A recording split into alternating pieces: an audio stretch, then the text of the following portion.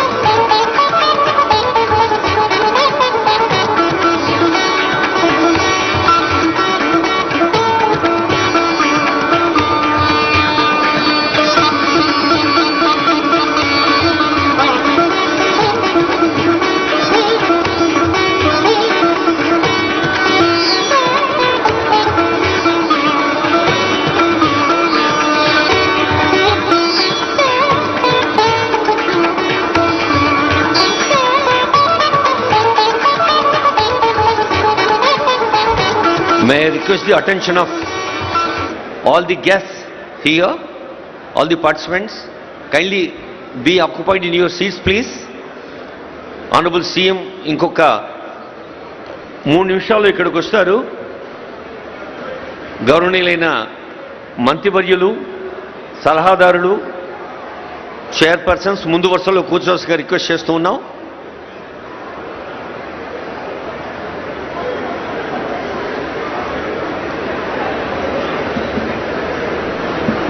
చాలామంది నిలబడి ఉన్నారండి. నిలబడే వాళ్ళు దయచేసి వెనక్కి వెళ్ళండి. వేదికకి ఎడంవైపు కుడివైపు నిలబడి ఉన్నవాళ్ళు మీ విద్యుక్త ధర్మ నిర్వహణలో మీ డ్యూటీలో ఉంటే తప్ప మీరు ఇక్కడ నిలబడి ఉండకూడదని రిక్వెస్ట్ చేస్తున్నారు senior police officers. Please try to help. సమర శంఖమునూది సమ్మక్క సారక్క తెలంగాణ యోధుల బలము చూపి, సమర శంఖమునూది సమ్మక్క సారక్క తెలంగాణ యోధుల బలము చూపి, రామప్ప గుడిలోని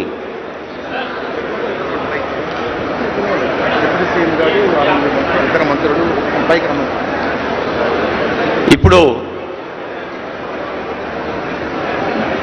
తెలంగాణ రాష్ట్ర వ్యాప్తంగా అన్ని జిల్లాలలో ఆవిష్కరించుకోబోతున్న తెలంగాణ తల్లి అవతరణ దినోత్సవ సందర్భంగా మనం రాష్ట్ర సచివాలయం ముందు, డాక్టర్ బిఆర్ అంబేద్కర్ సచివాలయం ముందు ఆవిష్కరించుకున్నాం. గౌరవనీయులైన డిప్యూటీ సీఎం గారు, గౌరవనీయులైన మంత్రులందరినీ వేదికపైకి రావాల్సిందిగా సవినయంగా ఆహ్వానిస్తున్నాను. I request honourable deputy CM గారు, ఆనరబుల్ మినిస్టర్స్, ఆనరబుల్ అడ్వైజర్స్ దయచేసి వేదికపైకి రావాల్సిందిగా రిక్వెస్ట్ చేస్తున్నాను. కోమటిరెడ్డి వెంకటరెడ్డి గారు సార్,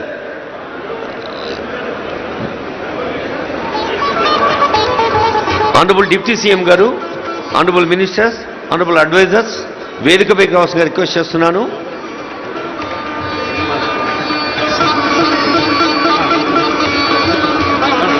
ఆనరబుల్ డిప్యూటీ సీఎం గారిని వేదికపైకి ఆహ్వానిస్తున్నాం. ఆనరబుల్ మినిస్టర్స్, రోడ్లు భవనాల శాఖ మంత్రులు కోమటిరెడ్డి వెంకటరెడ్డి గారి విభాగం నిర్వహిస్తున్న కార్యక్రమం ఇది. తెలంగాణ తల్లి రూపుదాల్చటంలో, ఈ విగ్రహ రూపకల్పనలో ముఖ్యమంత్రి గారి సూచనలు, ఉప ముఖ్యమంత్రి గారి సూచనలు, మంత్రివర్గం, ప్రజాపాలన ప్రభుత్వం వారి సూచనల్ని దృష్టిలో పెట్టుకొని తెలంగాణ తల్లి రూపురేఖల్ని రూపకల్పన చేసిన వారిలో రోడ్లు భవనాల శాఖ చేసిన ఒక తపస్సు లాంటి ప్రయత్నం మనకు తెలుసు.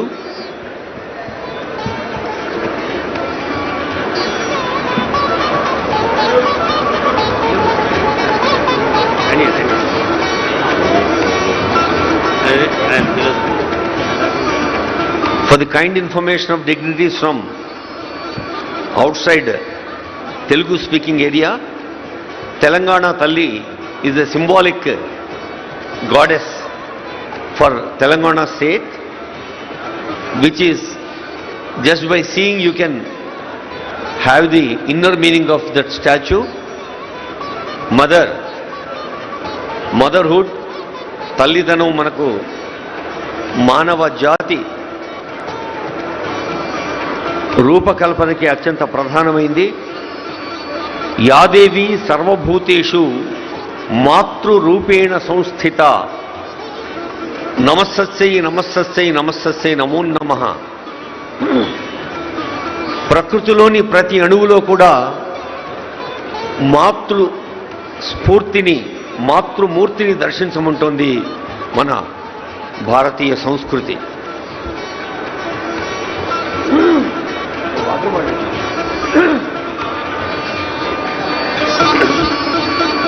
అలాగే యాదేవి సర్వభూతేషు జ్ఞానరూపేణ సంస్థిత. జ్ఞానము, ధ్యానము, తపస్సు, ప్రేమ,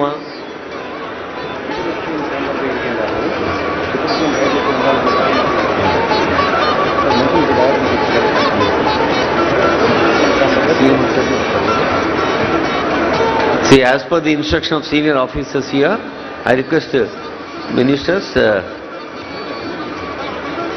సీఎం ఛాంబర్లో ఉన్నారు, డిప్యూటీ సీఎం గారు, మంత్రివర్యులంతా.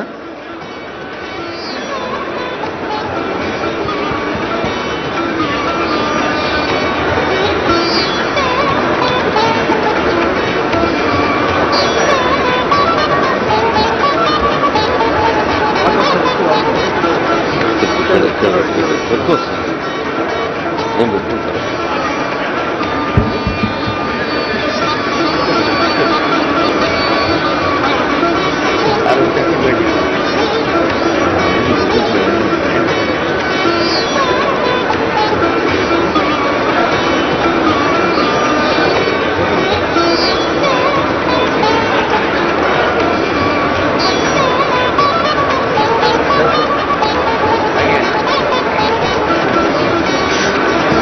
For the kind information of panel speakers, dignitaries from different places, I would like to re-announce the details given by Gautam Garu. Hall 1 lo Experience Telangana Heritage, Culture and Future Ready Tourism. Honorable Minister Jupalli Krishna Rao Garu chair chestaru. Alage Telangana's Olympic Gold Quest in Hall 2, Genome Valley and Beyond, Accelerating Innovation in Life Sciences, Hall 3, towards 3 trillion economy, leveraging capital and productivity in Hall 4.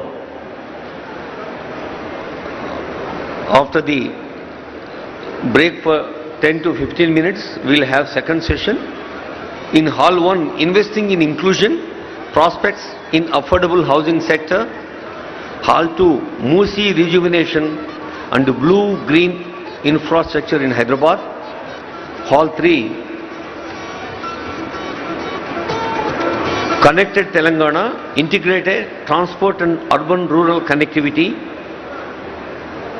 And Hall 1 again, after lunch, Bharat Future City as a magnet for 3 trillion Telangana. Hall 2, building Telangana's entrepreneurship ecosystem, ease of doing business. Hall 3, global capability centers in Telangana from scale to impact. Hall 4, innovative PPPs, harnessing private capital towards public goods. And last session is from 4 p.m. onwards, the creative century, India's soft power and the future of entertainment. You know, many illustrious personalities from Telugu film field, Tollywood, and we have heroes from Bollywood also taking part in this. Hall 2, inclusive prosperity, expanding opportunity for everyone. Hall 3, capital and growth, investment pathways, financial hub, strategy and high impact sectors. Hall 4 is startups for 3 million economy, Telangana 2047. దీంతో పాటు సాయంకాలం 6 గంటలకి evening 6 o'clock we have Telangana Rising 2047 vision document will be launched at 6 p.m. Expecting all of you to be there. And 7 we have beautiful drone show, and 7:30 onwards we have dinner and cultural show. Thank you.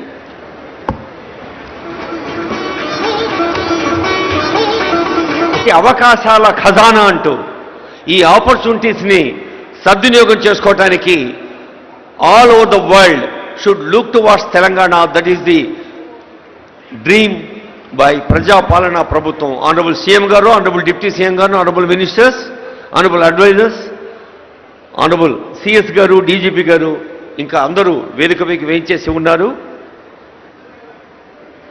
మనందరికీ తెలుసు, తెలంగాణ రాష్ట్ర సచివాలయంలో తెలంగాణ తల్లి విగ్రహాన్ని ప్రతిష్టాపన చేసి అదే తరహాలో అన్ని కలెక్టరేట్ ఆవరణల్లో అన్ని జిల్లాల్లో ఆ తల్లిని మనం దర్శించుకోవాలన్న సంకల్పం ప్రజాపాలనా ప్రభుత్వానిది. అందుకే ఆనరబుల్ సీఎం గారు, డిప్యూటీ సీఎం గారు, మంత్రివర్గం ఈరోజు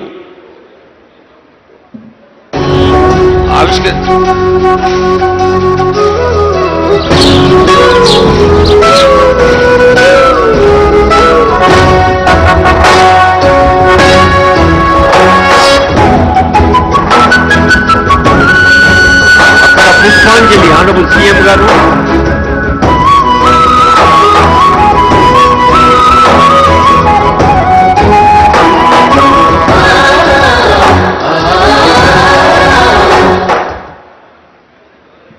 తెలంగాణ తల్లి రాష్ట్ర వ్యాప్తంగా ఆవిష్కరణ చేయబడింది.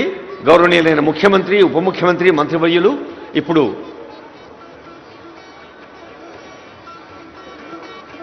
పుష్పాంజలి ఘటిస్తారు. ఇక్కడ ఇదే సందర్భంలో రాష్ట్రంలోని అన్ని చోట్ల కూడా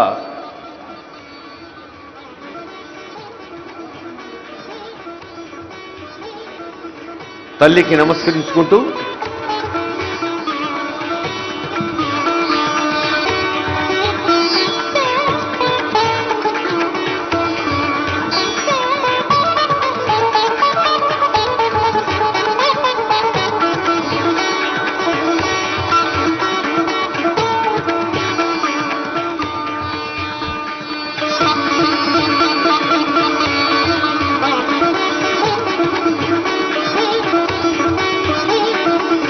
అందరూ తెలంగాణ తల్లిని హృదయ పీఠికలపై ఆవిష్కరించుకున్నాం.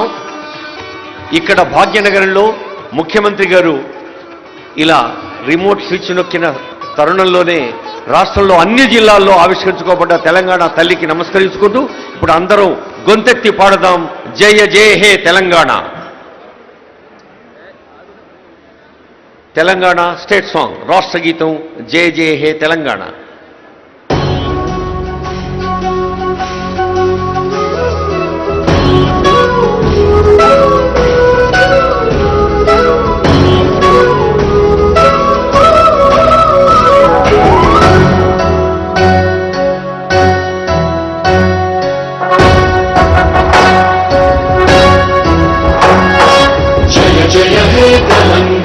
జననీ జయకేతనం ముక్కోటి గొంతుకలు ఒక్కటైన చేతనం తరతరాల చరిత గల తల్లి నీరాజనం పద పదాన నీ పిల్లలు ప్రణమిల్లిన శుభతరుణం. జయ తెలంగాణ, జయ జయ తెలంగాణ, జయ తెలంగాణ, జయ జయ తెలంగాణ.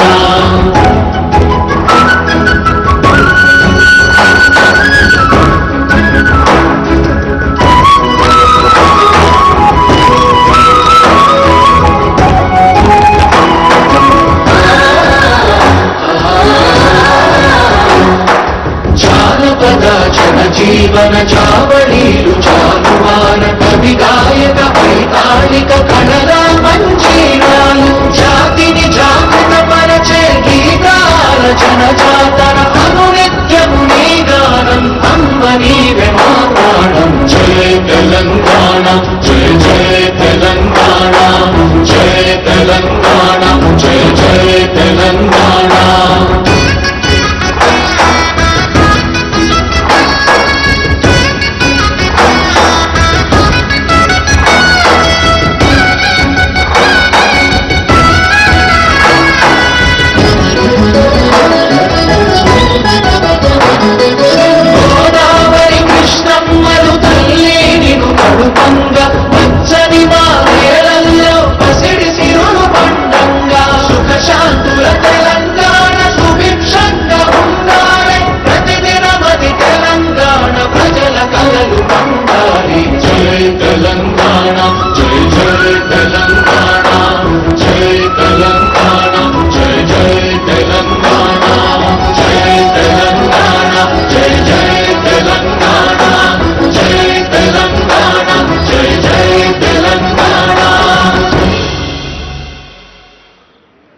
తెలంగాణ రాష్ట్ర వ్యాప్తంగా జయధ్వానాలు ప్రతిరోజు ప్రతిపూట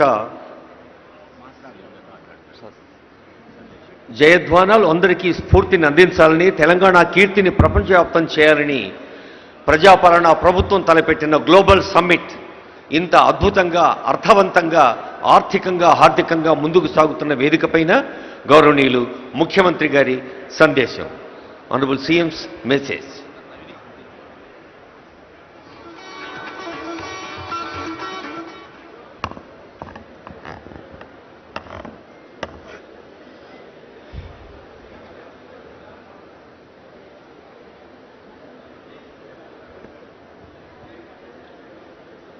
తెలంగాణ రాష్ట్రంలో వివిధ జిల్లాల కలెక్టర్ కార్యాలయాలలో తెలంగాణ తల్లి విగ్రహ ఆవిష్కరణ కార్యక్రమాన్ని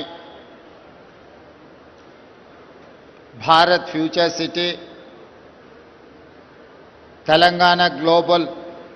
తెలంగాణ రైజింగ్ గ్లోబల్ సమ్మిట్ వేదికగా ఉప ముఖ్యమంత్రి వర్యులు బట్టి విక్రమార్క గారు, సహచర మంత్రివర్గ సభ్యులు, పార్లమెంట్ సభ్యులు, శాసనమండలి సభ్యులు, శాసనసభ్యులు, తెలంగాణ రాష్ట్రంలో పెట్టుబడులు పెట్టిన పారిశ్రామికవేత్తల సమక్షంలో కేంద్ర రాష్ట్ర ప్రభుత్వ అధికారుల సమక్షంలో తెలంగాణ తల్లి విగ్రహ ఆవిష్కరణ ఈ కార్యక్రమం జరుపుకోవడం ఎంతో సంతోషం, ఒక శుభ పరిణామం. ఇక్కడున్న మిత్రులకు, దేశ ప్రజలందరికీ తెలుసు, డిసెంబర్ 9, 2009 నాడు యూపీఏ చైర్పర్సన్ శ్రీమతి సోనియా గాంధీ గారి నేతృత్వంలో ఆనాటి భారత ప్రధానమంత్రి డాక్టర్ మన్మోహన్ సింగ్ గారు తెలంగాణ రాష్ట్ర ఏర్పాటు ప్రక్రియను ప్రారంభించిందని ఆనాటి హోంశాఖ మహాత్యులు చిదంబరం గారు ప్రకటించిన ఒక మంచి రోజు. చిదంబరం గారు డిసెంబర్ 9, 2009 నాడు తెలంగాణ రాష్ట్ర ఏర్పాటు ప్రక్రియను ప్రారంభిస్తున్నామని ప్రకటించడంతో 6 దశాబ్దాల తెలంగాణ ప్రజల యొక్క 4 కోట్ల ప్రజల యొక్క ఆకాంక్షను ప్రతిబింబిస్తూ యూపీఏ ప్రభుత్వం తీసుకున్న నిర్ణయం ఈ ప్రాంత ప్రజలకు సంతోషాన్ని, ఆత్మగౌరవాన్ని అందించినాయి. అందుకే తెలంగాణ రాష్ట్రం ఏర్పడిన తర్వాత మొట్టమొదటిసారి ఏర్పడిన ప్రజాపాలన ఇందిరమ్మ రాజ్యంలో డిసెంబర్ 9కు ఉన్న ప్రాధాన్యతను గుర్తించి 60 సంవత్సరాల ప్రజల యొక్క బలమైన ఆకాంక్షను నెరవేర్చిన పర్వదినాన్ని తెలంగాణ తల్లి అవతరణ దినోత్సవంగా జరుపుకోవాలని తెలంగాణ రాష్ట్ర ప్రభుత్వం అధికారిక నిర్ణయం తీసుకొని ప్రతి సంవత్సరం డిసెంబర్ 9 నాడు తెలంగాణ తల్లి ఆవిష్కరణ ఉత్సవాలను జరుపుకుంటున్నాం. అందులో భాగంగానే ఈనాడు పోయిన సంవత్సరం రాష్ట్ర పరిపాలనకు కేంద్రమైన సచివాలయంలో తెలంగాణ తల్లి విగ్రహ ఆవిష్కరణ చేసుకొని ఒక స్ఫూర్తిని పరిపాలనలో తీసుకొచ్చినాం. ఈనాడు తెలంగాణలో ఉన్న అన్ని జిల్లా కేంద్ర కార్యాలయాలలో తెలంగాణ తల్లి విగ్రహ ఆవిష్కరణను, ఈ కార్యక్రమాన్ని జరుపుకోవడం ద్వారా ప్రజల యొక్క ఆలోచనను, దళితులు, గిరిజనులు, ఆదివాసీలు, మైనారిటీల యొక్క ఆకాంక్షల్ని నెరవేర్చడానికి ప్రతినిత్యం స్ఫూర్తి పొందాలని తమ దినచర్య ప్రారంభమైనప్పుడు తెలంగాణ తల్లి యొక్క ఆశీర్వాదం, స్ఫూర్తిని తీసుకొని సంక్షేమాన్ని, అభివృద్ధిని ముందుకు తీసుకెళ్లే విధంగా ఒక బలమైన సంకల్పాన్ని అందించాలి అని ఈనాడు మా ప్రభుత్వం నిర్ణయం తీసుకొని ఈ విగ్రహావిష్కరణ కార్యక్రమాన్ని మనం ప్రారంభించుకున్నాం. అదేవిధంగా మీకు అందరికీ తెలుసు, తెలంగాణ రాష్ట్రం యొక్క ఆకాంక్ష 2004 ఎన్నికల సందర్భంగా శ్రీమతి సోనియా గాంధీ గారు కరీంనగర్ గడ్డ మీద నుంచి ఈ ప్రజలకు ఒక మాట ఇచ్చారు. మీ ఆలోచన ఆకాంక్ష నాకు తెలుసు, తప్పకుండా నెరవేరుతుంది అని. ఇచ్చిన మాట ప్రకారం ఎన్ని ఒడిదుడుకులు వచ్చినా, ఎన్ని అవాంతరాలు వచ్చినా అధిగమించి శ్రీమతి సోనియా గాంధీ గారు తెలంగాణ రాష్ట్ర ఆవిష్కరణకు సంపూర్ణంగా సహకరించారు. ఈనాడు స్వరాష్ట్ర కళ నిజమై ఈరోజు తెలంగాణ రాష్ట్రంలో నిటారుగా నిలబడి సంక్షేమము అభివృద్ధిని దేశంలోనే నెంబర్ 1గా తెలంగాణ రాష్ట్రం తీర్చిదిద్దుకుంటున్నది. అలాంటి గొప్ప నాయకురాలు ఇచ్చిన మాటకు కట్టుబడి ప్రజల ఆకాంక్ష నెరవేర్చిన గొప్ప నాయకురాలు శ్రీమతి సోనియా గాంధీ గారి జన్మదినం కూడా డిసెంబర్ 9 కావడం మా అందరికీ సంపూర్ణమైన సంతోషాన్ని కలిగించే ఈ పర్వదినం ప్రతి సంవత్సరం తెలంగాణ తల్లి అవతరణ దినోత్సవాలతో పాటు శ్రీమతి సోనియా గాంధీ గారి జన్మదిన ఉత్సవాలను కూడా 4 కోట్ల తెలంగాణ ప్రజలు తెలంగాణ రాష్ట్రం ఉన్నంతకాలం జరుపుకుంటాం. ఎప్పటికీ మా గుండెల్లో, మా రాష్ట్ర పరిపాలన విధానంలో, మా సంక్షేమ అభివృద్ధి కార్యక్రమాలలో శ్రీమతి సోనియా గాంధీ గారి స్ఫూర్తి, డాక్టర్ మన్మోహన్ సింగ్ గారి యొక్క విజన్ ప్రస్ఫుటంగా అమలు జరుగుతుంది.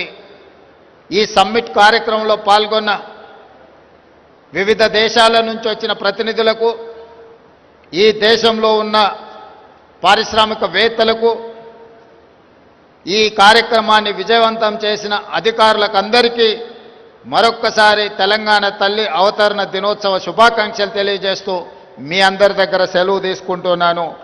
ధన్యవాదాలు.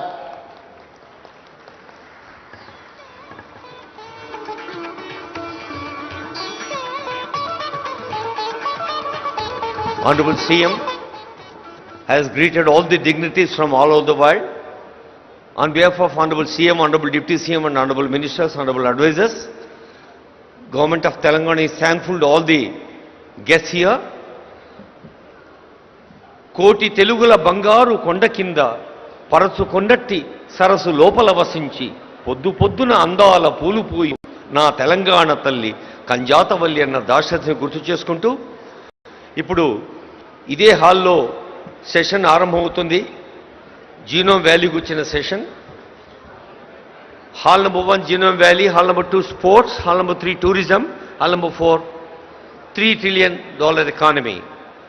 I would like to repeat, concerned panel speakers, dignitaries from different parts are requested to be available at respective halls. Hall number 1 Genome Valley, hall number 2 Sports, hall number 3 Tourism, hall number 4 $3 trillion economy. These are the subjects. Thanks to one and all.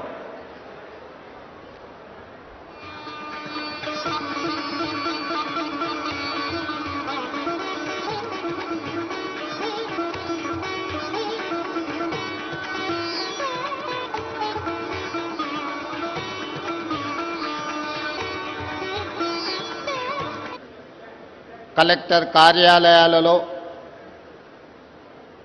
Telangana తల్లి విగ్రహ ఆవిష్కరణ కార్యక్రమాన్ని Bharat future city, Telangana rising global summit వేదికగా ఉప ముఖ్యమంత్రి వర్యులు బట్టి విక్రమార్క గారు, సహచర మంత్రివర్గ సభ్యులు, పార్లమెంట్ సభ్యులు, శాసనమండలి సభ్యులు, శాసనసభ్యులు, తెలంగాణ రాష్ట్రంలో పెట్టుబడులు పెట్టిన పారిశ్రామికవేత్తల సమక్షంలో కేంద్ర రాష్ట్ర ప్రభుత్వ అధికారుల సమక్షంలో తెలంగాణ తల్లి విగ్రహావిష్కరణ ఈ కార్యక్రమం జరుపుకోవడం ఎంతో సంతోషం, ఒక శుభ పరిణామం. ఇక్కడున్న మిత్రులకు, దేశ ప్రజలందరికీ తెలుసు, డిసెంబర్ 9, 2009 నాడు యూపీఏ చైర్పర్సన్ శ్రీమతి సోనియా గాంధీ గారి నేతృత్వంలో ఆనాటి భారత ప్రధానమంత్రి డాక్టర్ మన్మోహన్ సింగ్ గారు తెలంగాణ రాష్ట్ర ఏర్పాటు ప్రక్రియను ప్రారంభించిందని ఆనాటి హోంశాఖ మహాత్ములు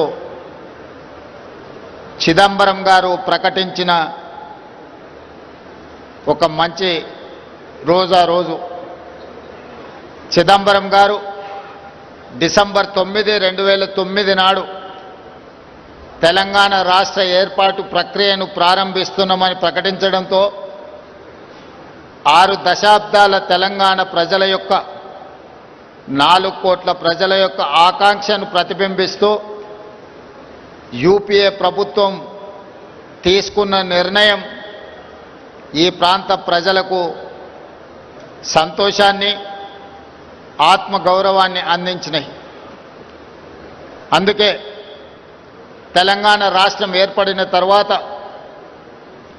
మొట్టమొదటిసారి ఏర్పడిన ప్రజాపాలన ఇందిరమ్మ రాజ్యంలో డిసెంబర్ 9కు ఉన్న ప్రాధాన్యతను గుర్తించి 60 సంవత్సరాల ప్రజల యొక్క బలమైన ఆకాంక్షను నెరవేర్చిన పర్వదినాన్ని తెలంగాణ తల్లి అవతరణ దినోత్సవంగా జరుపుకోవాలని తెలంగాణ రాష్ట్ర ప్రభుత్వం అధికారిక నిర్ణయం తీసుకొని ప్రతి సంవత్సరం డిసెంబర్ 9 నాడు తెలంగాణ తల్లి ఆవిష్కరణ ఉత్సవాలను జరుపుకుంటున్నాం.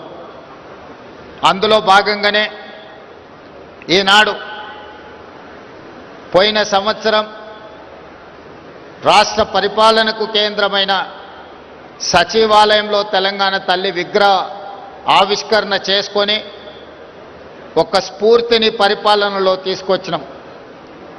ఈనాడు తెలంగాణలో ఉన్న అన్ని జిల్లా కేంద్ర కార్యాలయాలలో తెలంగాణ తల్లి విగ్రహ ఆవిష్కరణను, ఈ కార్యక్రమాన్ని జరుపుకోవడం ద్వారా ప్రజల యొక్క ఆలోచనను, దళితులు, గిరిజనులు, ఆదివాసీలు, మైనారిటీల యొక్క ఆకాంక్షల్ని నెరవేర్చడానికి ప్రతినిత్యం స్ఫూర్తి పొందాలని తమ దినచర్య ప్రారంభమైనప్పుడు తెలంగాణ తల్లి యొక్క ఆశీర్వాదం, స్ఫూర్తిని తీసుకొని సంక్షేమాన్ని, అభివృద్ధిని ముందుకు తీసుకెళ్లే విధంగా ఒక బలమైన సంకల్పాన్ని అందించాలి అని ఈనాడు మా ప్రభుత్వం నిర్ణయం తీసుకొని ఈ విగ్రహావిష్కరణ కార్యక్రమాన్ని మనం ప్రారంభించుకున్నాం. అదేవిధంగా మీకు అందరికీ తెలుసు, తెలంగాణ రాష్ట్రం యొక్క ఆకాంక్ష 2004 ఎన్నికల సందర్భంగా శ్రీమతి సోనియా గాంధీ గారు కరీంనగర్ గడ్డ మీద నుంచి ఈ ప్రజలకు ఒక మాట ఇచ్చారు. మీ ఆలోచన, ఆకాంక్ష నాకు తెలుసు, తప్పకుండా నెరవేరుతుంది అని ఇచ్చిన మాట ప్రకారం ఎన్ని ఒడిదుడుకులు వచ్చినా, ఎన్ని అవాంతరాలు వచ్చినా అధిగమించి శ్రీమతి సోనియా గాంధీ గారు తెలంగాణ రాష్ట్ర ఆవిష్కరణకు సంపూర్ణంగా సహకరించారు. ఈనాడు స్వరాష్ట్ర కళ నిజమై ఈరోజు తెలంగాణ రాష్ట్రంలో నిటారుగా నిలబడి సంక్షేమము, అభివృద్ధిని దేశంలోనే నెంబర్ 1గా తెలంగాణ రాష్ట్రం తీర్చిదిద్దుకుంటున్నది. అలాంటి గొప్ప నాయకురాలు, ఇచ్చిన మాటకు కట్టుబడి ప్రజల ఆకాంక్ష నెరవేర్చిన గొప్ప నాయకురాలు శ్రీమతి సోనియా గాంధీ గారి జన్మదినం కూడా డిసెంబర్ 9 కావడం మా అందరికీ సంపూర్ణమైన సంతోషాన్ని కలిగించే ఈ పర్వదినం ప్రతి సంవత్సరం తెలంగాణ తల్లి అవతరణ దినోత్సవాలతో పాటు శ్రీమతి సోనియా గాంధీ గారి జన్మదిన ఉత్సవాలను కూడా 4 కోట్ల తెలంగాణ ప్రజలు, తెలంగాణ రాష్ట్రం ఉన్నంతకాలం జరుపుకుంటాం. ఎప్పటికీ మా గుండెల్లో, మా రాష్ట్ర పరిపాలన విధానంలో, మా సంక్షేమ అభివృద్ధి కార్యక్రమాలలో శ్రీమతి సోనియా గాంధీ గారి స్ఫూర్తి, డాక్టర్ మన్మోహన్ సింగ్ గారి యొక్క విజన్ ప్రస్ఫుటంగా అమలు జరుగుతుంది. ఈ సమ్మిట్ కార్యక్రమంలో పాల్గొన్న వివిధ దేశాల నుంచి వచ్చిన ప్రతినిధులకు, ఈ దేశంలో ఉన్న పారిశ్రామికవేత్తలకు, ఈ కార్యక్రమాన్ని విజయవంతం చేసిన అధికారులకు అందరికీ మరొక్కసారి తెలంగాణ తల్లి అవతరణ దినోత్సవ శుభాకాంక్షలు తెలియజేస్తూ మీ అందరి దగ్గర సెలవు తీసుకుంటున్నాను. ధన్యవాదాలు.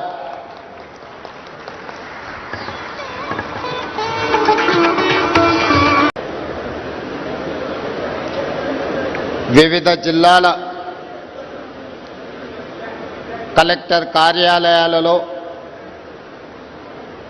తెలంగాణ తల్లి విగ్రహ ఆవిష్కరణ కార్యక్రమాన్ని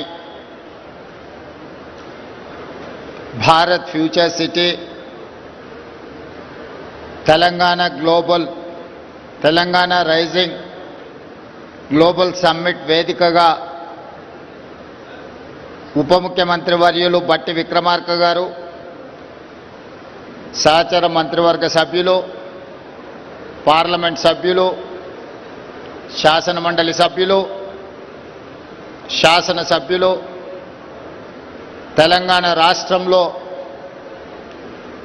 పెట్టుబడులు పెట్టిన పారిశ్రామికవేత్తల సమక్షంలో కేంద్ర రాష్ట్ర ప్రభుత్వ అధికారుల సమక్షంలో తెలంగాణ తల్లి విగ్రహ ఆవిష్కరణ ఈ కార్యక్రమం జరుపుకోవడం ఎంతో సంతోషం, ఒక శుభ పరిణామం.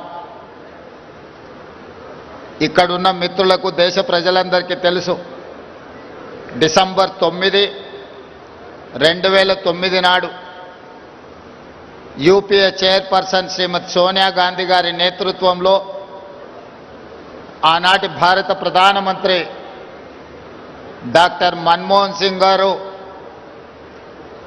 తెలంగాణ రాష్ట్ర ఏర్పాటు ప్రక్రియను ప్రారంభించిందని ఆనాటి హోంశాఖ మహాత్యులు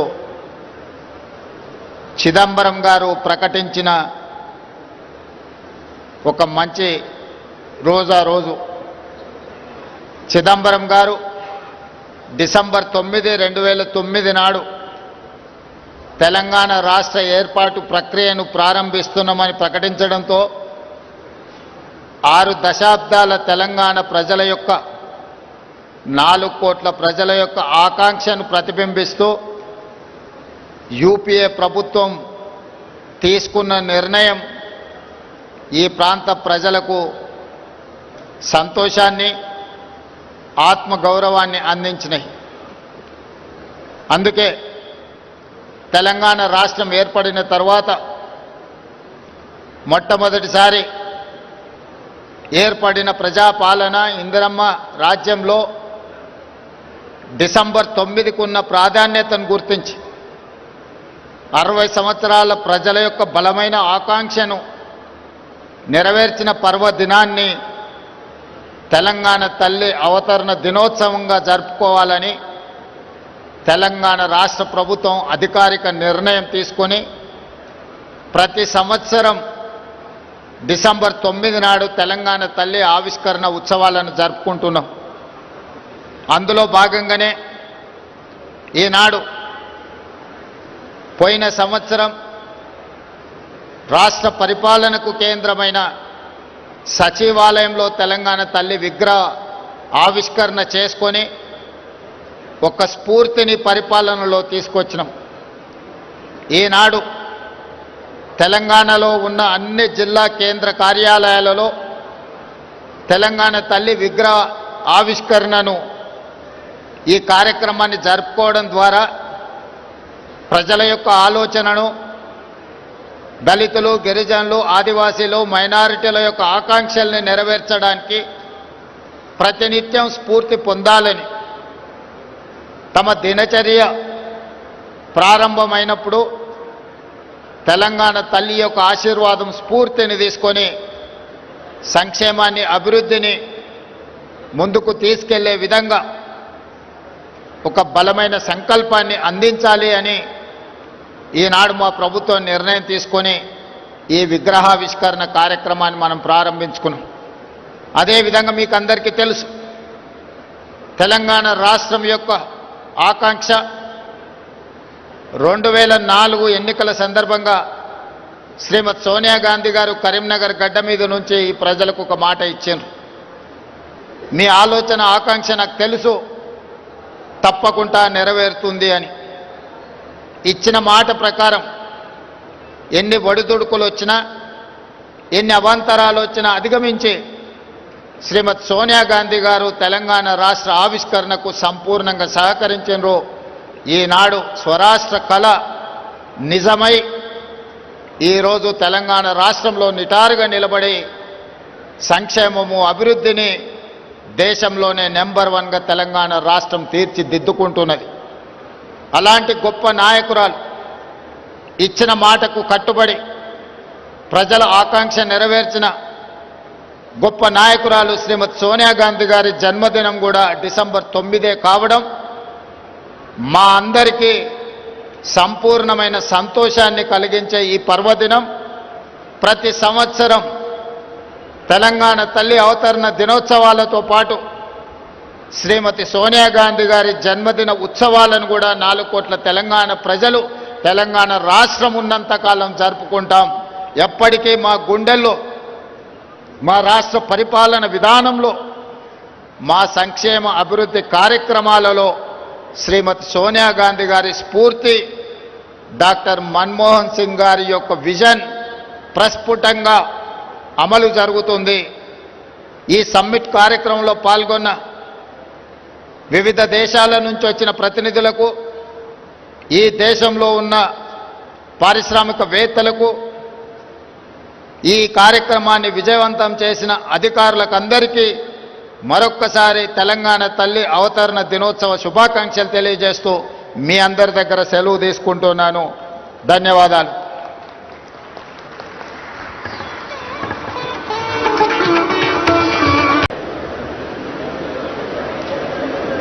వివిధ జిల్లాల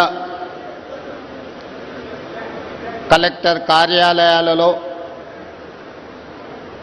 తెలంగాణ తల్లి విగ్రహ ఆవిష్కరణ కార్యక్రమాన్ని Bharat future city, Telangana global, Telangana rising global summit వేదికగా ఉప ముఖ్యమంత్రి వర్యులు బట్టి విక్రమార్క గారు, సహచర మంత్రివర్గ సభ్యులు, పార్లమెంట్ సభ్యులు, శాసన మండలి సభ్యులు, శాసన సభ్యులు, తెలంగాణ రాష్ట్రంలో పెట్టుబడులు పెట్టిన పారిశ్రామికవేత్తల సమక్షంలో, కేంద్ర రాష్ట్ర ప్రభుత్వ అధికారుల సమక్షంలో తెలంగాణ తల్లి విగ్రహ ఆవిష్కరణ ఈ కార్యక్రమం జరుపుకోవడం ఎంతో సంతోషం, ఒక శుభ పరిణామం. ఇక్కడున్న మిత్రులకు, దేశ ప్రజలందరికీ తెలుసు, డిసెంబర్ 9, 2009 నాడు యూపీఏ చైర్పర్సన్ శ్రీమతి సోనియా గాంధీ గారి నేతృత్వంలో ఆనాటి భారత ప్రధానమంత్రి డాక్టర్ మన్మోహన్ సింగ్ గారు తెలంగాణ రాష్ట్ర ఏర్పాటు ప్రక్రియను ప్రారంభించిందని ఆనాటి హోంశాఖ మహాత్యులు చిదంబరం గారు ప్రకటించిన ఒక మంచి రోజు. చిదంబరం గారు డిసెంబర్ 9, 2009 నాడు తెలంగాణ రాష్ట్ర ఏర్పాటు ప్రక్రియను ప్రారంభిస్తున్నామని ప్రకటించడంతో 6 దశాబ్దాల తెలంగాణ ప్రజల యొక్క, 4 కోట్ల ప్రజల యొక్క ఆకాంక్షను ప్రతిబింబిస్తూ యూపీఏ ప్రభుత్వం తీసుకున్న నిర్ణయం ఈ ప్రాంత ప్రజలకు సంతోషాన్ని, ఆత్మగౌరవాన్ని అందించినాయి. అందుకే తెలంగాణ రాష్ట్రం ఏర్పడిన తర్వాత మొట్టమొదటిసారి ఏర్పడిన ప్రజాపాలన ఇందిరమ్మ రాజ్యంలో డిసెంబర్ 9కు ఉన్న ప్రాధాన్యతను గుర్తించి 60 సంవత్సరాల ప్రజల యొక్క బలమైన ఆకాంక్షను నెరవేర్చిన పర్వదినాన్ని తెలంగాణ తల్లి అవతరణ దినోత్సవంగా జరుపుకోవాలని తెలంగాణ రాష్ట్ర ప్రభుత్వం అధికారిక నిర్ణయం తీసుకొని ప్రతి సంవత్సరం డిసెంబర్ 9 నాడు తెలంగాణ తల్లి ఆవిష్కరణ ఉత్సవాలను జరుపుకుంటున్నాం. అందులో భాగంగానే ఈనాడు పోయిన సంవత్సరం రాష్ట్ర పరిపాలనకు కేంద్రమైన సచివాలయంలో తెలంగాణ తల్లి విగ్రహ ఆవిష్కరణ చేసుకొని ఒక స్ఫూర్తిని పరిపాలనలో తీసుకొచ్చినాం. ఈనాడు తెలంగాణలో ఉన్న అన్ని జిల్లా కేంద్ర కార్యాలయాలలో తెలంగాణ తల్లి విగ్రహ ఆవిష్కరణను ఈ కార్యక్రమాన్ని జరుపుకోవడం ద్వారా ప్రజల యొక్క ఆలోచనను దళితులు, గిరిజనులు, ఆదివాసీలు, మైనారిటీల యొక్క ఆకాంక్షల్ని నెరవేర్చడానికి ప్రతినిత్యం స్ఫూర్తి పొందాలని తమ దినచర్య ప్రారంభమైనప్పుడు తెలంగాణ తల్లి యొక్క ఆశీర్వాదం స్ఫూర్తిని తీసుకొని సంక్షేమాన్ని, అభివృద్ధిని ముందుకు తీసుకెళ్లే విధంగా ఒక బలమైన సంకల్పాన్ని అందించాలి అని ఈనాడు మా ప్రభుత్వం నిర్ణయం తీసుకొని ఈ విగ్రహావిష్కరణ కార్యక్రమాన్ని మనం ప్రారంభించుకున్నాం.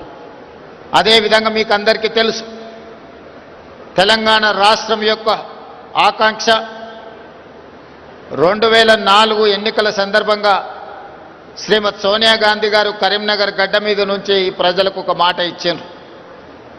మీ ఆలోచన, ఆకాంక్ష నాకు తెలుసు, తప్పకుండా నెరవేరుతుంది అని.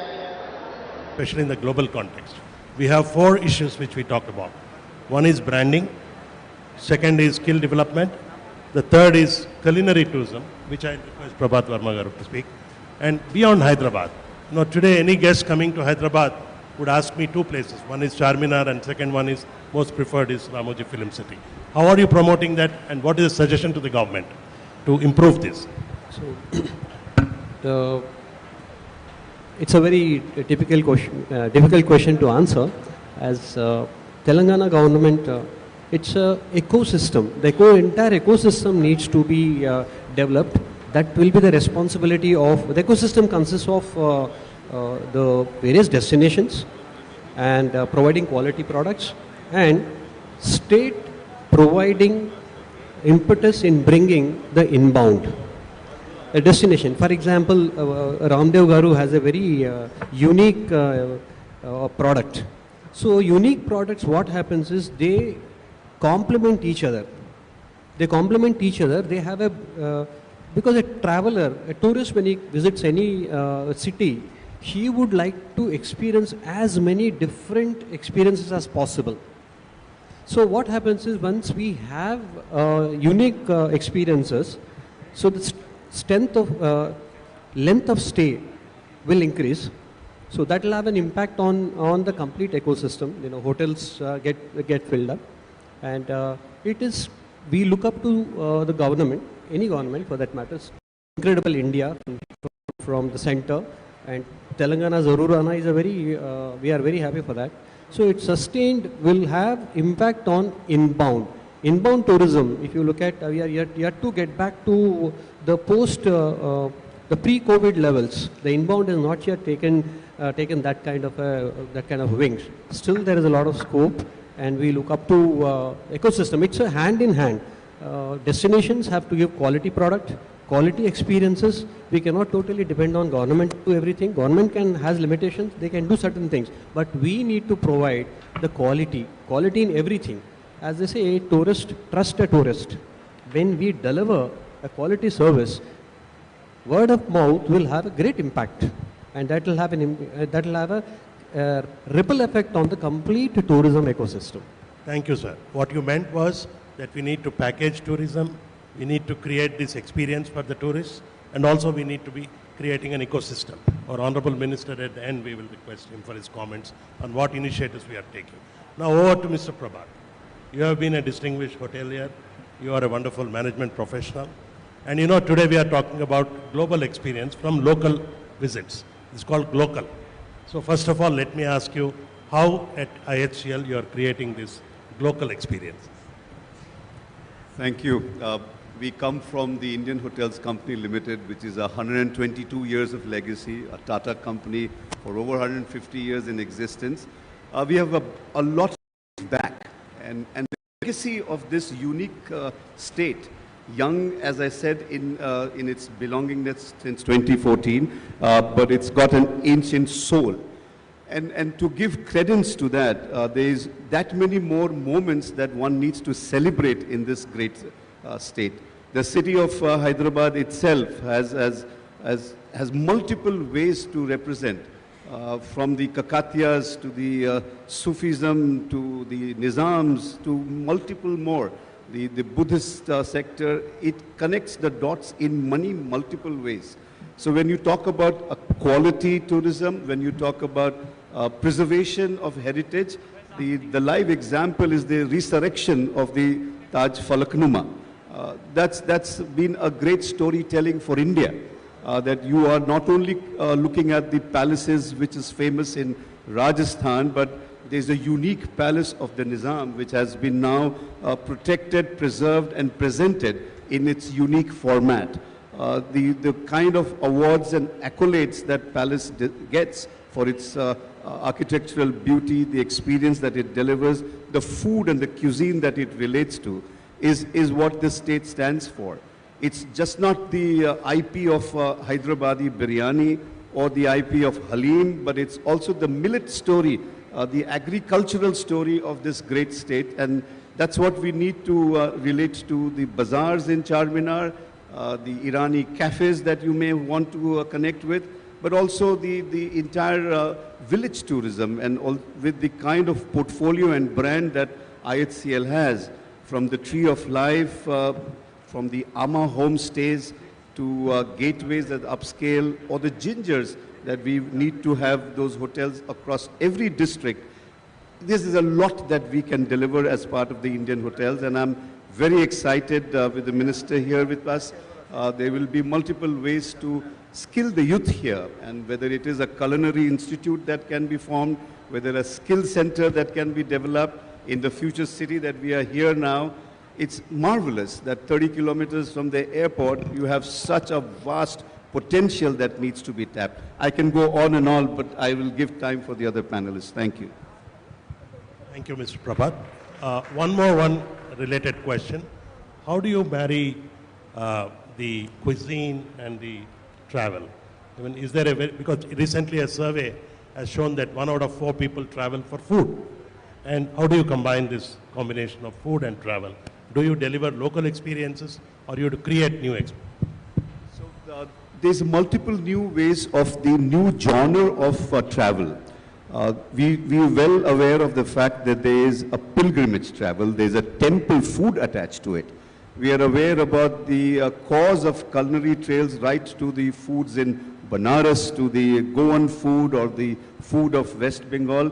The food of Hyderabad, the food of Telangana could be a great culinary trail. It could be celebrating the Sankranti to the Ramzan month. There is multiple ways to create a calendar of events, and I believe this is something that's already celebrated, but we can accentuate it further. There's multiple ways that people travel now in groups, in alumni groups, as family, interconnected families, and this is one city and state which gives you extended kind of stay. And that's what my fellow panelist was mentioning. How do you give quality that is not limited for a one-night stay? It's about extended vision. It's about the 3-hour radius around Hyderabad that you get multiple options. Thank you. I now move on to ma'am. Ma'am, you know, today in this digital world, people are looking at digital detox, going towards, somebody wrote in a book, if you're very stressed up, go to the mountains or go to the forest. So how are you developing the ecotourism initiatives? You are a pioneer in this, and Telangana state has done a lot of things in the policy. Can you please elaborate? Yeah. One thing before I answer your question, I would like to just... I think this is fine. Okay. It's okay? Keep it closer. Now? Yeah. Before I start and reply to your question, I would like to just quote by Jennifer Nini, who is a sustainable activist, where she says, I quote, "We are not above nature, we are a part of nature." So when we say that we are a part of nature, yes, ecotourism is a part where it is on the broader canvas. It is one of the tourism activities, that is ecotourism, and when ecotourism we say, it is an amalgamation of, and it encapsulates whether it is a nature-based tourism, it provides employment opportunities to the locals, and also at the same time conserve the forest and protect it, and with minimum carbon footprints. That is what ecotourism is all about, and we are going ahead with ecotourism, where this is already the government shows the intent in its Telangana tourism policy 2025-2030, that Telangana tourism policy, it integrates state-wise ecotourism framework, wherein Telangana Forest Development Corporation is a nodal agency to implement and take up the projects of ecotourism. So in this, we have a long-term commitment of sustainable and responsible tourism.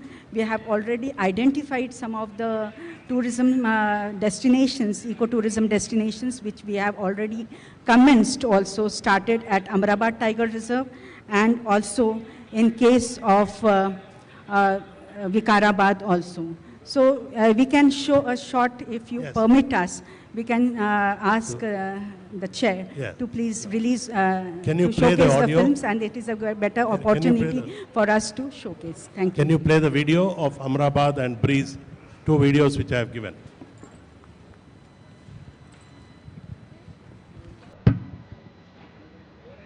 Here, the forest speaks first, not in words, but in the way the wind gently introduces the day. You follow the trails without thinking. They know where you're headed. They always have. Morning rises slow. A bite to eat.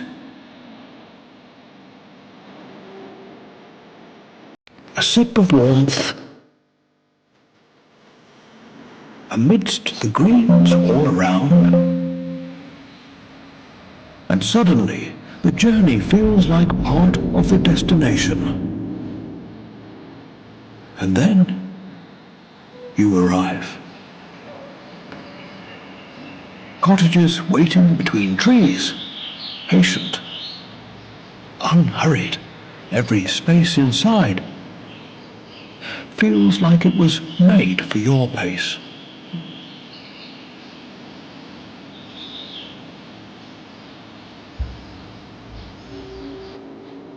A bed that knows how to quiet the noise. A view that stays with you longer than you expect. The birds carry on their stories above. The leaves keep time. The breeze remembers every traveler and tells them, you belong here. One place, many ways to feel alive again. Come home to the calm you've been missing. The breeze. Here, Madam, would you like the next video also? Yeah, please play the next video also, the forest river.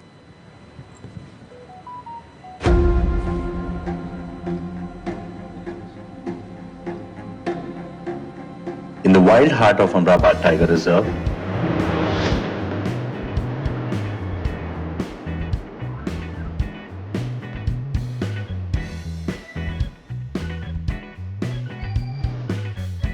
the jungle comes alive.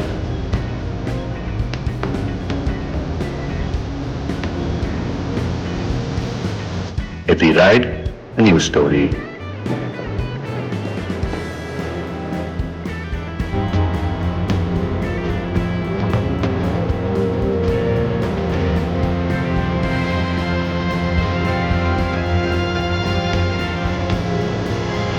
And just 150 kilometers from Hyderabad, your escape awaits. Maranur Jungle Resort. Now under Deccan Woods and Trails. Can I? Madam, please go ahead. Yeah, I'll continue. Though the videos they speak, the pictures speak more than 1,000 words, but I would like to add some more things. Like Telangana has a great, interesting and pristine places to explore, experience and educate. So we are doing a lot of things, the government under the leadership of our minister, Honorable Minister for Environment, Forest and Endowments. We are spearheading under this, under the identity, as you have seen, that it is Deccan Woods and Trails. Already have seen that ATR and Vikarabad also. New ecotourism projects are also under pipeline at various places, that is the backwaters of Sri Ram Sagar project, Tadwai and Pakal, that is in Mulgu districts. We are also coming up with guided forest treks, which will soon be introduced with an app for online booking, offering safe, curated access to wilderness areas while promoting conservation awareness. So this also will be shortly will be coming up.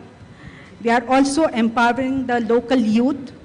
As you have seen in case of Amrabad Tiger Reserve, we have engaged the local youth, that is the tribes, the local tribes of the Chenchus. We have already the earlier from the forest department also, they have provided the hospitality training. Further, we have honed their skills also.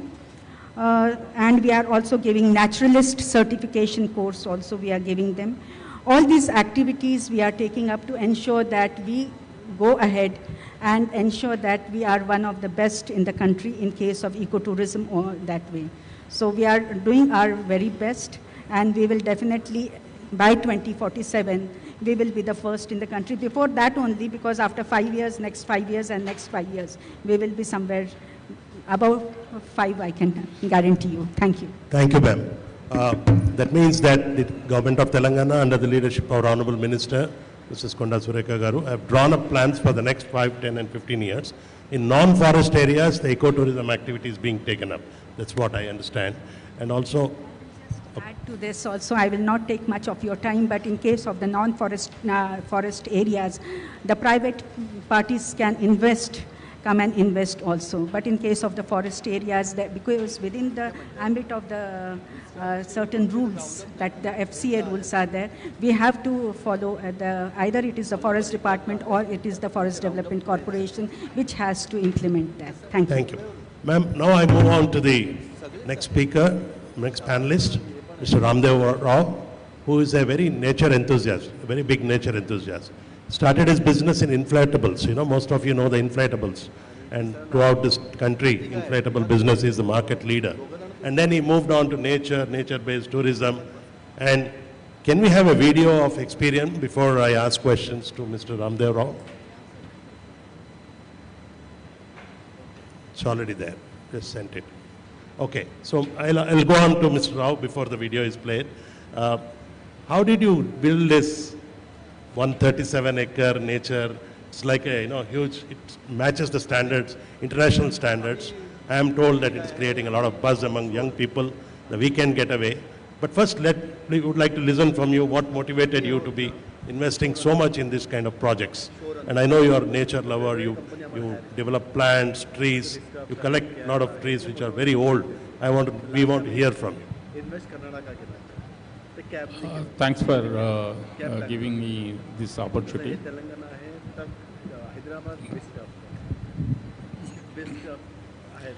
Yeah, actually, basically, I am a plant lover, and I studied fine arts. I used to have a export-oriented company. I traveled 85 countries across the world. And 25 years back, I visited one garden by name Nangluch Garden in Thailand. After seeing that, I didn't got sleep for 10 days. Then that time only I decided to make something in my lifetime. And actually, before COVID, after COVID, everyone started about health and health consciousness and spending time for holidays and all. And by seeing this kind of opportunity, not only that, actually, if anyone can live without water 7 days and without food 35 days, but no one can live 2 minutes without oxygen. Actually, nowadays, no one realizing this about greenery and about environment. And that's what I want to initiate to do this kind of thing. Everyone should plant one tree at least for that purpose.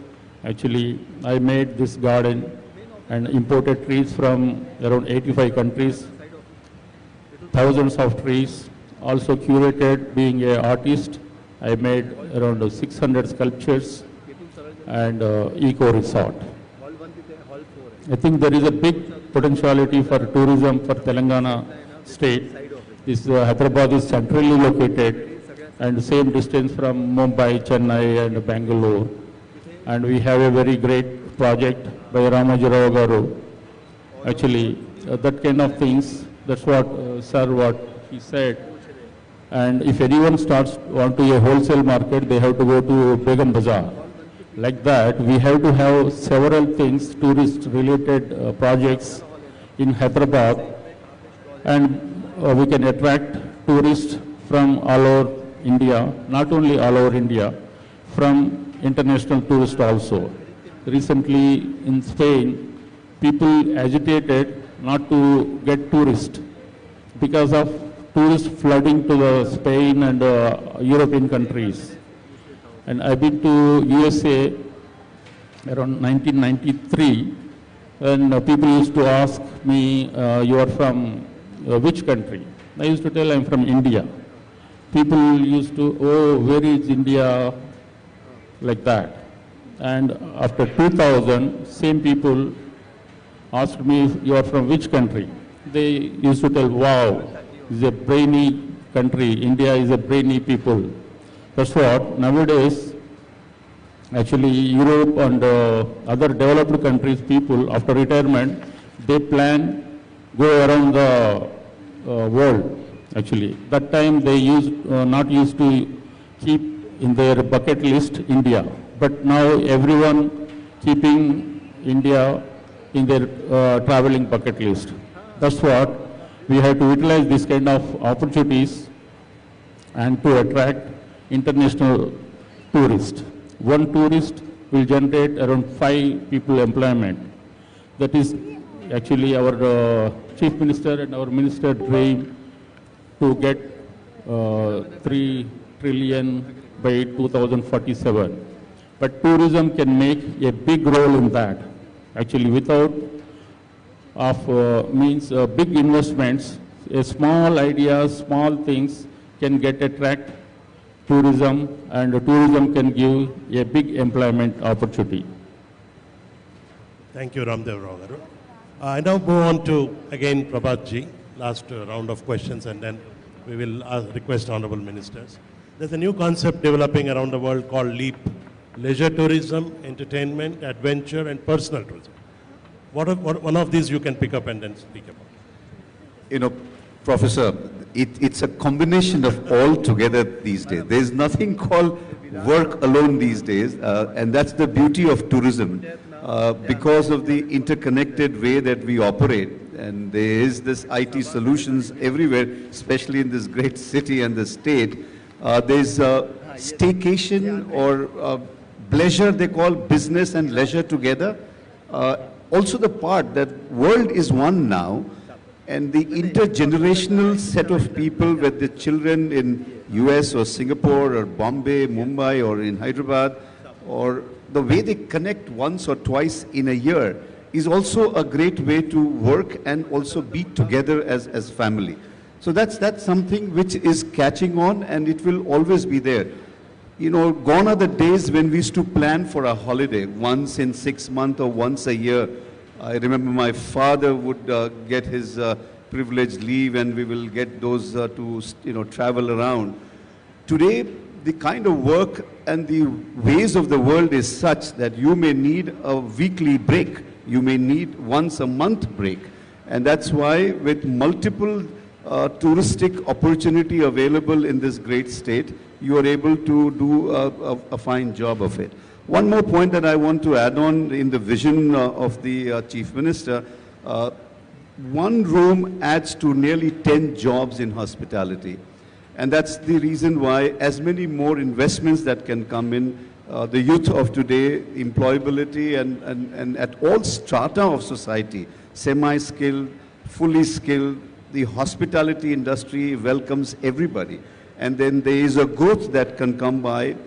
Important aspect of what hospitality teaches to society is discipline.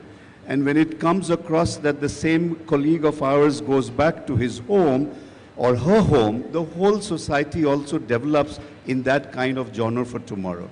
So we are part of a great fraternity of hospitality, and as Indian Hotels Company Limited, we are committed to the growth of Telangana. As many corridors of skill development or hospitality ventures, we'll be love to participate, sir. Thank you. I'll take it from there. And then just to add that the state has a very big National Institute for Tourism and Hospitality Management.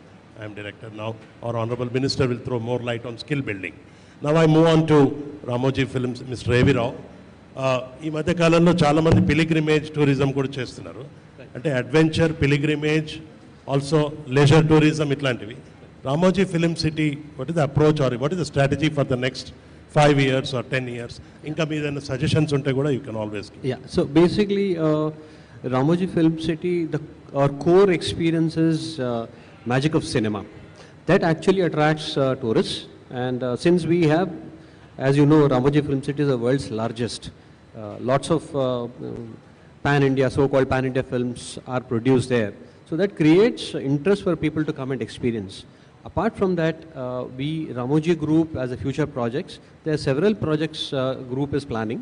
In the last 2 months ago, we have signed up an agreement also, some kind of an understanding. So our DPR is in progress. We are, water park is one. There are several projects. It's too early to comment, but holistic experiences.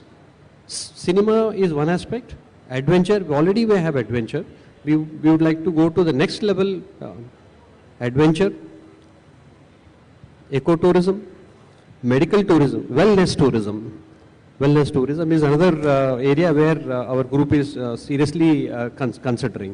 So all these experiences within a vicinity would only encourage the tourist to look at Hyderabad in a much more newer perspective. Thank you. Thank you.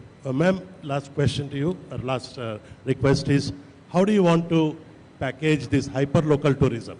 Today, a lot of youngsters want to go to the nature, Amrabad or any other locations.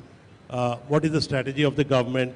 Is there any planning to tell the college students or professionals? We have a lot of hospitality management professionals here.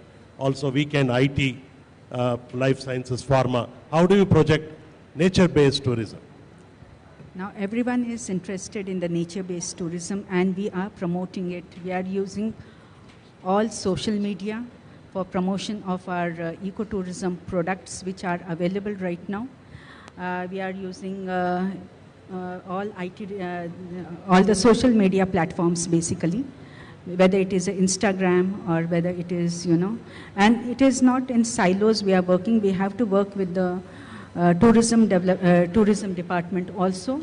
So that also we will be doing it. And we are developing in a phase-wise manner So additional ecotourism destinations are also being proposed, which I have already mentioned it. And Hyderabad being the IT hub, and a lot of youngsters or ZZen, they would like to go for a weekend destination. So we are developing a lot of ecotourism sites, which will be just 2 hours or 1.5 hour drive from the Hyderabad city, so that they can, it will provide solace to not only to the soul, but also to the mind and body. It can relax. So ecotourism provides it all. It is a meditation, I can say. It will be very, they will really enjoy and experience being in the midst of the forest, in the midst of the nature. So the government is making all out efforts, and we will definitely ensure that there will be further activities in case of ecotourism. There is another one which is already the forest department is also coming up in case of Masjid Gadda, which is just next to airport, behind the airport. So that will also be there shortly. So there will be lot of getaways, weekend getaways for the IT people also, and the youngsters. Thank you, ma'am. I now request Sri Ramdev Rao Garu. Last point, how are you promoting event-based tourism, and then the video about the experience we can see. Can you play the video once? Just a film about.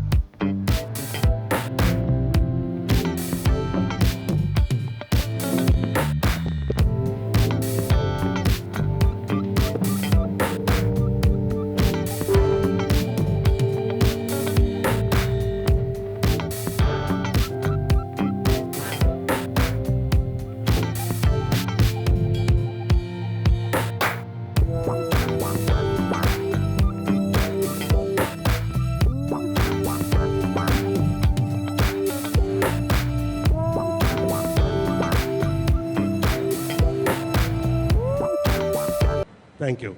For all the panelists, had a wonderful discussion. We covered art, culture, history. Further, we'll cover temple tourism, leisure, adventure, and lake tourism also is coming up. And of course, culinary and many more. There are 35 varieties of kind of possible areas in tourism, and much more are expanding. ఇప్పుడు మన గౌరవ మంత్రివర్యులు జూపల్లి కృష్ణారావు గారు tourism and excise, అలాగే మన మంత్రివర్యులు శ్రీమతి కొండా సురేఖ గారు will talk about endowments or the temple related tourism in case the audience has any suggestions. But I pass on to our Honorable Minister to speak and give his message to the audience. First of all, good morning to you all and all the participants in this panel discussion today. My colleague Minister Srimati Konda Surekha Garu and our MD Kranti Garu and my other Director Nidim Sri Venkatamana Garu and the experienced Chairman Ramdev Garu, Vice President Indian Hotels Company Limited Sri Prabhat Verma Garu and Vice President Ramoji Film City A.V. Rao Garu and Sunita Garu, Additional Principal CCM. I am so happy to be here with you all, and also I am very happy and also thankful to our Honorable Chief Minister in conducting this global event, global summit, for achieving 3 trillion economy by 2047, when India got, by the time India got 100 years independence. The very purpose of conducting this event is for making 3 trillion economy. It is the duty of our government, responsible government. The purpose is why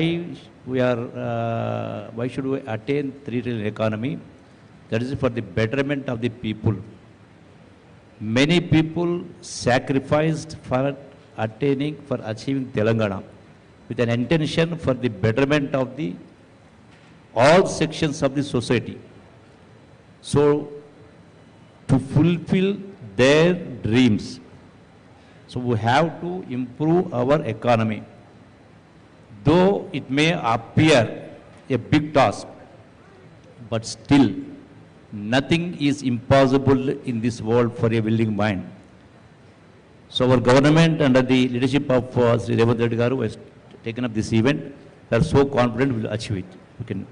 And in the process, in achieving this goal, tourism department also plays a key role.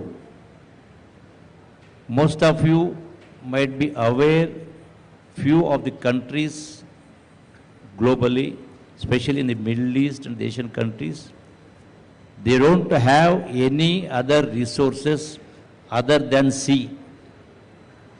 But still they could achieve now their purchasing per capita income is much higher than most of the countries.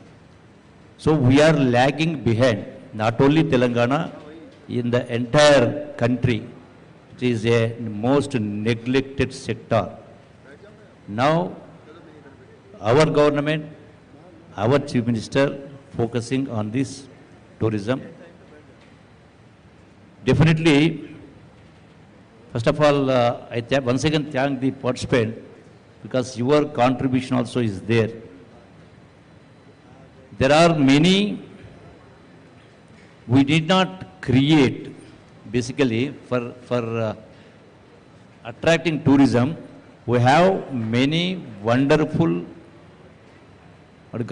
structures, forts, monuments, temples, and scenic beauty. So like that, there are many. We have to attract people, means like any other industrialist. If they spend 100 rupees for producing a product, they will be spending 200 rupees for its marketing. So we have a population of almost 140 crore, 14 billion population, 140 crore, 1.4 billion. And Telangana we have about 4 crore population. Most of the people doesn't know we have so much of our heritage, our monuments, our culture. We have to propagate. We have to inculcate the habit of going and visiting the places. It's not just for the fun sake alone, that also changes their mindset and improves the culture.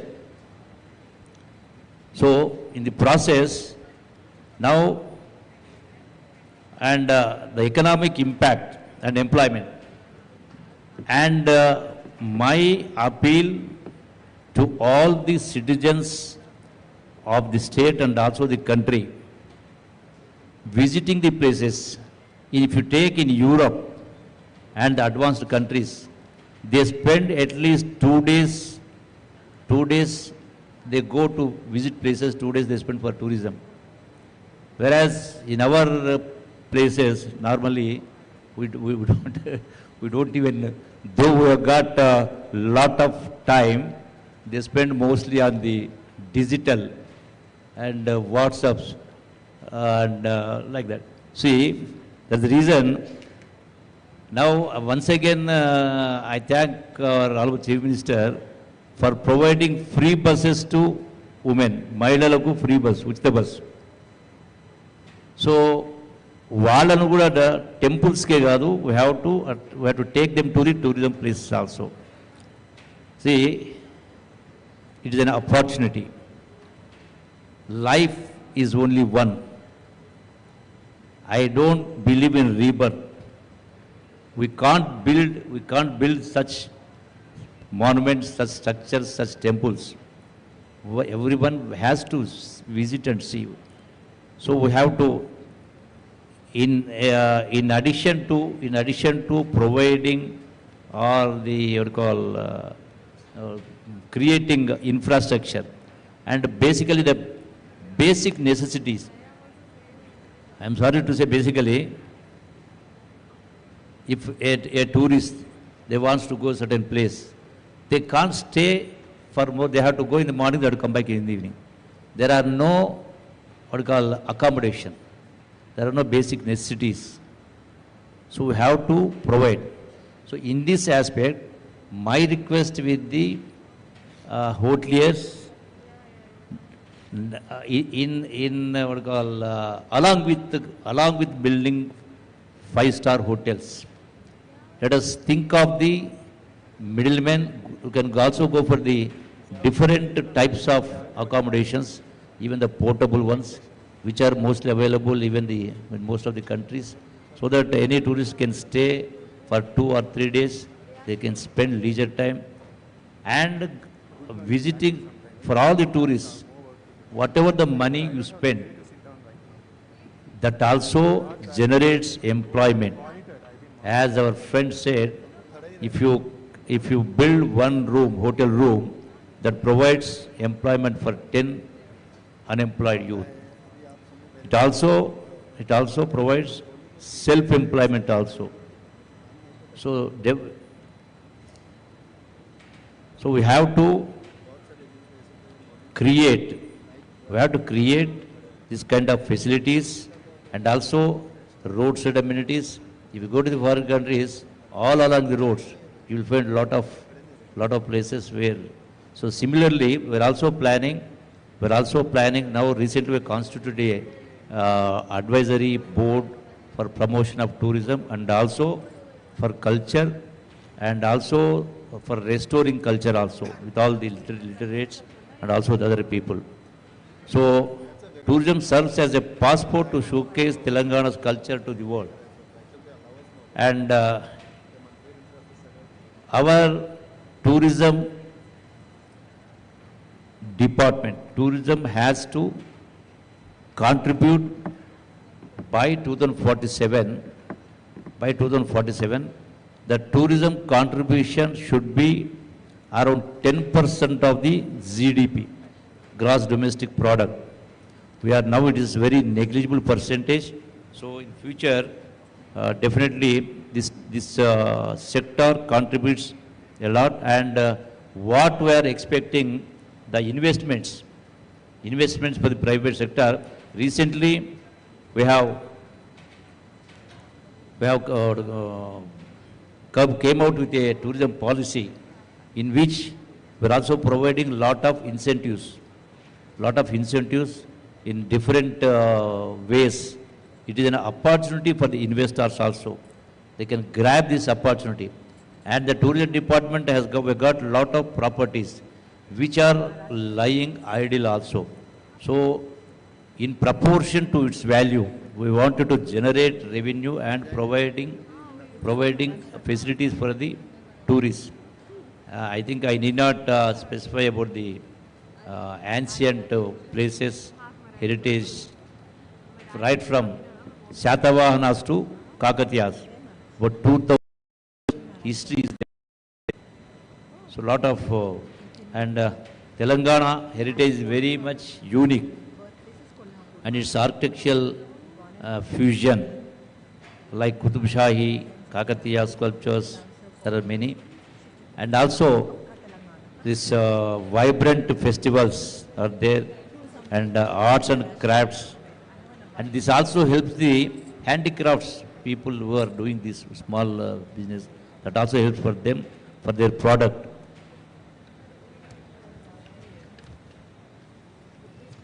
And Telangana's are very kind-hearted and straightforward, and value empathy and truth, as expressed by our poet Potana. So there are a lot of things. My request with you all, with this event, the message has to go throughout the state, throughout the country, and also globally. And let us create infrastructure on par with international standards, and also for the middle class and lower class people. And the coming few days, what you have seen all these decades earlier was different, and now what you are going to see in future is going to be totally different.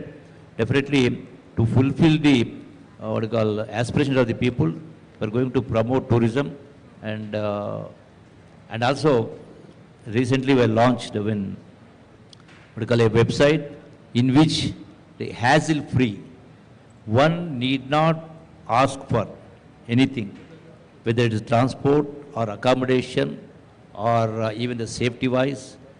So we are also coming out with all the details, all in one sort of thing. And with this, I thank you very much for giving this opportunity.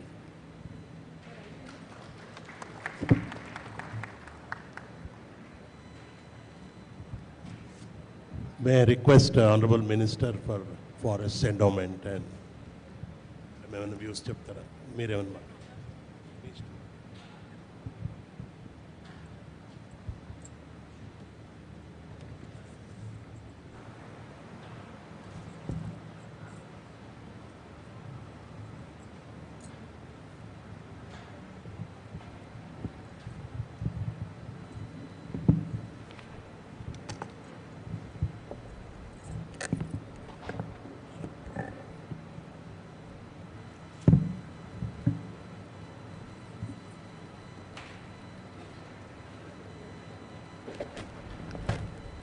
Respected dignitaries, distinguished delegates, esteemed investors, industry leaders, innovators, media people, and friends, I am delighted to join you all today at this prestigious global summit.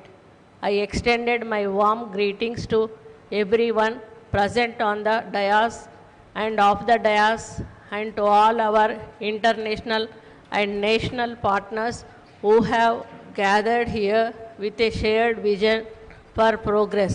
Telangana stands today as one of India's most dynamic, forward-looking and investment-friendly states.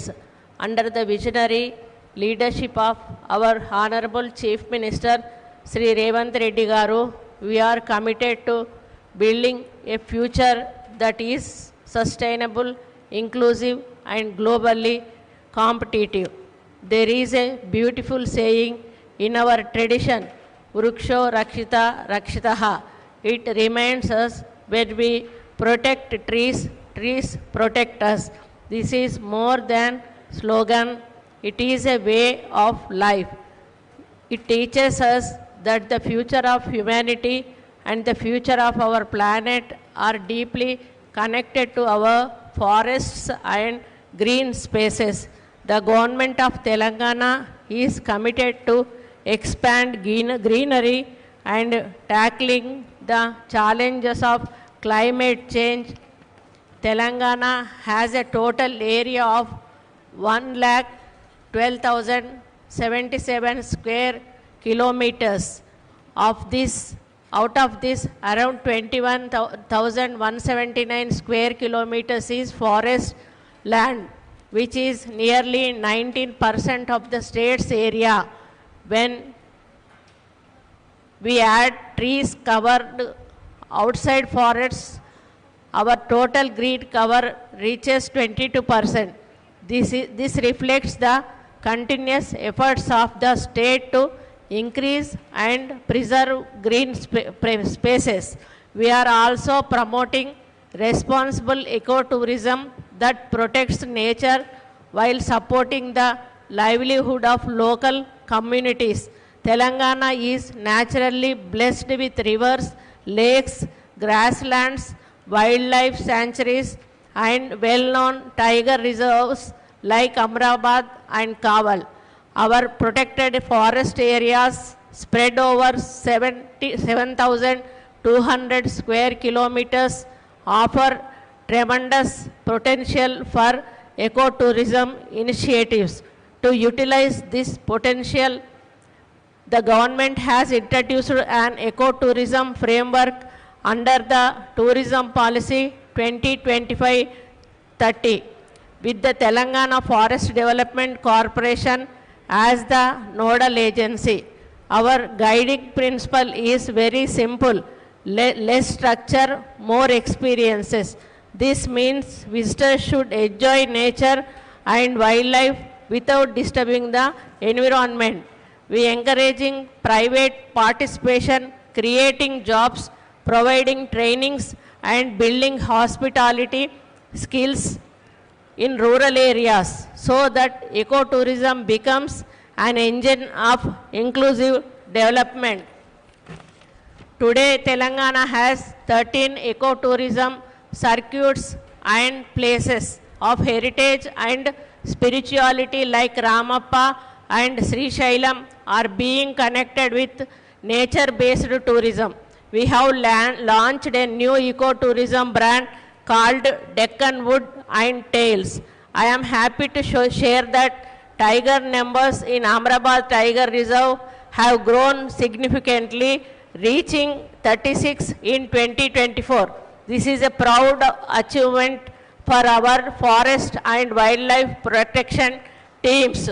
New destinations like Nandipet, Tadwai and Pakal are being developed with guided forest treks and improved visitor facilities. A dedicated online booking app is also being planned to enhance tourist experience. Through such initiatives, the state is moving towards its goal of achievement net zero emission by 2047. Friends, apart from forest and environment, I am holding the charge of endowment department. Our department is responsible for more than 12,000 temples in Telangana. Out of these, around 695 temples generate income and over 3,500 temples operate through their own land revenues. The government is currently providing financial support to more than 6,400 temples that lack resources for even basic daily rituals. The promote Vedic education, we are running institutions that teach Veda, Agama, Sanskrit and traditional arts. We are also allocating funds through Common Good Fund, that is CGF, for temple renovation and constructions, especially in tribal and backward areas. We are extending support to priests and temple workers who are financially vulnerable.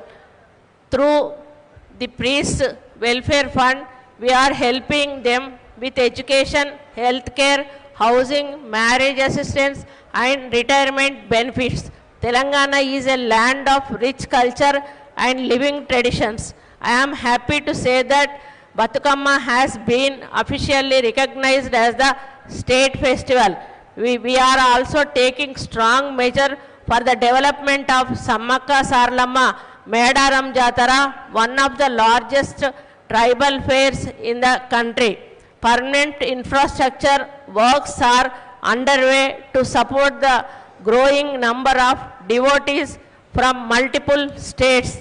We successfully conducted Saraswati Pushkaralu 2025 with the participation of nearly 30 lakh devotees.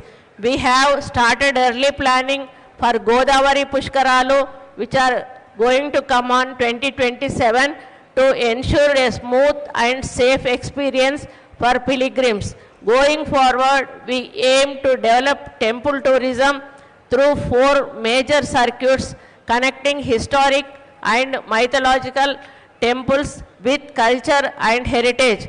Our vision includes iconic temples such as Jogulamba, Manyamkonda, Vikarabad, Anantagiri, Yadagiri Gutta, Ramappa, Bhadrachalam, Vemulavada, Medaram, Basara, and many others. Keeping Vision 2047 in mind, master plans are being prepared to improve facilities, boost tourism, and preserve our spiritual heritage for future generation. Before I conclude, I want to say that our efforts in forest environment, ecotourism and temple development are not merely administrative programs. They are investments in people, culture, biodiversity and sustainable growth. I thank the organizers, participating institutions, entrepreneurs and all distinguished guests for making this summit meaningful and impactful. Together, let us build a greener, stronger and globally connected Telangana. Thank you all your support. Jai Hind, Jai Telangana. Thank you. Thank you, ma'am. Thank you for your very elaborate, very wonderful address. May I now, before we conclude, request Mrs. Kranti, Managing Director, Telangana Tourism Development Corporation, to highlight some of the initiatives and probably some responses from this audience who comprise of a very diverse professionals from different fields, madam. I pass it on to you.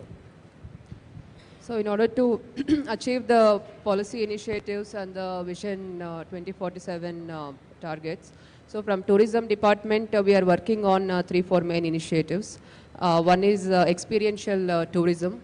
So we have taken up around 10 tourism clusters where master plans are being developed, and any tourist who goes to this tourist destination will be given 10 to 15 unique activities which the tourist can take up.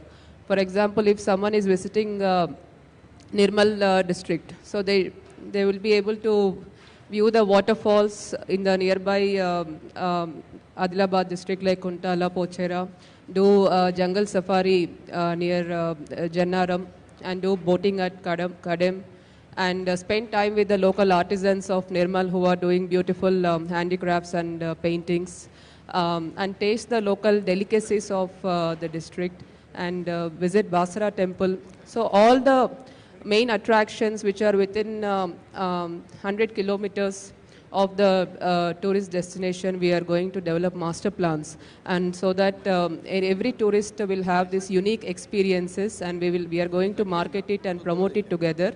In this, the local handicrafts, handlooms, culinary, all aspects we are looking at, so that a comprehensive development of the area is taken up, and these master plans will be in place for the upcoming 10 to 15 years. And while doing so, we'll also identify projects, shelf of projects for future tourism development. So what are new tourism infrastructure can come up in these areas to attract more tourists. And these shelf of projects will be also opened up for investors who can come and provide unique tourism opportunities. Along with this, we are also working on 4 new age tourism products. One is MICE 2.0. Already Hyderabad is an established MICE hub. Along with that, we are going to develop further convention centers capacity along with the entire ecosystem of having sufficient number of budget hotels, 4-star and 5-star hotels, so that Hyderabad is the most preferred MICE destination at global level. Along with that, medical tourism, we are forming a medical tourism society which will help in branding the medical infrastructure present in Hyderabad at international level, and also liaison with Ministry of External Affairs, Corporate Affairs, Civil Aviation, to have better airline connectivity and process the visa issues, so that even we can attract medical value tourists also to Hyderabad. And then we are working on film in Telangana and wedding tourism, because as I said, Telangana has everything to offer, from heritage to nature to wildlife to water bodies, etc. So it holds huge promise for these 2 tourism initiatives. So to sum it up, we are also offering custom tours, because many national, international tourists who are coming, we would like to customize the itinerary based on the individual preferences. So if any tourist is coming and if they would like to select the destinations and select the hotel of their choice, vehicle of their choice, if they would like to opt for guides or language interpreters, so from the corporation, TGTDC itself will be offering the entire customized itinerary along with guides who will go around and give a comfortable stay to the tourists. So these are some of the new initiatives which we are working on, and we look forward to collaboration with industry and hospitality industry also to help us to promote the Telangana tourism at national and international level. Thank you. We can, I think, do question and answer.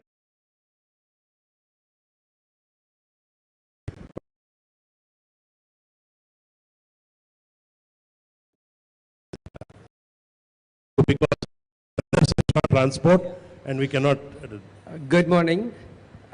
As an outdoorsy, I request both the departments to develop camping sites in Telangana with the best infrastructure and amenities in possible areas. Revenue for both departments. And for the forest department, thank you for conducting the birdwalk festivals in northern Telangana. Koval Tiger Reserve is laid over 5 lakh acres. And can you just be very crisp? Because we don't have much. What is your question to? And whom is it? In Kagas Nagar area, lakes and dense forest is available. And in northern Telangana, please spread your wings for the tourist department and forest department. Ecotourism will do well because the decentralization of the both departments will increase the revenue. And every time you are, everyone is focusing only centralized by Hyderabad and only what Ahmedabad and Anantagiri. Sorry. So that means an integration between tourism and forest departments and also beyond Hyderabad. You want to take it? Yes. Right.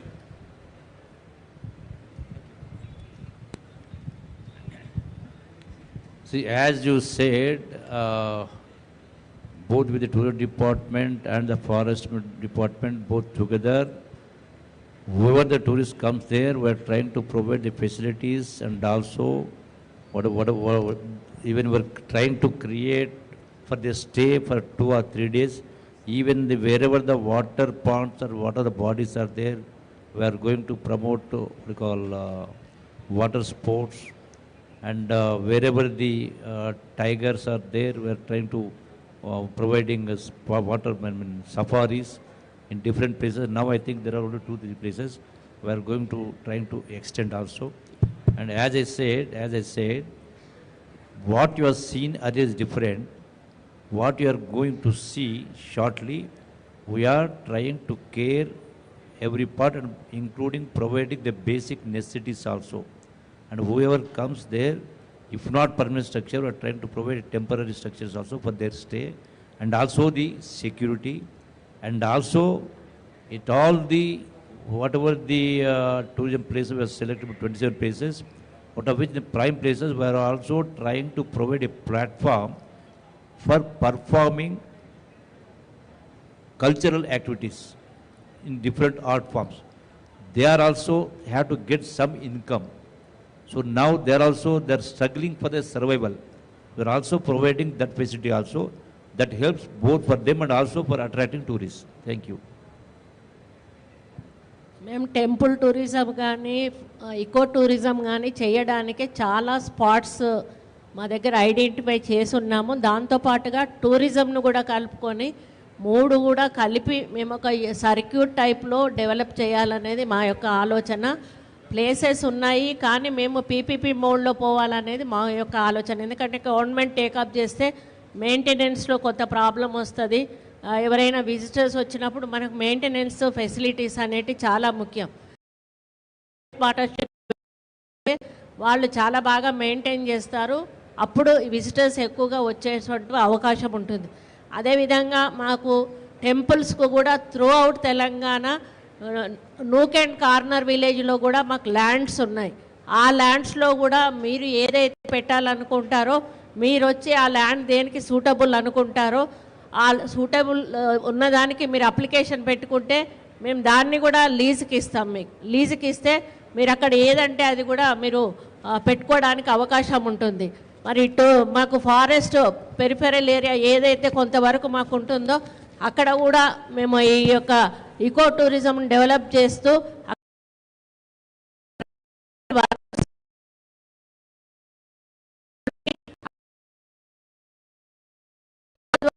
అక్కడ లోకల్లో tribals ఏవైతే handicrafts అట్లాంటివి తయారు చేస్తారో వాళ్ళతోటే shops పెట్టించి అక్కడ income వాళ్ళే తీసుకునే విధంగా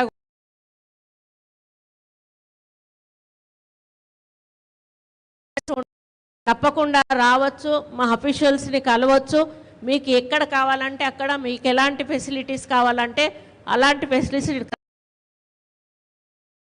సిద్ధంగా ఉన్నాయి. Thank you. Ministers, we conclude this session. But కొంతమంది ఇంకా ఏమైనా questions? Minister, in case appointment is given, 2-3 minutes కొంతమంది కలుస్తా అంటున్నారు సార్ సెషన్, ఆర్ ఒక్క తీసుకోమంటారు?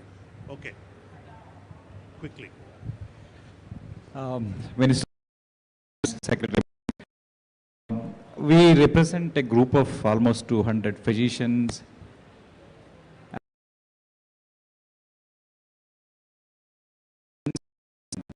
mostly US.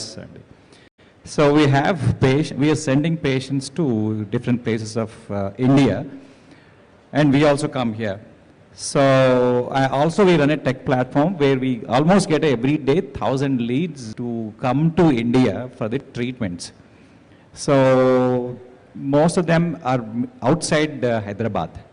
So we want some specific, I would say, liaising or a specific cell from the tourism department too, in addition to the health one.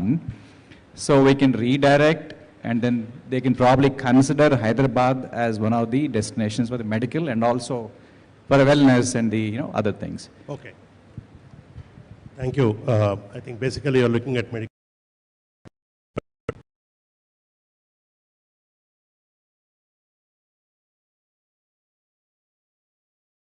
Last of the session, and I request Honorable.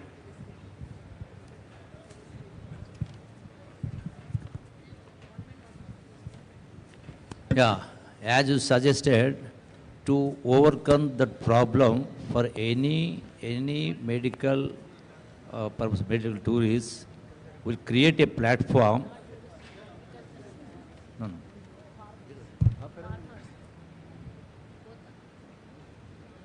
Okay, we'll create a platform, we'll publicize it so that all the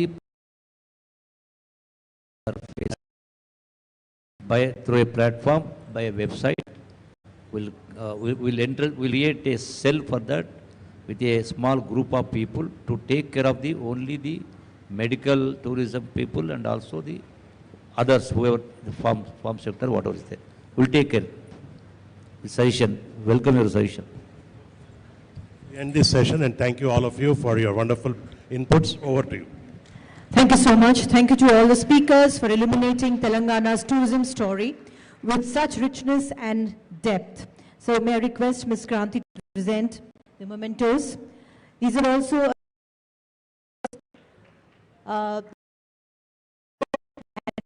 the Pochampalli shawls.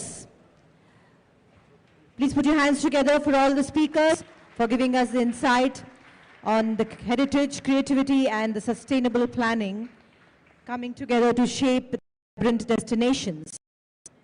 Thank you so much to Garu and also Rekha Garu. Thank you so much, ma'am.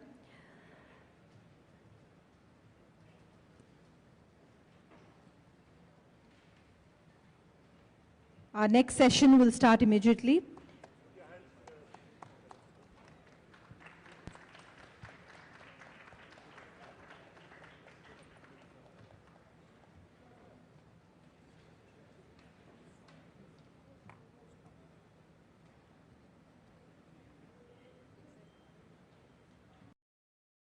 The shores are geographicators when world required us, you all people were there, and Telangana proved its mettle. Thanks to everybody over here.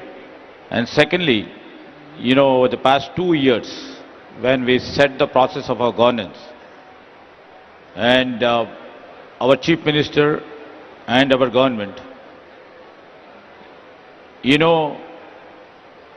has reflected to the industry partners that all the policy initiatives by the earlier governments will be forwarded or pushed forward. And over the past 30 years, if you have seen the industry ecosystem over here, has proven that even though different ideological, political leaders exist on governance, our perspective, our focus will be to develop the industry and to see that the fruits of this industry will be shared among our people. And that's how, these 2 years too, we were very keen to enhance the policy initiatives, which shall be globally competitive, and we will rise to the global standards of our policy making. And this is how, the great excellent team what we have in the government, we could able to really get about 63,000 crores in just 2 years as investment from different global partners. And thanks to all the industry partners who have trust in us, who have accepted the leadership over here, and who would like to take the advantage of the ecosystem which is available over here. And everybody knows this, Hyderabad and this state of Telangana is home to 8 of the world's 10 pharma companies and about 2,000 life sciences firms. I wish to tell you that the firms all put together value about $100 billion over here. So my message to the prospective investor over here, whatever the great leaders on the days or off the days who you interact over a period of this day will reflect what is the great ecosystem available over here, what is the potential available over here, and what the nuances of the government is taking. And secondly, to mention, reacting to the industry leaders here on the days, when Satyagaru was mentioning about universities.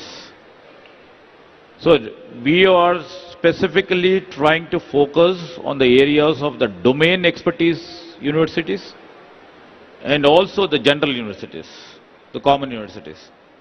And we have come up to all the people over here, the new initiative which our government has taken is to come up with a Young India Skills University to impart skills, only specifically to skills which are required by the industry. When we found that there is a gap between academia and the industry, so the gap has to be filled. How do we fill it? The classic example is when we have come up with the life sciences university, the skills university, and I would like to mention, it is totally industry driven. The industry captain like Anand Mahindra is the chairman.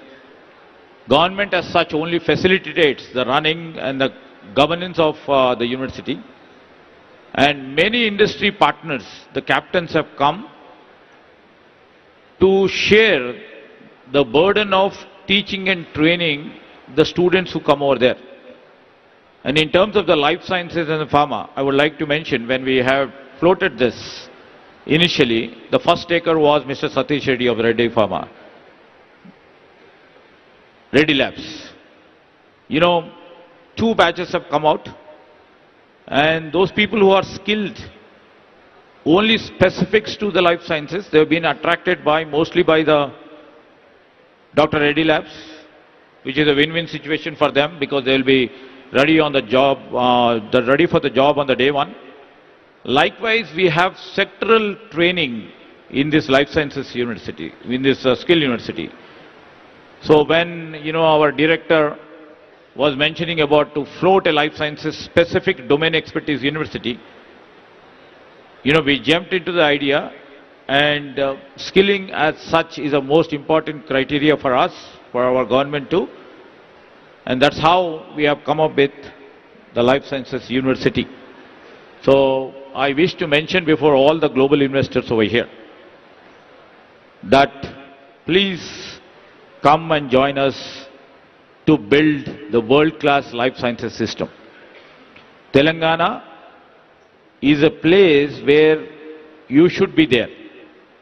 With, all the people were just telling that we have the world-class infrastructure. And I'm not, selfish to say we have very, very proactive policy environment over here.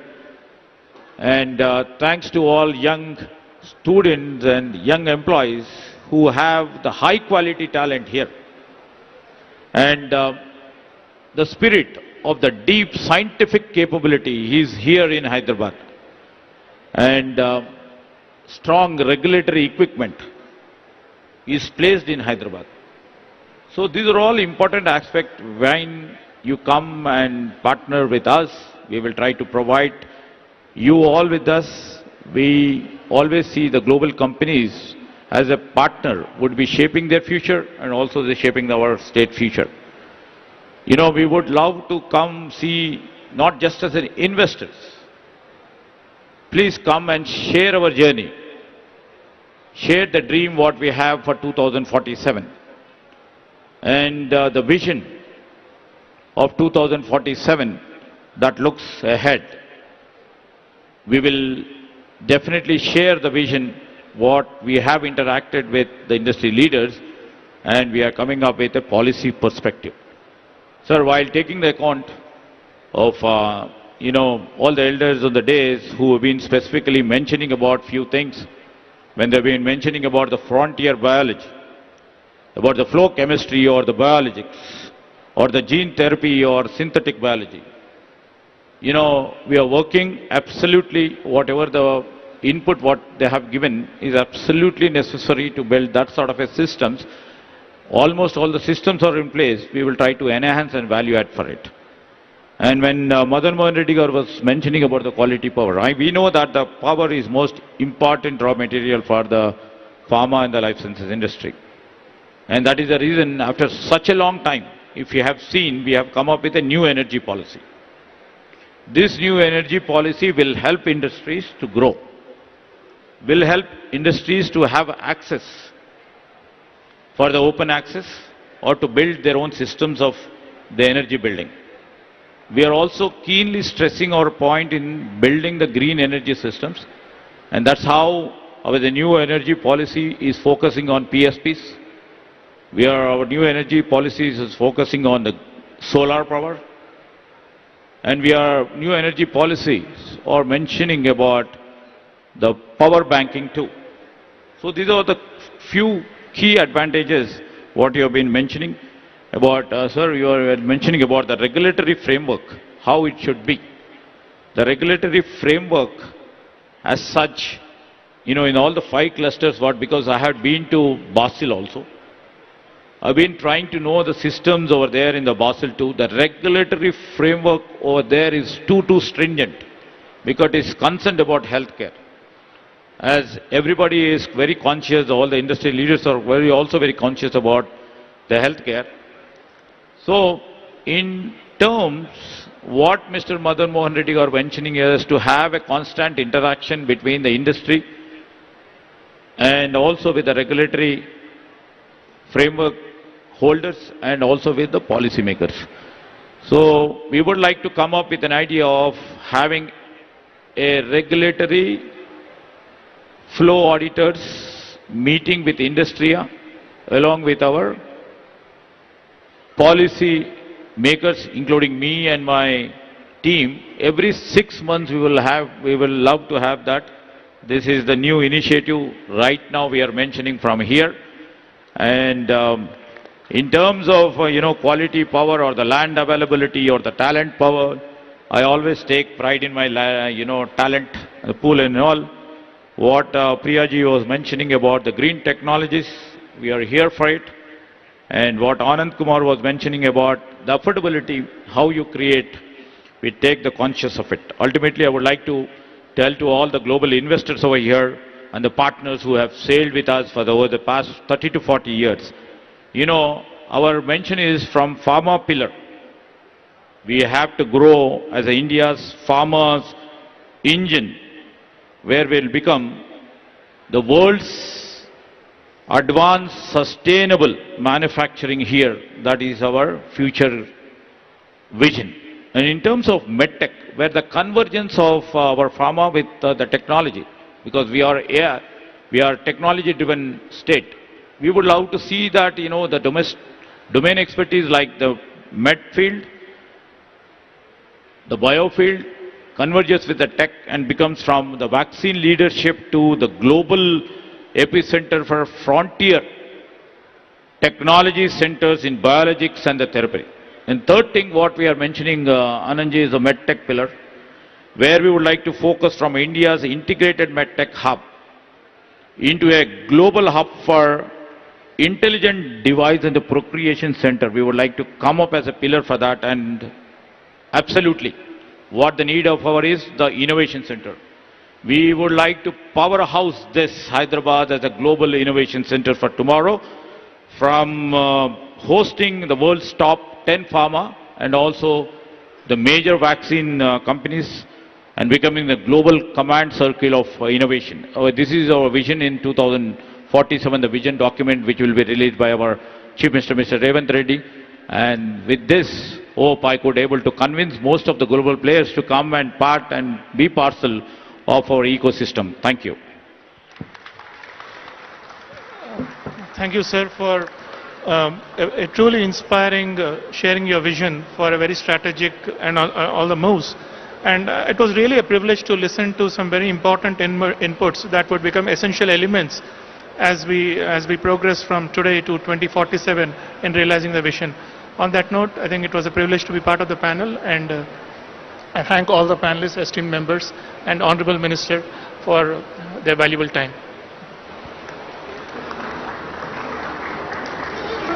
Thank you so much, Minister Garu. Thank you, Dr. Srinivas Garu, and all our panelists for such a thoughtful and a forward-looking discussion. Before we conclude, I request Honorable Minister Garu to felicitate our panelists. We'll start with Dr. Chava,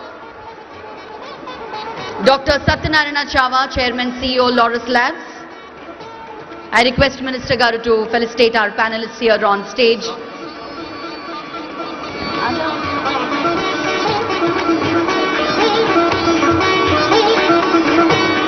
Ladies and gentlemen, Dr. Satyanarayana Chava, Chairman, CEO, Laurus Labs. Dr. Madan Mohan Reddy, Director, Aurobindo Pharma. Dr. Anand Kumar, Managing Director, IIL. Ms. Priyanka Chigurupati, Executive Director, Granules India Limited. And of course, you already heard the profile of the panel speakers on stage.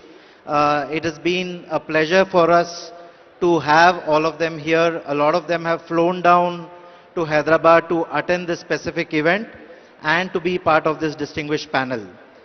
Before we start the panel discussion, it is my pleasure to invite the Honorable Minister to share a few words and his vision for the Housing Department for the state of Telangana. Good afternoon to all. It is a great privilege to address this important session on affordable housing policy for urban future, Telangana Model 2047. As part of the Telangana Raising 2047 Global Summit, today's discussion is the Art of Telangana Vision 2047 as prosperous, inclusive and human society where every family, regardless of income or background, has a safe, secure and dignified home. Historically, Telangana has always contributed for provision of housing towards all sections in the state. With our government constructing over 42 lakhs houses under old Indiramma scheme and now another 3.5 lakhs houses in progress under new Indiramma Illu scheme. Housing Board and Rajiv Sagraha have also contributed to over 1 lakh middle income houses.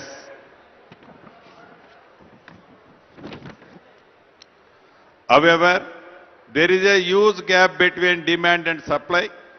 So, time has come to move beyond individual schemes and to formulate a comprehensive affordable housing policy that can guide our action till 2047.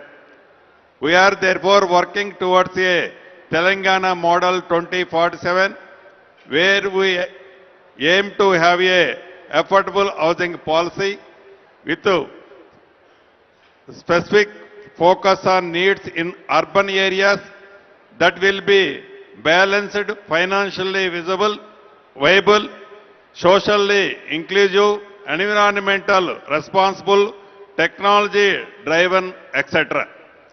The Telangana Affordable Housing Policy will be in line with the Telangana Raising 2047 vision with focuses on three major areas. Telangana core urban region focusing on some slums redevelopment, brownfield redevelopment, mixed housing, rental housing.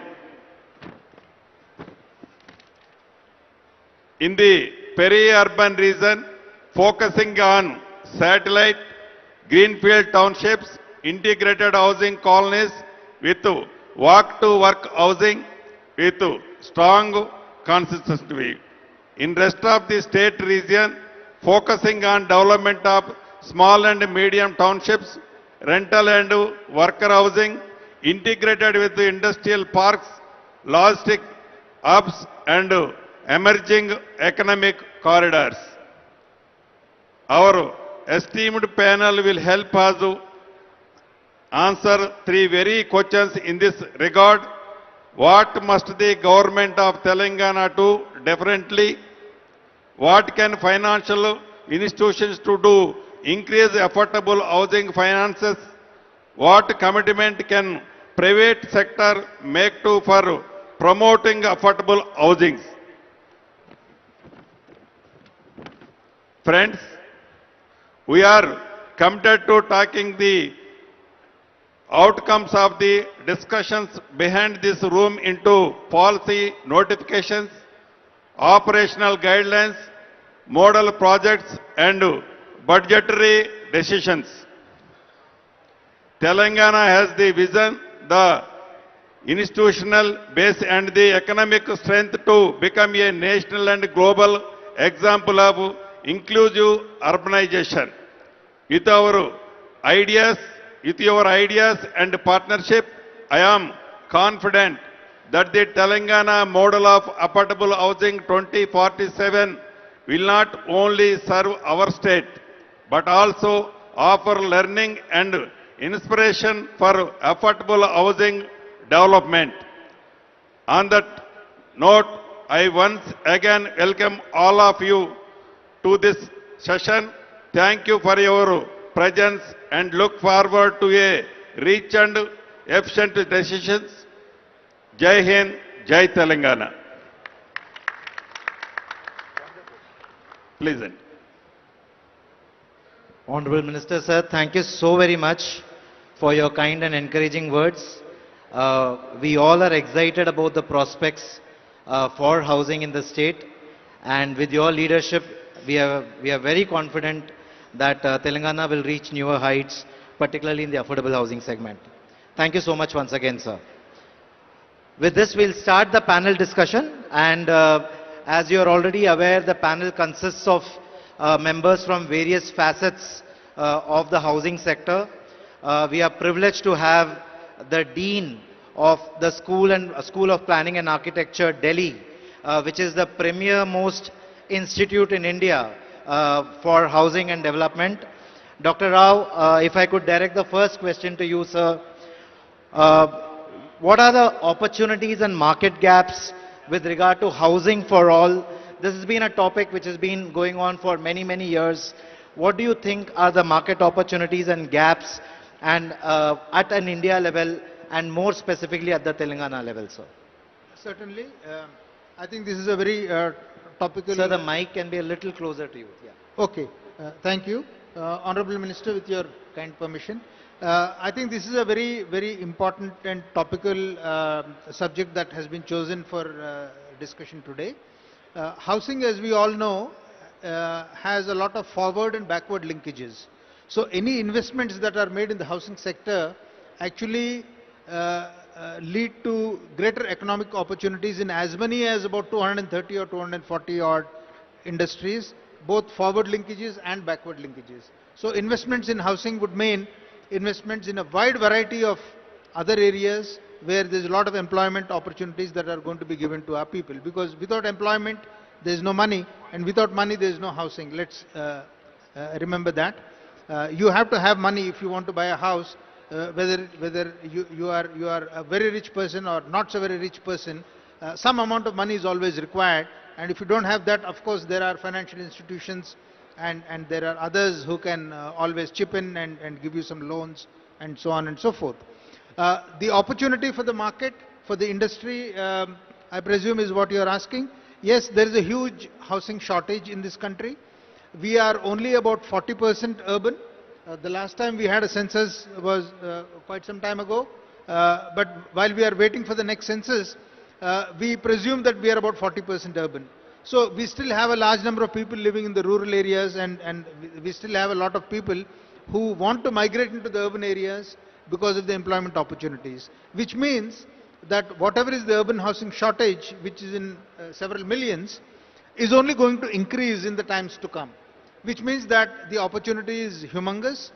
There are some estimates that as of the year 2022, the urban housing shortage, the total housing shortage in Telangana is about 2.8 million, out of which a major chunk actually happens to be in the urban areas and a very small percentage in the rural areas.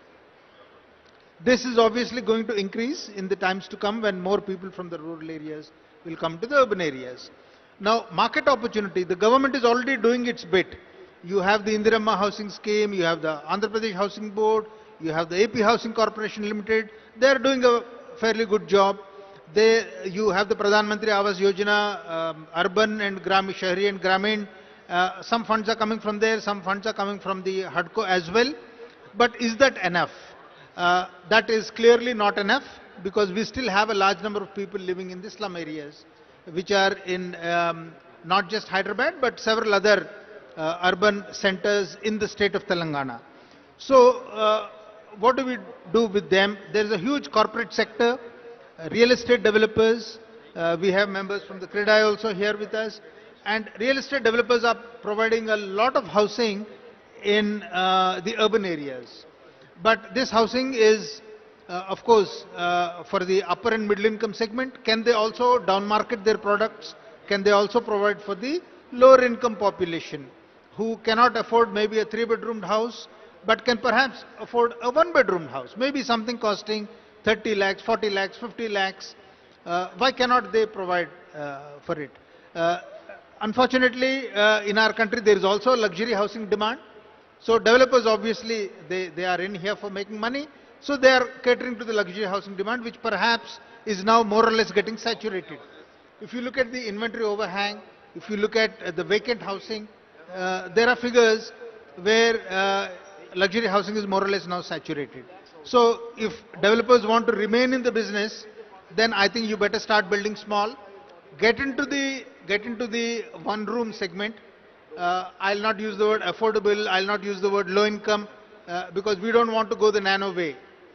So I need only a one-room house.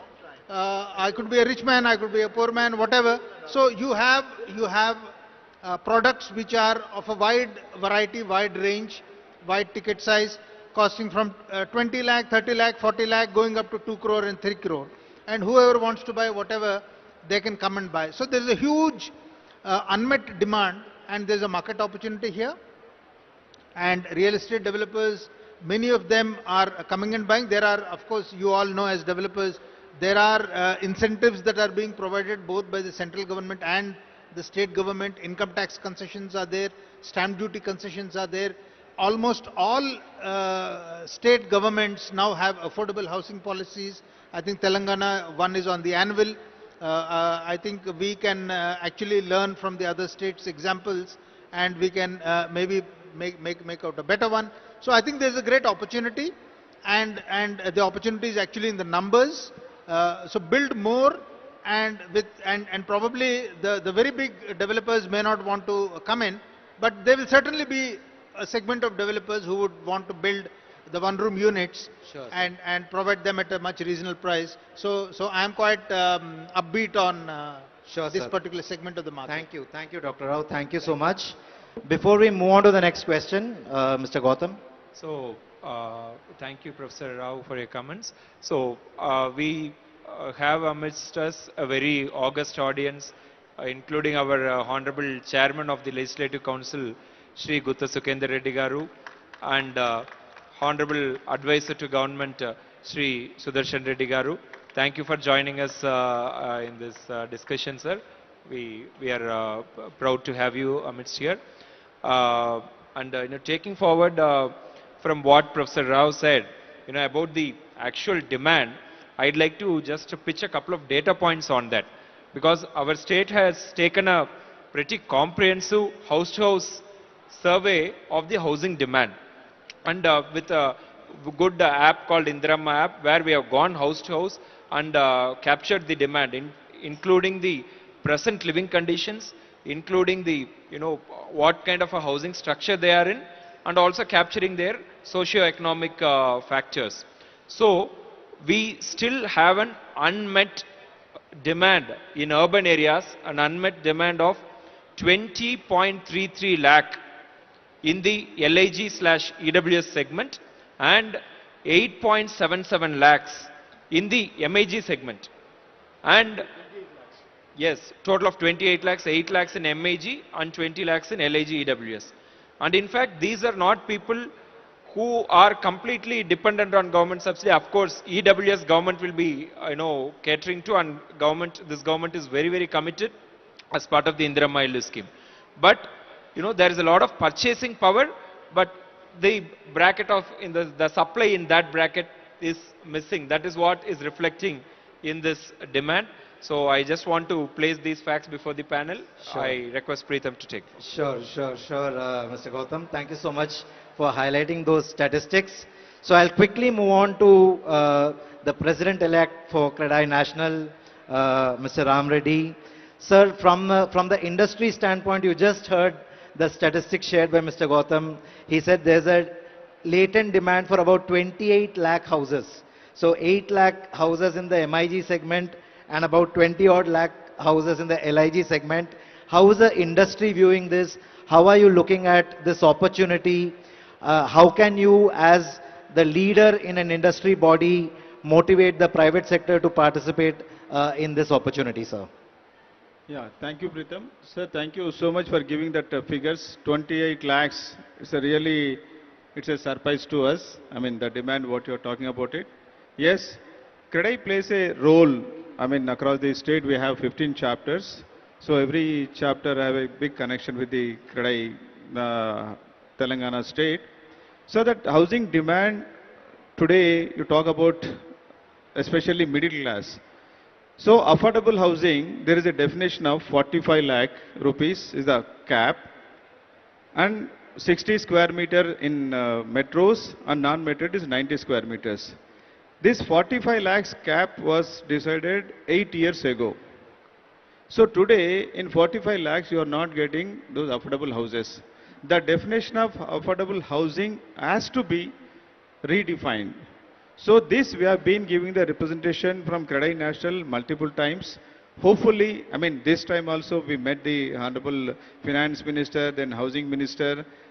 Possibly this budget we are expecting that limit of affordable housing going to be increased. That is very much required, sir. I request the Honorable Minister from your side also has to push for this, sir.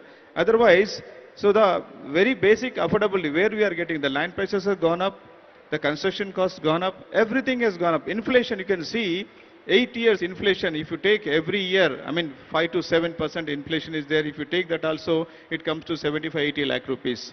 So this we have been continuously talking to the governments, but hopefully this time I think after talking to them we got some positive note and we are definitely going to have this. So affordable housing definition, then concessions has to be given. Even in the cities like Hyderabad, if you want to build an affordable housing, so land prices are so high.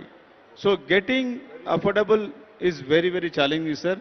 So I request the government has to look into this and provide some lands to the developers and a PPP model so that developers will come forward and they will build so many affordable houses, then they will be having their own business models. So this will definitely will encourage the developers and it will become easy for you to also cater to so many ways, sir.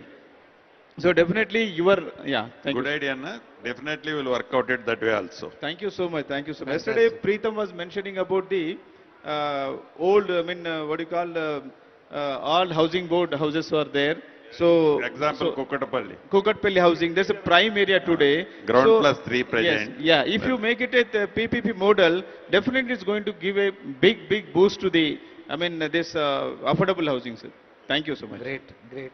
Mr. Ram Reddy, you stolen a couple of questions that I had, but it's good that we got a response from the Honorable Minister as well. I'll quickly move on to Abhijit from the World Bank. Abhijit, the Honorable Minister spoke about the financing opportunities and available of funding for the housing sector. How does World Bank come in and support state governments, the private sector, and ultimately the end users and buyers? How are you able to participate in this value chain? And if you can talk about some successful partnerships that you have managed both in India and outside India. Thank you, Peter. First of all, I'd like to thank the government of Telangana for inviting us and for organizing this panel discussion. So from the World Bank Group's perspective, which includes both the World Bank, the IFC and MEGA, which is our private sector financing arm and guarantee arm respectively, we generally look at engaging with our government counterparts in 4 areas when it comes to housing. One is land, one is permissions, third is infrastructure, and fourth is financing. So you asked me very specifically about financing. Maybe I'll elaborate that a bit more than the others. But just to give you an example, because I think the President-elect of TREDAI, Mr. Ram Reddy, also mentioned this. So land is critical because it adds to the cost when the private sector needs to come in, right? And from land perspective, there are 2 things. So land costs near the core of the cities are high, like he was mentioning, and land costs away from the city in the suburbs. We heard about the ORR and the areas outside the ORR which would be developed are more affordable. So there it becomes important to ensure the connectivity to these locations, right? Brownfield redevelopment, yes, definitely looking at land parcels which are not giving the economic returns. You can look at reconstruction, you can look at PPPs like you mentioned. But for the affordable housing to be constructed for people who are going to work mostly in the peripheral areas, maybe linked to some industrial areas, etc. The second is permissions. So the second major cost comes usually in terms of both the planning permissions and the permissions for change in land use, right? And these are 2 areas which I think the government can come in. I know the government of Telangana has already done a lot in these 2 areas, but this is an area that we work with different state governments in India, specifically in Tamil Nadu, as well as other countries, in identifying the bottlenecks and finding the solutions. The third is in terms of the infrastructure. So the infrastructure is important. We have some housing projects in other countries where the component of infrastructure, so water supply, sewer, etc., connectivity through mass rapid transit systems is more than the actual house construction component, right? Because once you're able to provide service land at certain locations, the private sector will automatically come in, pick it up, and deliver what is required in terms of the supply. And the fourth is, of course, in terms of financing. So in financing, we, World Bank as well as other multilateral institutions, will look at both the demand side as well as the supply side.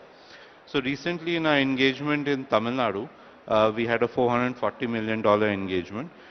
There the government was keen to move away from being a provider to becoming more of an enabler. They were already enablers, but more of an enabler. And one of the things that was done was setting up of this shelter fund, which allows long-term tenor financing at market rates, but quite comparable to scheduled commercial banks, especially for developers who are interested to come into the affordable housing section but probably don't have the credit profile to get attractive financing rates from financing institutions, commercial financing institutions. So this kind of a facility which was promoted by the government was the equity of World Bank, ADB and the government of Tamil Nadu, has helped both rental housing as well as ownership housing. And since I mentioned rental housing, the Honorable Minister mentioned the 28 lakh, or rather Mr. Gautam, you mentioned the 28 lakh demand. So in terms of meeting the gap, I think it's important to look at rental housing as well as one of the options. The focus should not exclusively be on ownership housing. So let me just stop. Yeah, so Abhijit, I had a specific question on rental housing. Maybe we'll come back to that topic in a few minutes. We also have another stalwart from the financing industry, the ex-CMD of HUDCO, sir. But sir, allow me a couple of minutes, I'll come back to you. The next question I want to direct to both the developers from Hyderabad, Mr. Nandakishore and Ajitesh. How are you both seeing Telangana and Hyderabad's residential housing market supply and demand situation, and what factors will play a critical role for the private sector to operate in all budget categories? We are seeing more and more developers playing in the upper middle income category, etc.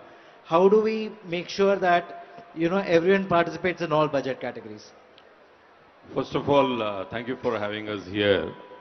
At the outset, I would like to say the land prices being out of board in Hyderabad are being overplayed in my view. Actually, if you see, barring a couple of pockets, the land prices are not as exorbitant as they are made out to be. If you look at Kokapet, if it is 150 crores there, every kilometer you move away from there, the price drops by almost 6 to 7 crores per acre. And by the time you reach Patancheru, it would be around 20-25 crores per acre.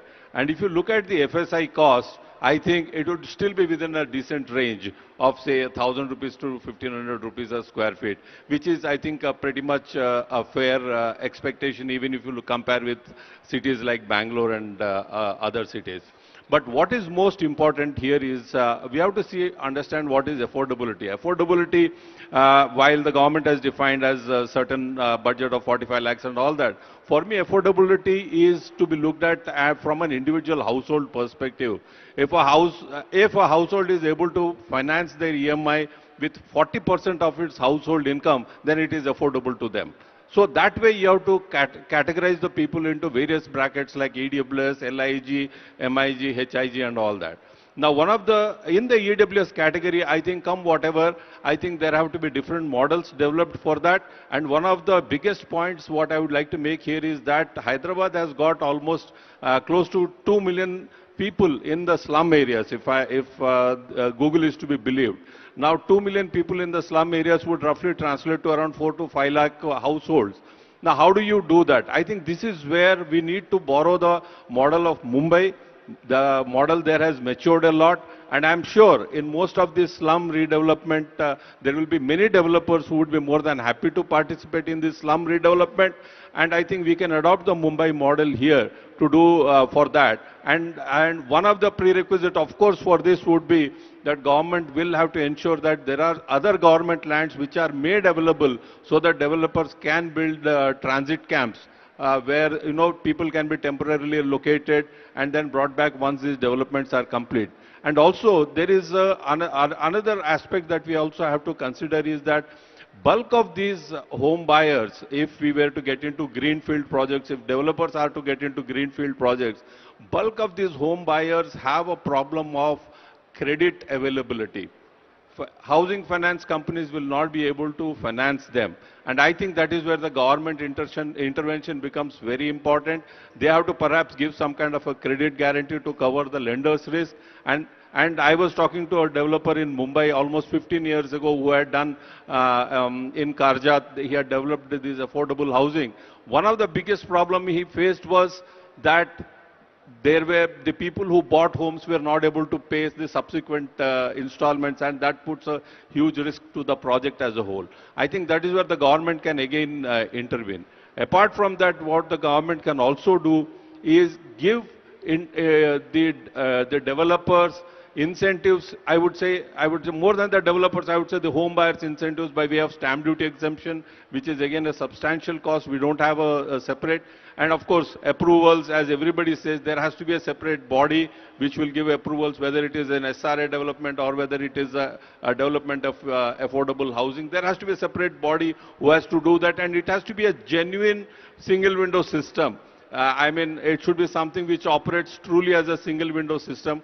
One of a easier solution would be where a government has huge land tracts outside on the periphery of the city, right? So what I suggest, sir, is that if we can identify large land parcels across the four corners of the city, the government can do the designing, concept development and master planning of those lands. All the government has to do, once they have done that, and create the trunk infrastructure also, so that the developers don't have to run for, taking approvals or permissions. All they have to do is that we can tell the developers, okay, you develop here this much of area, you get these concessions or benefits elsewhere in the city. So I think that is something like what we are seeing in Mumbai. That thing can also be adopted. So so the developers, one of the reasons the developers are not coming forward is mainly because they cannot do the running around, they cannot focus their energies on developing low margin, low profit areas. And it will be unfair and impractical for us to expect that private capital will make sacrifices. So I think the government has to do those master planning and developments across all locations in the city, and the developers will be more than happy to come and participate. Similar this development what you said now, in which state it is going now? Sir, I understand it is happening in Mumbai. They are doing in Any that type of document. Yeah, in Ahmedabad also they have done something similar. Secretary. Yeah, I will definitely. Actually, I've been interacting with Mr. Gautam a lot, and we have a lot of conversations. And I can see there is a genuine interest to do something really good, and we'll be more than happy, sir. Really good. Definitely, this government is also thinking that way. Yes, sir. That's what I'm saying. Thank you. Thank you, Nandakishore ji. Thank you, Honorable Minister. Ajitesh, can you quickly come in, and can I restrict your time to about 2 odd minutes, please? Sure. See, first and foremost, to understand this entire landscape, right? Am I audible now? Yeah. See, from the government side, government has land reserves in the city, core city area, right? Some of them are greenfield, some of them are brownfield. Greenfield land parcels, government has to auction at, and we need to allow the market to realize its potential. By not doing that, essentially we are eating into the balance sheet of the government. So I think the main innovation can come around brownfield land ownership, or what we call slums. If something can happen around easily establishing ownership in the slums. Because see, as it is, if you look at the slums, we have maximum an FSI consumption of maybe 1.5. Whereas in the west of Hyderabad, we go up to 10 FSI. So the FSI is a very beautiful concept, which is one of the biggest reason why still things are affordable. Let me share one small data point. In the prime region of Hyderabad, at a macro scale, an average house costs per SFT around 8.5, 10,000 rupees, like let's say Gachibowli. In Bangalore, an equivalent sort of area, house costs 20,000 rupees, in Gurgaon it's 27,000. So Hyderabad is currently the most affordable city in the country. That's to start with. Why we are there? Fundamentally because of the high FSI regime. Now second thing, when many people say a lot of things with FSI, first of all, there is no unlimited FSI in Hyderabad. If your property is abutting a 40-feet road, you can only build 7 floors. If your property is abutting 4-lane road or 80-feet road, you can only build 15 floors. Only if your property is abutting a 6-lane road or an 8-lane road, you can build like multiple floors. And a big road can accommodate all of this traffic. And second thing, see, this has become a market force. So we need to make policies which become market force. So when it comes to affordable housing, we have to work on how, see, essentially the slum lands, whatever lands have gone for the slum, today are, in a way, are catering to the affordable demand in an unorganized manner. We are trying to make it organized. So the FSI advantage exists. We need to just work around the ownership things. There is no additional capital commitment for the government or for the private sector. Next, I do agree with one of the esteemed panelists that, yeah, I think housing for all, we need to focus more on the rental ownership, rental side, not on the ownership. Because the problem with ownership is it's going to cost a lot of money. Let's say somebody is earning 9 lakh rupees per year. right, and I'm taking a home loan of 25 to 27 lakhs, I'm going to spend half of my money just paying my EMI. I can't live with that. See, households which are earning less than probably 10 to 12 lakhs per annum, a good amount of expenditure will go towards healthcare and education. They should not be wasting money on the side. So a good rental housing scheme if you bring in, where the cap rates fall anywhere around 7 to 8%, then you will have lot of demand. And also there are major global financial institutions like IFC Washington and ADB and these things who are giving fund exclusively for it. So capital is available. I think we just need to solve a little bit of the supply chain. Government side innovation lies around land ownership. As private sector, our role involves in on the supply chain side. So we need to invest in R&D to bring down the cost of construction. I think the future is going to head in the direction of precast. So we need economies of scale. I think we will be getting there. Absolutely, Ajitesh. Thank you so much. We will come back to precast and other construction technologies as well, if time permits. But it's the right time to introduce Mr. Suresh, the former CMD of HUDCO. Sir, you heard all the panelists. Everybody is talking about finance and credit availability and rental housing, etc. With your vast experience, sir, how has HUDCO been an enabler for this entire sector? And what is going on? What are your suggestions and recommendations to improve the supply in the affordable housing category? Thank you very much. Very nice to get the views, and more importantly, I'm happy to hear from the Honorable Minister a very clearly sequential type of housing approach in the core of the city, in the outer area, peripheral area, and small and medium town, because the whole state housing is a very major one. And that's it's the right approach, because that really brings the right level of inputs, more so because the cost of land in those particular case, the third category will be much lower, which is also a point brought out by many people here. But what is interesting is that as far as HUDCO as a financial institution is concerned, not only during my time earlier, but even continuously the present team also, we have the regional chief of HUDCO sitting inside the one, and I'm very happy during the current year only around 1,45,000 houses for the rural area, which he has indicated has already been done with about 5,000 crores, and about 95,000 urban houses have been also funded with substantial amount of money. And if I'm not mistaken, by January, another major project is also going to come. Of the order of around 14,000 crores of money is coming into the housing segment in Telangana. I'm only talking of Telangana one. And that particular thing covers not only the housing component of the weaker section, but also the low income one. I got to really, the Honorable Minister as well as Gaudamji is there. They've done a fantastic job of actual delivery of houses of the order of around nearly 3 lakhs houses to be taken up and implemented. It's not an easy thing to deliver, and they have been able to do that. And that's equally an important one, because funding institution would be happy to fund, provided you're able to good delivery coming, and also do it on time, cost and quality. And if you're able to do that, financial institutions will be very happy to extend funding in the sector.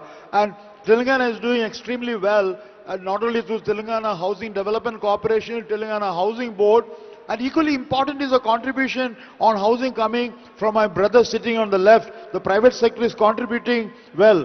Around 300 big developers are there in Hyderabad and nearby, and around 500 are there in Telangana from other side. So contribution from the private sector is an equally important component of housing that will be coming. So contribution by the public sector, primarily on the low income housing and weaker section housing. They have a weaker section housing program, a big thrust being given, and I want to really give a salute for that and for the great initiative, not only in policy framework, but also in actual implementation through good cooperation using the I was very happy, the gentleman who came with me to escort me, he's dealing with the urban housing, even up to the 9-story development in the heart of the city through the GHMC. They are doing 560 square feet houses of the order of about 8 lakhs. So it's pretty good. 8 lakhs to be done with that particular cost. Land cost, leave it out, but that's a different issue. But it's being done very well. And therefore, different type of component where the land is very intense, you go a little high rise, maybe around 6 or 7 stories, and maybe where land is not so costly, you can go to 2 or 3 story or 4 story development. The differential approach is also very good, and therefore the funding is coming in a big way. There is no problem in that sector. And they're also opening in the private sector. We stopped it in between for some time.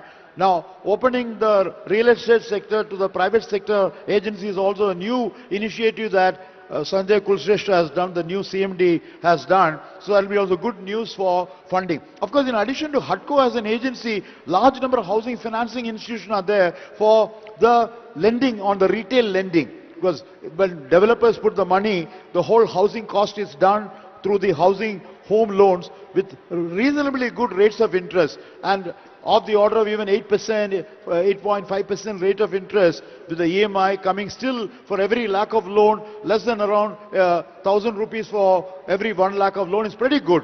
And you're having, and with the latest announcement which is given by the government on RBI's new interest rate policy, you can expect all the housing financing institutions to bring down the housing loan also to slightly some extent also.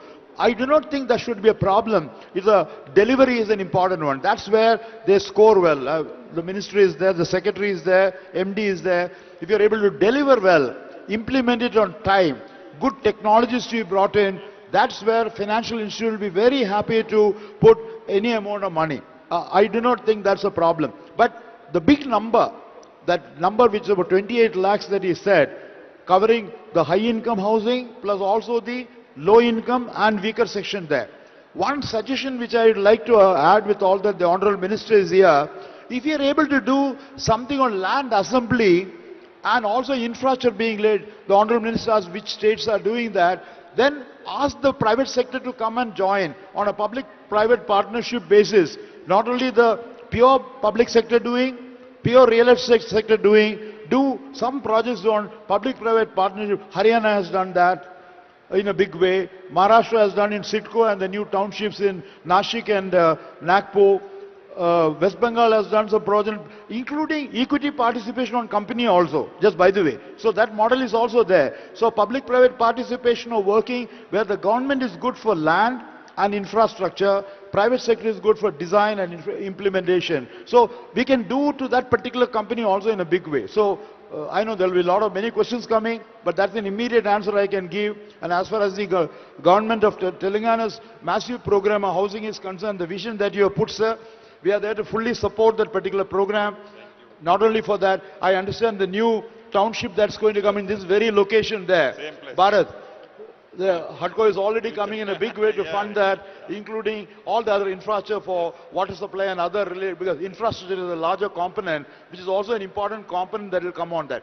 Possibly, if you are able to make the land and development cost, say around 30% of the total cost. Why is it going from 4,000 rupees a square feet to 10,000 rupees in Hyderabad? It is the cost of the land cost that's coming. Opportunity cost of land is where that's coming. We should bring that down to around 35%. Then the building construction cost can be around 60%. That can only happen if new landmarks, a good suggestion which you gave over there, I agree. If we, with infrastructure we do that, I'm sure they will deliver. Because construction cost in any case is not more than about 2,500, about 3,000 rupees. Even at the best possible specification, it will be around 2,500 rupees. It is the opportunity cost of land that is really making the particular thing get into that 10,000 level and 12,000. A good point that was suggested over. It's still, he says, as he says, Hyderabad and environments are still much better than other metro cities that you have over there. I'll stop at that point of time. Thank you so much, Mr. Suresh. We love your energy and we love your articulation. Thank you. You know, we wish, yeah, a louder round of applause will be great. Thank you so much. Dr. Rao, if I can come back to you, and Ajitesh, you brushed upon the topic of precast housing. So Dr. Rao, you know, from an urban planning and urban design principle, you know, have you seen instances where urban planning tools have been used to augment supply in the housing sector?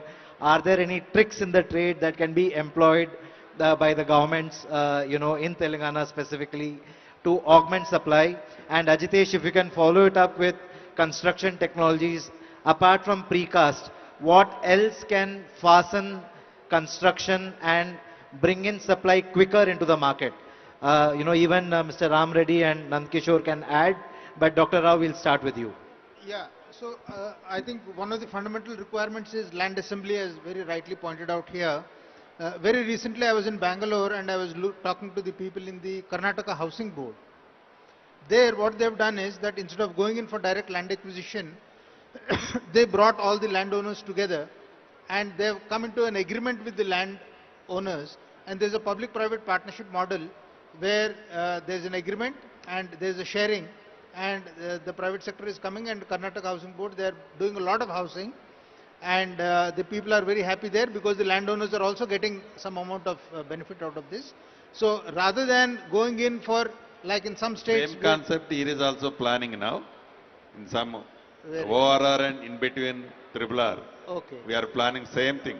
A similar kind of a public-private partnership. Approaches and everything, also roads, radial roads, everything also already planning, ongoing works is going. Okay, that's very nice. The other thing is, the mention was made about FSI. So the floor area ratio is very, very important.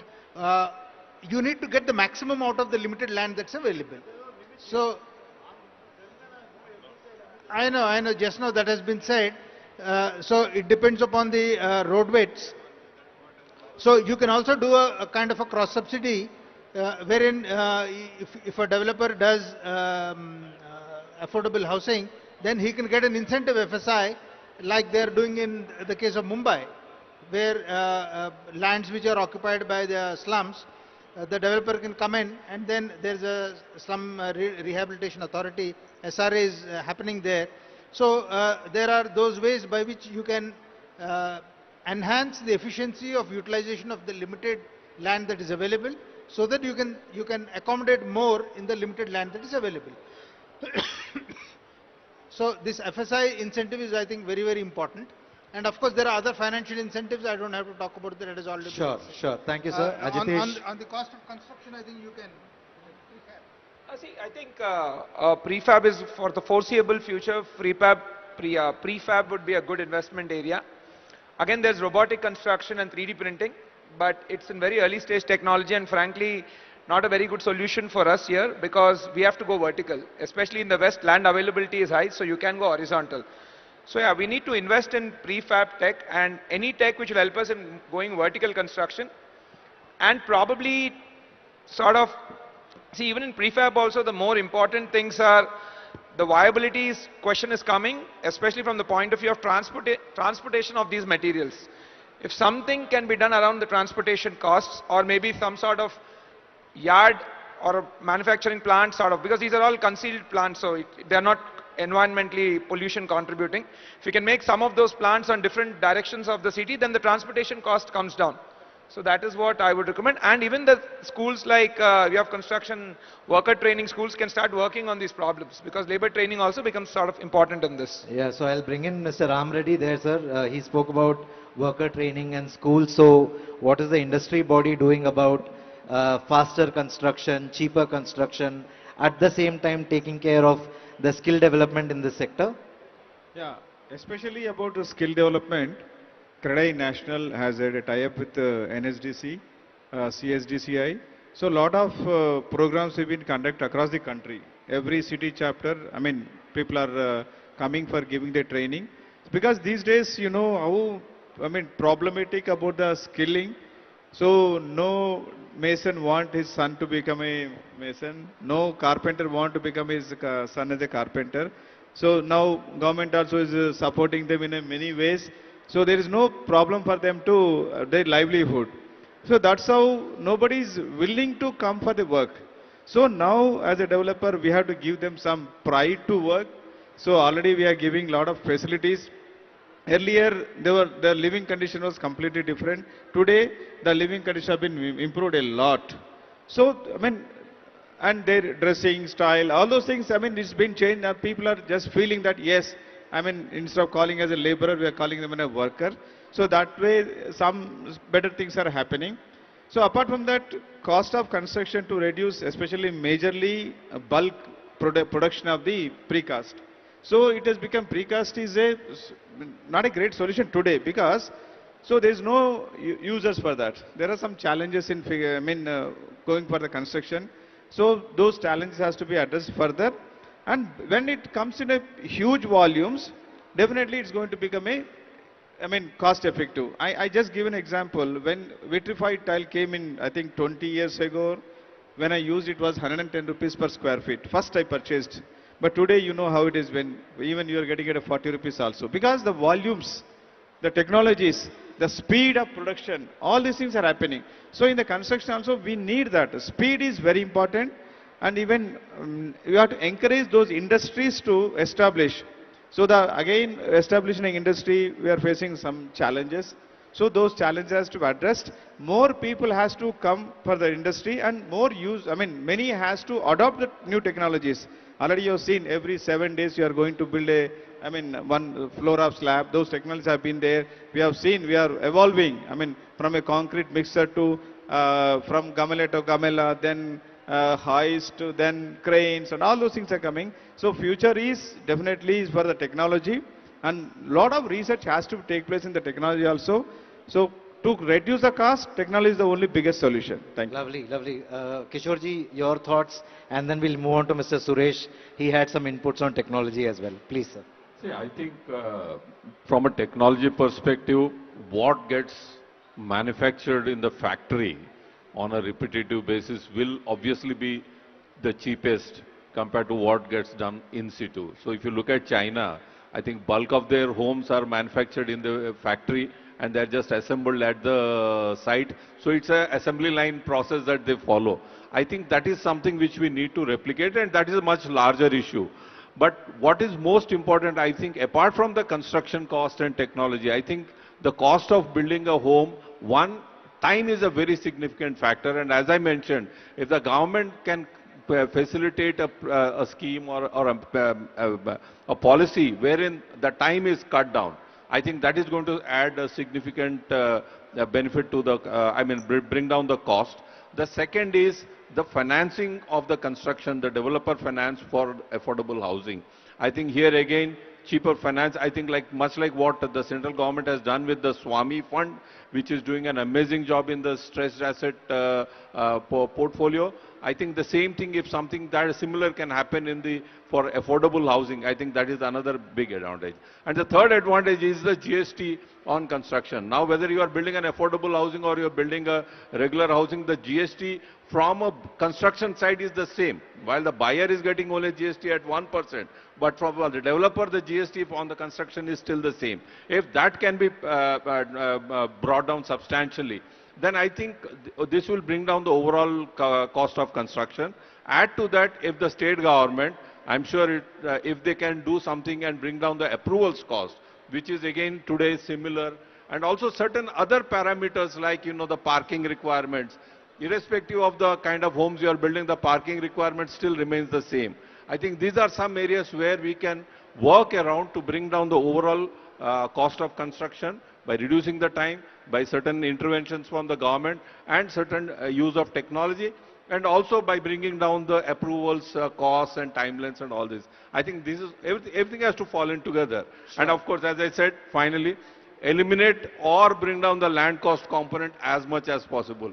That's the... Thanks, Kishorji.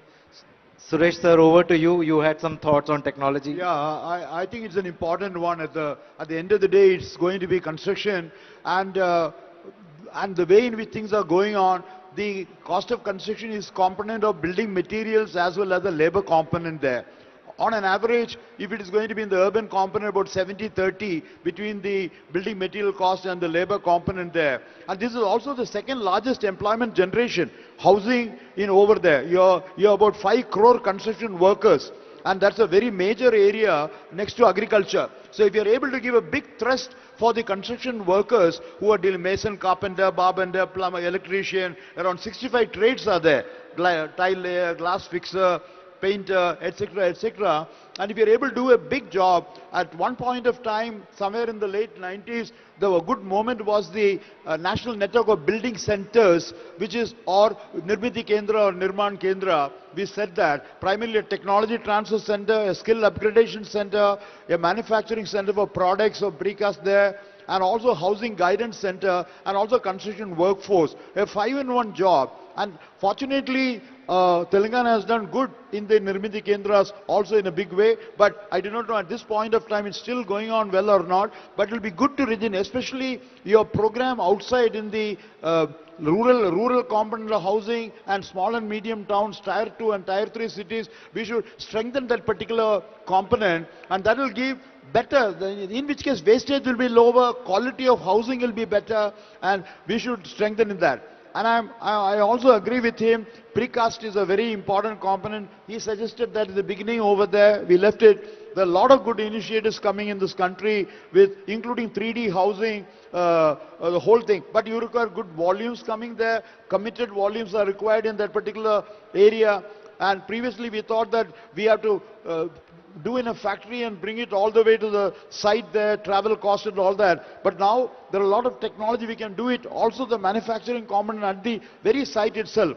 Many companies have done. But I agree, the economies will come where the wall. If we are able to do, even today I find large number of good construction with prefab which are being done over there of the order of around 1,800 to 2,000 rupees a square feet, as against casting. See, time is the most important one. If cast in situ construction, if it takes about 2.5 to 3 years for a project of a 20-30 storied building, you can do the same thing in about 1 year time period. And that's an important component. Interest during construction is a very major component there, if you're able to do that. But we should have an enabling environment to support that. But skill upgrading and training through the National Academy of Construction here, NICMARSO unit here, the Credais training institutes, all that together along with the building center movement or Nirmiti Kendra movement can give a big thrust. Take my word, as the Honorable Minister is here, sir, this is one area which can have a major impact for the large construction workforce which are there in Telangana, sir. Thank you, sir. Thank you so much, Mr. Suresh. Abhijit, if I can quickly bring you in back to the rental housing topic. A few speakers spoke about rental housing, and I think there is a consensus amongst the panel that everything cannot be for purchase supply.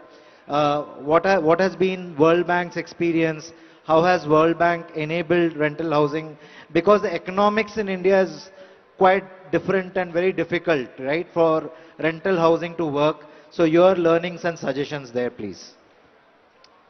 Thank you, Preetham. Before I come to rental housing, I'm just going to take 2 minutes and probably reflect on some of the discussions. So blended financing was one of the thoughts that came up, and this is something that many countries have done successfully. We have done this in Brazil, we are doing this in Kenya, looking at providing catalytic risk financing support or looking at providing credit support to developers. So both sides can be looked at. I think the main point I want to say is that when a multilateral agency is getting involved, it need not be in terms of direct financing. It can also be in terms of a guarantee, right? Which means we are guaranteeing that if there is a problem that comes up to a certain, after a certain threshold, then the guarantee comes into play. So there is a very minimal cost of guarantee. So the actual load of that guarantee on the cost is very low compared to, say, a pure borrowing. I just wanted to make that point because the government is doing its policy thinking. The second is transit camps is very important. But with transit camps, we've seen some states are now exploring with rental vouchers, right? So for a 2-year period or 1.5 to 2 year period, a rental voucher of X amount is being given so that they can rent houses within, let's say, 2 to 3 kilometers of where they're located while the reconstruction goes on, right? And this rental vouchers I'm flagging because as a long-term policy for the government to look at, a rental voucher policy has been experimented in places like Chile, in Indonesia, where effectively every migrant worker who is coming in, recognized migrant worker coming in, is given a rental voucher for 3 to 4 years. And that, over that period, then they graduate to, say, ownership housing, right? So that's another thing the government could consider. Linked to this is also the issue of the lowest brackets, the first, second, third, fourth deciles, the economically weaker sections, and whether they have the affordability to buy, a housing. And this is where the role of the affordable housing finance companies come in, right?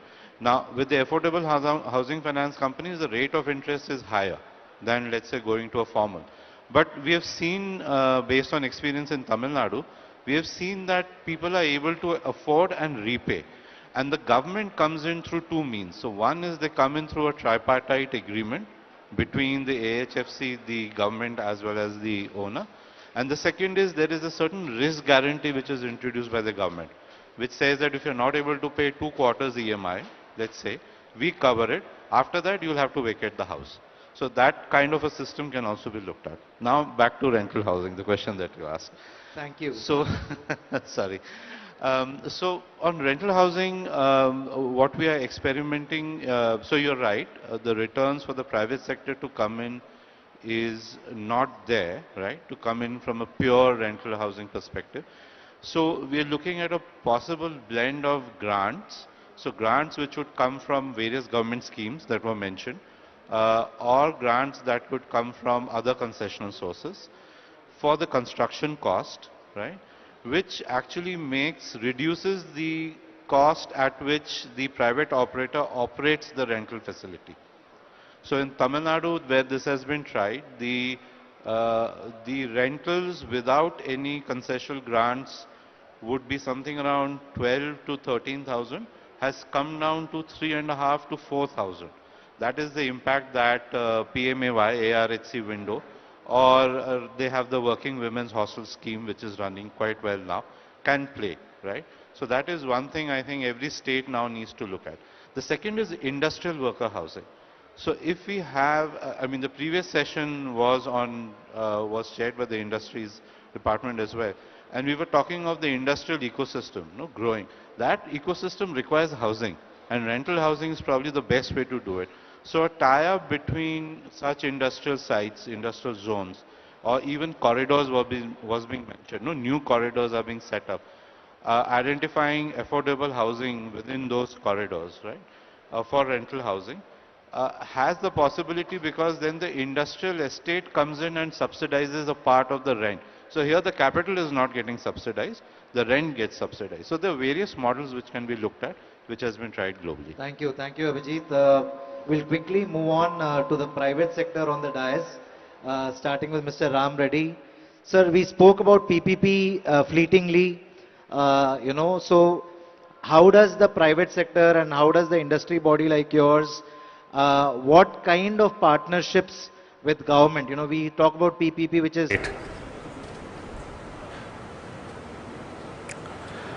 So in this direction, we are in the process of making a comprehensive road network master plan and identification of core road network. That's what is the plan that we have just now. The plan that was just now unveiled by the Honorable CM. So in that we have, of course, given various timelines and various milestones that we want to achieve. For an example, what is the grid size that we presently have? Of course, when we see actually on the ground, the roads will not be exactly like a grid. But suppose today we have, on an average, 50 kilometer is the grid. So we want to reduce it to 30 to 35 kilometers. So that's the sort of thing. Of course, National Highway will be having a much larger grid. They may be having something like maybe 200 by 200, whereas our R&B roads will be much shorter. It should be something like, presently it might be about 50 or so. We would like it to further bring it down to 30, 35 kilometers. The idea is anybody from any place, any small habitation should be able to reach the nearest R&B road, which will by that time at least be a 2-lane road in maximum of 10 to 15, maximum 20 kilometers he should be able to reach, and from there as fast as possible he should be able to reach the present ORR. Of course, once the ORR and triple, then we will have more of people having their activity in that area itself and may not need to come to the core area. Of course, this is what is our plan, basically connectivity from the state to the district, then to the mandal, and then to every village. as I was saying, the entire thing is ultimately the roads that we are going to do is towards an end. What is that end? The end is basically to have a holistic development to promote industrial, tourism and other economic generators. So you would have probably attended some of the sessions done by Industries Department and other. Just now I think tourism was happening just before us. So similarly Sports Department will be having. So all those infrastructure, how to make it integrated so that people move easily, goods move easily, and thereby an integrated development of the state happens. These are some of the projected numbers that we have based on the grid size, based on the traffic that is likely to be generated. So we have done the projections and this is what is our plan. Of course, as we move forward, the plan will get further crystallized and further finish will come to it. In addition to that, we also want to have a management system so that the road management, road repairs, road maintenance becomes easy and system driven rather than it being an ad hoc system which moves on a year-to-year basis depending upon various factors like budget availability, etc. So to the extent possible, have a system driven maintenance of the roads. Of course, as I said, we as a department, we have HMDA, we have GHMC, we have the rest of the area. But for the state as a whole, it is one integrated system. And to the extent possible, yesterday we had a session on transport system. So to the extent possible, what we thought there was the entire transport system, roads plus buses, RTC buses or private buses, metro rails, MRTS, all these bullet trains, now we are talking about bullet trains, all the things put together should be an seamless movement for people from their place to whatever place they want to go. So this is our integrated approach to connectivity at all levels. This summit we want basically to elicit your opinion also as to how to go about it. So in this direction, we will be having further discussions today. So that's all from me. Thanks a lot.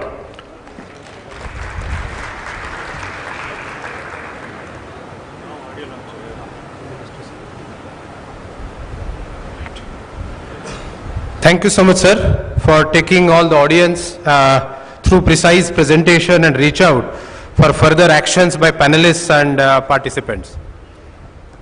Sir, today this is really a privileged moment for all of us. We are witnessing now key release of one futuristic document. I'm happy to announce today Honorable Chief Minister in presence of Honorable Minister sir and Special Secretary, Chief Secretary sir, new policy for road sector is launched. Now Honorable Minister sir will launch our video, audio visual presentation by RNBD on this very occasion. Sir, please.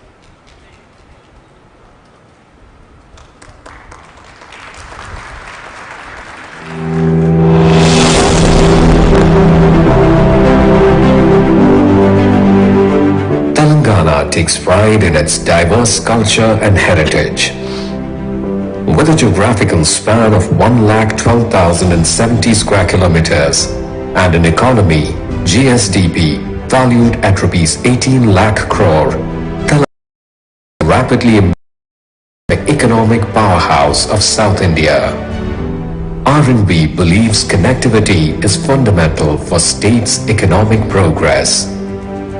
Under the dynamic and visionary leadership of Honorable Chief Minister Sri A. Revant Reddy and with the able guidance of Honorable Minister Sri Komati Reddy Venkat Reddy, RNB Department is transforming the state's road infrastructure by laying the foundation for the state's growth with the ambitious vision for 2034 and 2047 as envisioned by the government.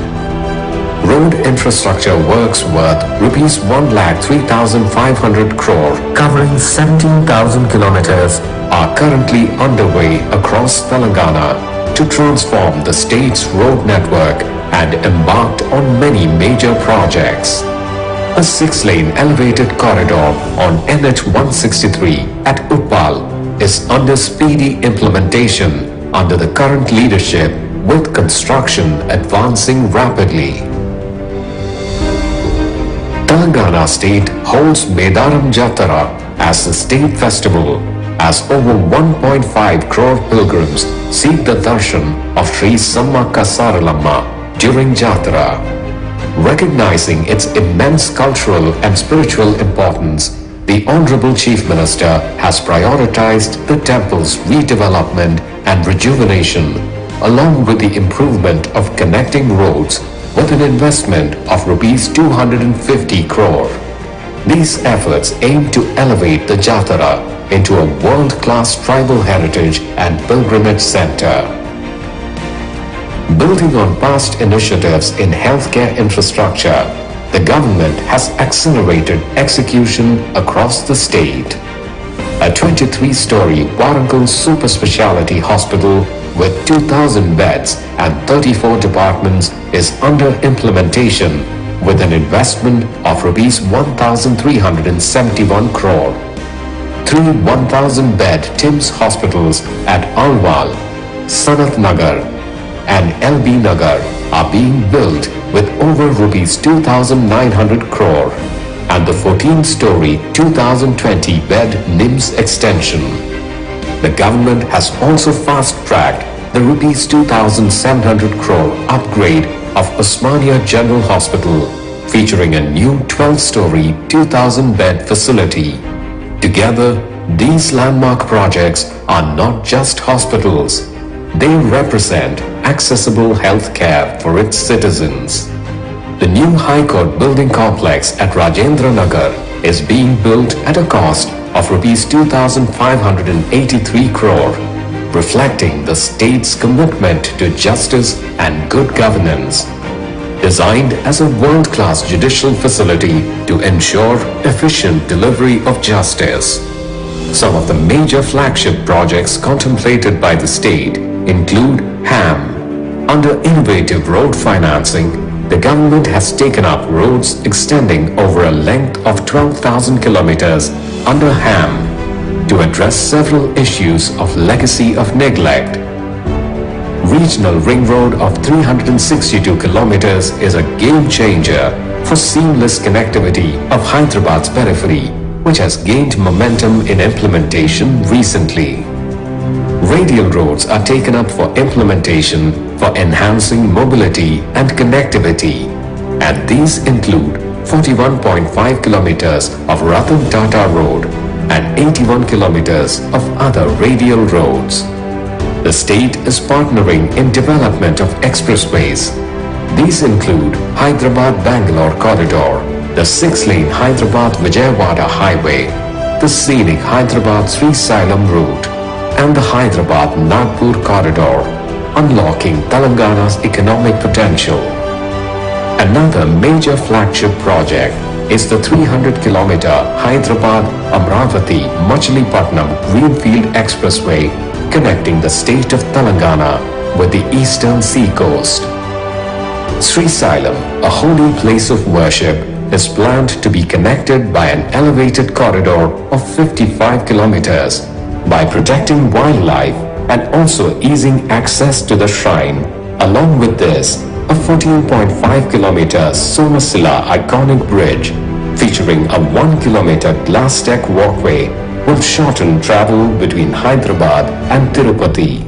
The state is planning to develop 2 new airports at Warangal and Adilabad, along with cargo operations at Warangal to boost trade and employment. To be future ready, the state proposes to develop a regional ring rail along the regional ring road. The state believes the high-speed rail corridors connecting Hyderabad with Chennai and Bangalore will revolutionize regional travel patterns. Together, these flagship initiatives are poised to redefine Telangana's growth trajectory and significantly enhance the quality of life for every citizen.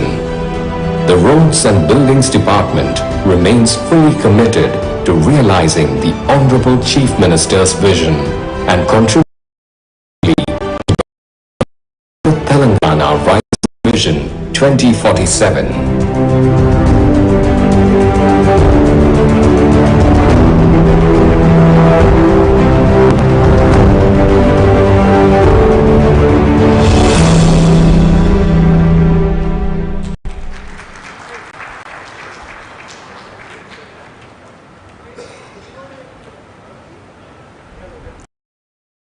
Thank you, Honorable Minister, sir. With launch of this R&BD's reach out, the way things are seen for the future. Now we have this wonderful beginning of today's session, brainstorming, with opening address by MC sir and inaugural presentation by Special Chief Secretary sir. Now this is time to call upon Honorable Minister sir to grace the occasion with his keynote address. Honorable Minister sir, please.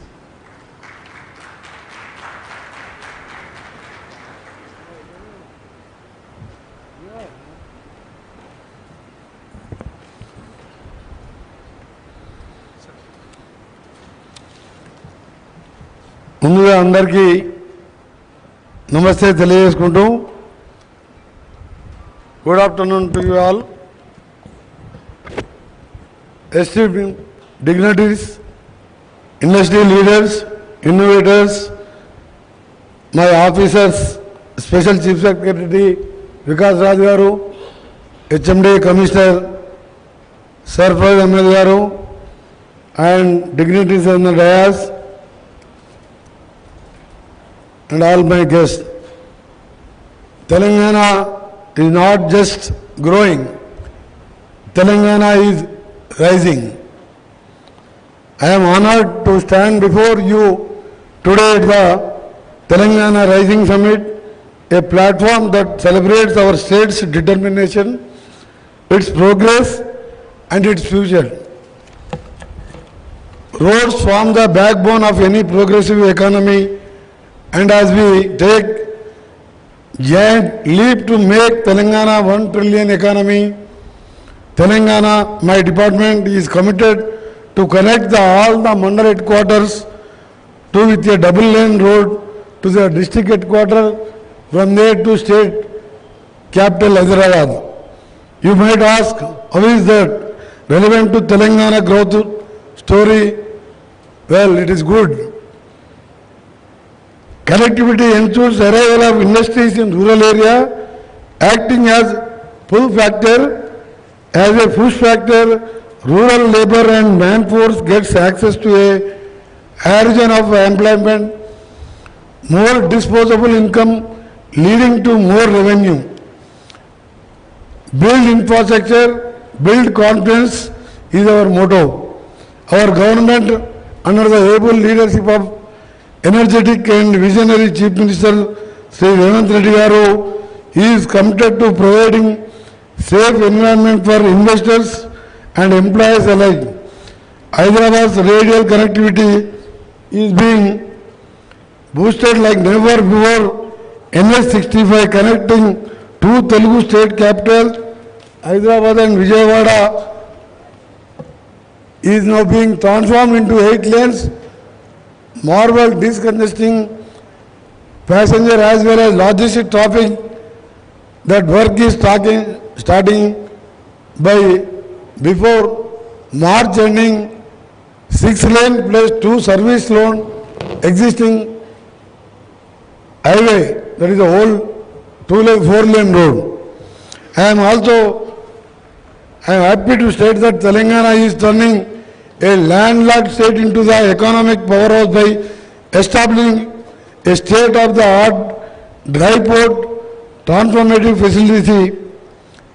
This session focuses on connectivity requirement towards accessibility and mobility to Hyderabad and transforming Telangana state into the economic hub of South India, that is the ensuring smooth connectivity with the rest of the country and the world. Regional ring road with a radial roads connectivity is going to boost even development of Hyderabad, its surroundings. Previously, our government in 2004, we constructed outer ring road at the time of Congress government. Then the Chief Minister, late Dr. YSR, is there. We constructed the ORR. Now we are constructing this regional ring road with value of 36,000 crores. A strong road network is fundamental to a strong economy.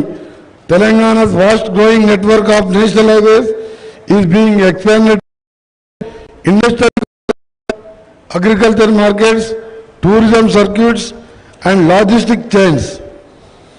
We are among the leading state adopting HAM, just like the NHA model, hybrid MPT model. We have taken special interest. The roads, we call the tenders recently 11,334 crores, 399 crores. We are dedicated to establish Greenfield Express Highways with rupees 20,000 crores connecting two Telugu state capitals, going through 8-lane national highway where only train Srisalam will be connected by an elevated corridor. Our vision to reach 3 trillion rail connectivity must evolve into a high-speed, high-efficiency network. Further, I have to state that as a MP during 2009 and 23, I have good association with Honorable Union Minister Sri Nitin Gadkari ji. I requested for holding the next IRC annual session at Hyderabad. The IRC, with concurrence of Honorable Minister Gadkari ji, agreed to hold IRC at Hyderabad. This is a good news for our Hyderabad, Telangana state. When he held the meeting in 2016, he sanctioned additional 12,000 crores of rupees nationalized at that conference. So lot of states with competition, but I requested Gadkari ji, he accepted, he is coming to Telangana, holding a meeting, and we are expecting more roads, converting state roads to national highway roads. Telangana is therefore prioritizing dedicated ride corridors for freight and industry, upgradation of major stations into international standard terminals, expansion of suburban intra-state connectivity, high-speed rail and bullet train projects. Looking ahead, Telangana is working towards establishing a high-speed rail corridor, boosting connectivity to metros and industrial hubs, a bullet rail line which will redefine fast, clean, modern transportation for future generations. Our goal is to make Telangana premier aviation hub of India, capable of handling international logistics, tourism and business travel. Similarly, we are developing many mega hospitals to give free health care of world standard to every citizen through TIMS. Telangana role model is not neighbor states, but our role model are China, Japan, Germany, South Korea and Singapore. We all know roads, rails, airways, transport are fundamental for mobility needs. Therefore, I sincerely seek active participation of all of you. Towards this, I request Professor Sanjay Gupta ji to conduct the panel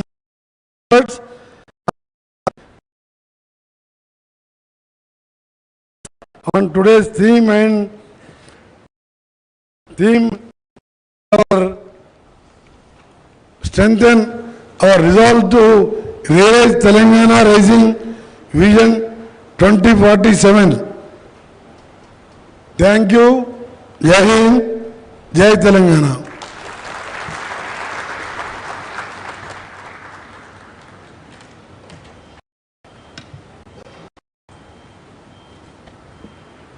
Thank you so much, Honorable Minister Sir, for giving overall perspective and giving many pointers for our experts to ponder during panel discussion. Now we have expert panel on dais, and I request Dr. Professor Sanjay Gupta Sir to carry forward with our panel discussion. Sanjay Gupta Sir, please. Thank you a lot, Mr. Sagar. My respect, my deep respect to Honorable Minister, all the dignitaries, my fellow panelists. It's my profound privilege to be part of such a distinguished panel and dignitaries on the dais. Keeping in view the time limitations at the outset, I would request each panelist to probably stick to the time allotted as far as possible. So we begin the proceedings with calling Dr. M. Fani Raju, Managing Director, Lee Associates South Asia Private Limited.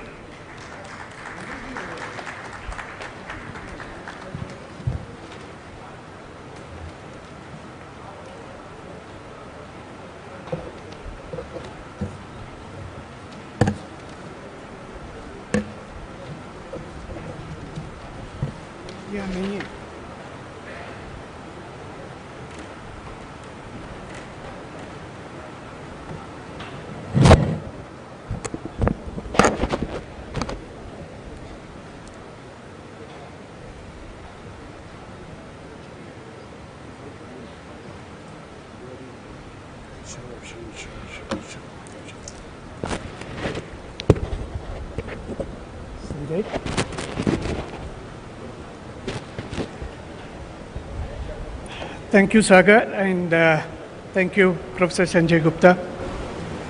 Respected Honorable R&B Minister, sir, respected Chief Secretary, sir, respected Special Chief Secretary, sir, respected Metropolitan Commissioner, sir, respected Professor Sanjay Gupta, respected Engineering Chief and fellow panelists on the dais, dignitaries, invitees and participants.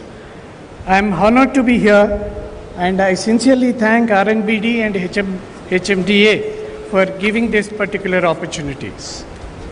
Ladies and gentlemen, I take this opportunity to share some of the work that's being done by Lee with respect to mobility and also with respect to the transportation plans that are being under preparation at a state level, particularly on the road development needs. Through this talk, our effort is to help you to appreciate the kind of demand that exists and also the kind of requirements that would be there at urban as well as at the rural connectivity.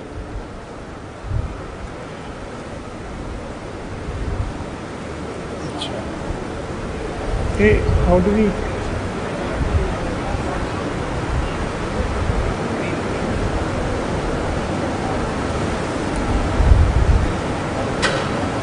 working.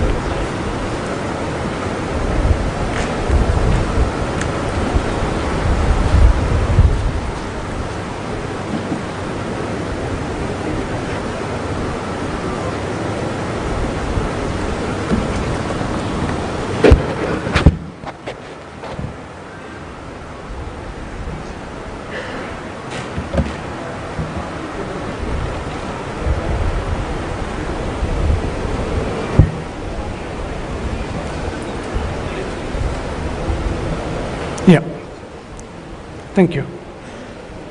As we all know, the state of Telangana is spread over an area of 112,000 square kilometers, and it has nearly about 40 million in terms of the population, which is about 4 crores. The current estimates of the state in terms of its economy suggests that the state is experiencing the double-digit economic growth and contributing about 5% to the national economy. As we know that the Honorable CM has been guiding us in the recent times with respect to what should be the economic regions and how the development should be viewed at. Now this particular session, as we all know, is on the urban and rural connectivity. I'll cover under 2 parts, and the first one being on the urban and followed by the rural or the state level kind of perspective.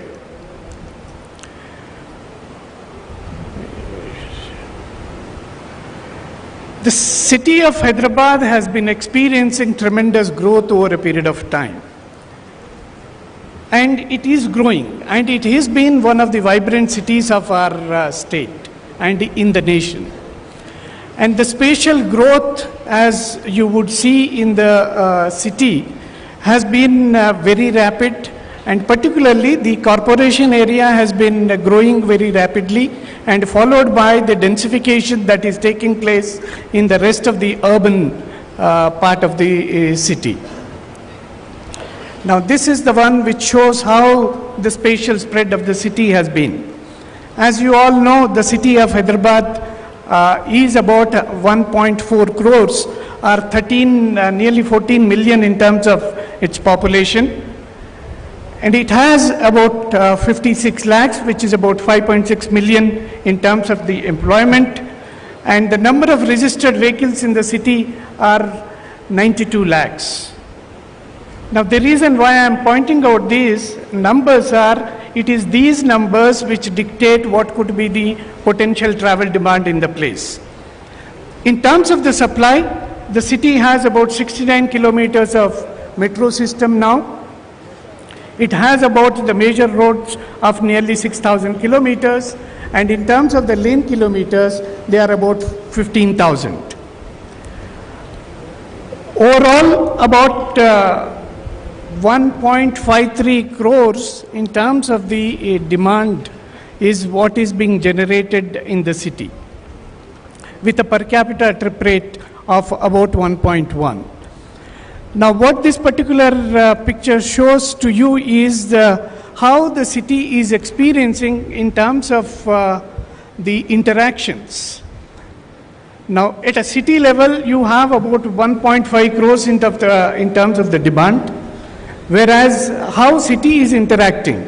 Now nearly 3.5 crores is the total interactions in terms of the vehicles the city is experiencing. Of this, 10% is the through traffic when we look at the passenger traffic. When you look at the goods traffic, it's about 25%, the bypassable traffic.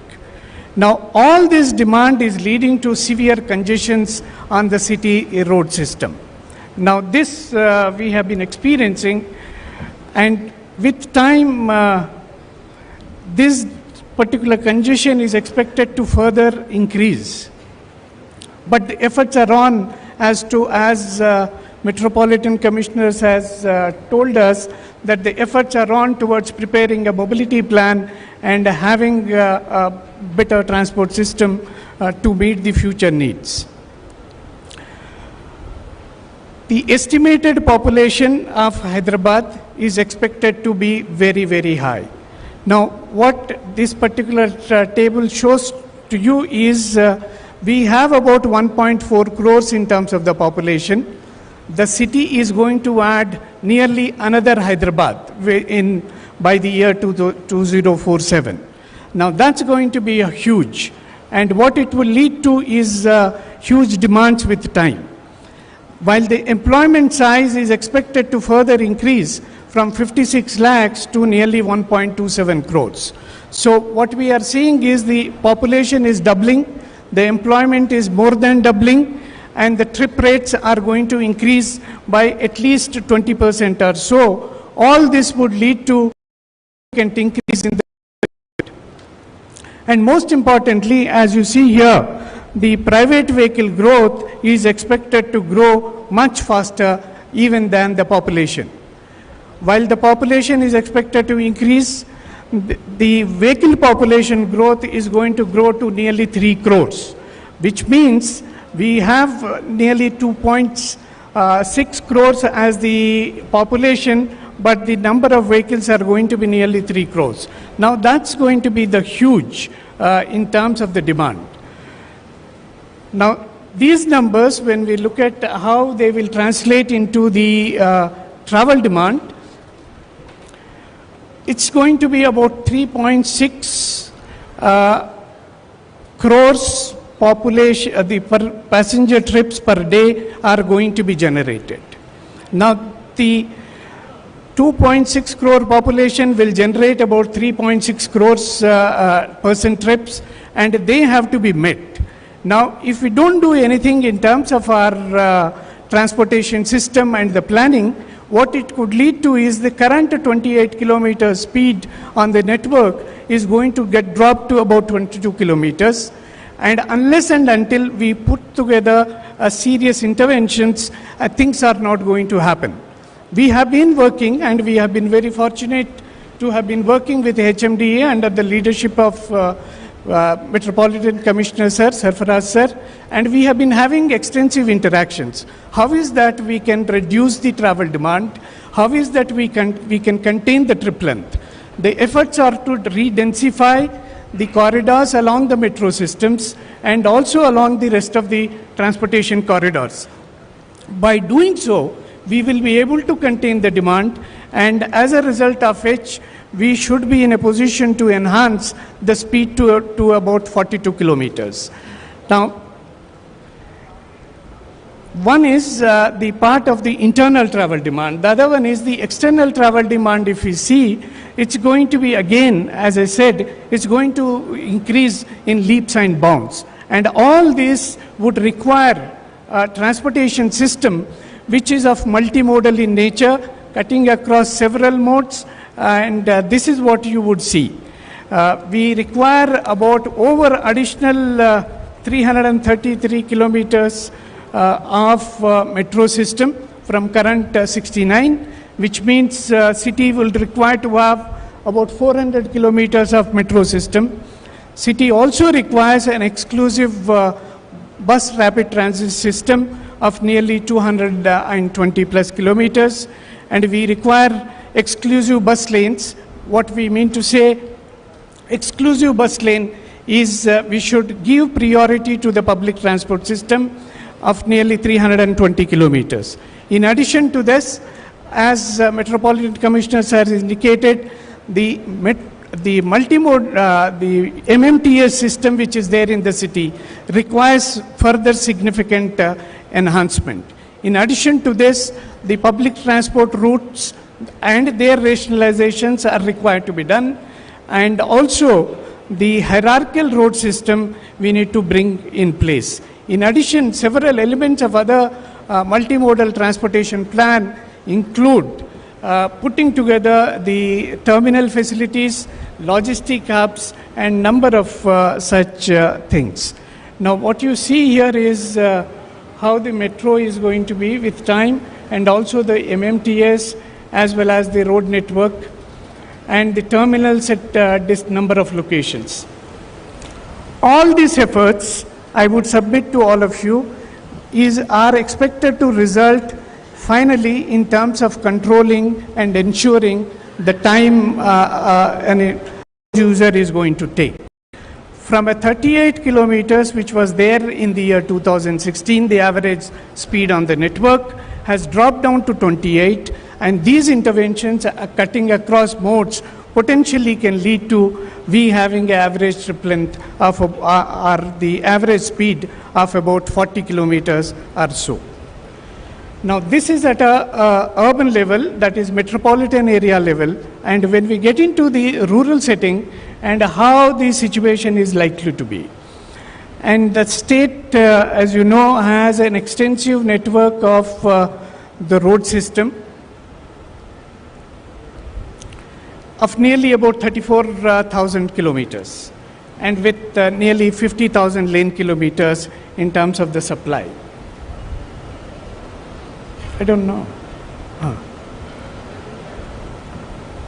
One very important thing which all of us should certainly note is the level of the growth of motorized vehicles at a state level. We are going to add about 1 crore, about 10 million additional new vehicles in the, it is what has happened in the last 10-15 years. That's about 1 crore new vehicles got added. And all this has led to the kind of desire and the travel that you see here. What I want to inform you is over 1 crore regional trips are getting generated of the passengers. Nearly 21 lakh goods trips are moving on the state road system.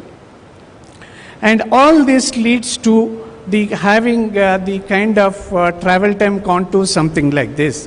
What you see here is how far that one can travel with the current kind of transport system within 2 hours of travel. And what it would mean is we will take about 2 hours 30 minutes or so, 2 hours 10 minutes to Nalgonda currently. And this and for in different directions. Now our effort, and as per the vision, is to ensure that how do we control the travel times of the people and enhance the functional efficiency of the road system.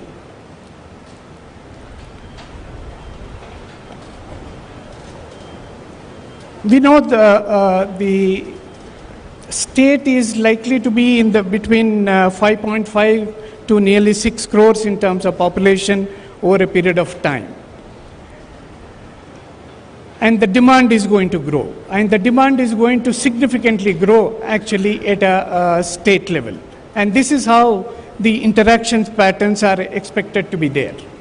And all these interaction patterns are going to lead to the current travel times, as we can see on the network systems, are going to shrink and shrink significantly like this, which means up to outer ring road itself, you are going to take 2 hours to commute. And unless and until we improve this road system, we cannot probably travel within 2 hours to peri-urban or beyond. And following the vision of the Honorable CM, RNBD is trying to put together the road policy, which is unveiled today, and also ensure how the road system can be developed over a period of time.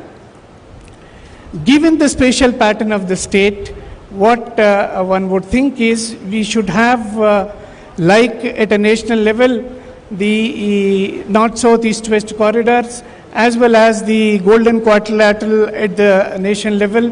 We should also at a state level should have something like a network form of this nature, and which is something like this. You have 2 rings, and followed by probably one need to develop a couple of more rings to make sure the total travel demands are met very appropriately, along with the radial road system.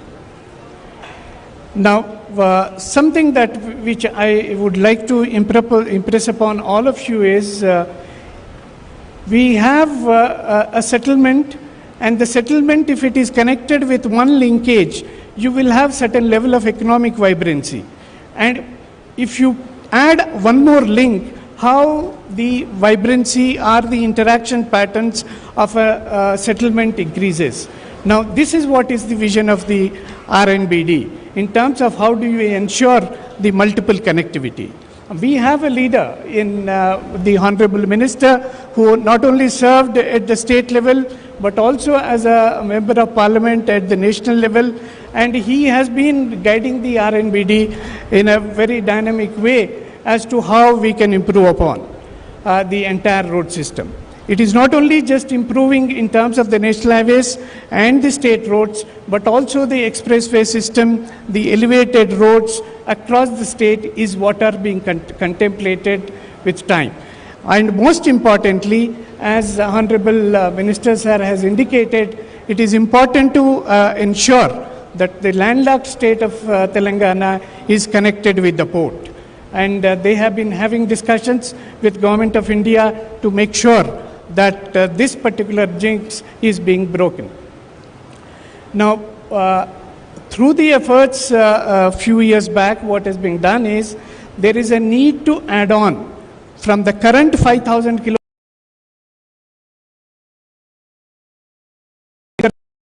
to nearly 2,000 at minimum.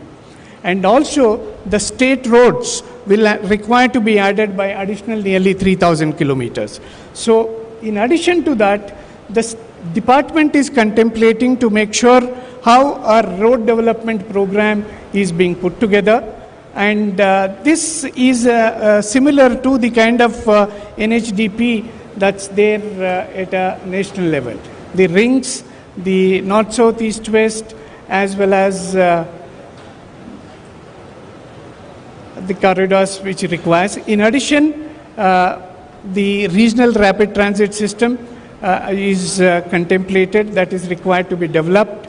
And all this effort only at a state level can lead to we controlling the times on the transportation corridors. Now, as I had shown you before, this is the current the travel time contours on the state road system, and this is what is going to shrink if we don't do anything.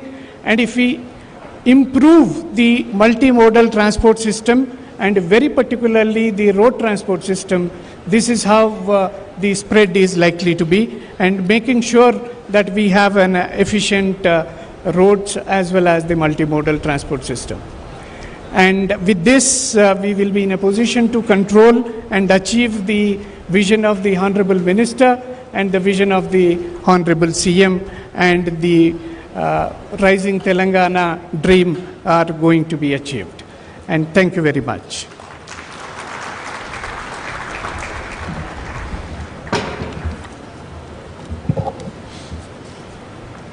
Thank you, Dr. Raju. I think if there are any questions, we'll take it in the end because of paucity of time. May I now request Dr. Manoranjan Parida. He is joining online. Dr. Sagar? No? Not possible? Okay. So we are unable to kind of connect him on online. So I will now request Mr. Rahul Gupta, our next panelist.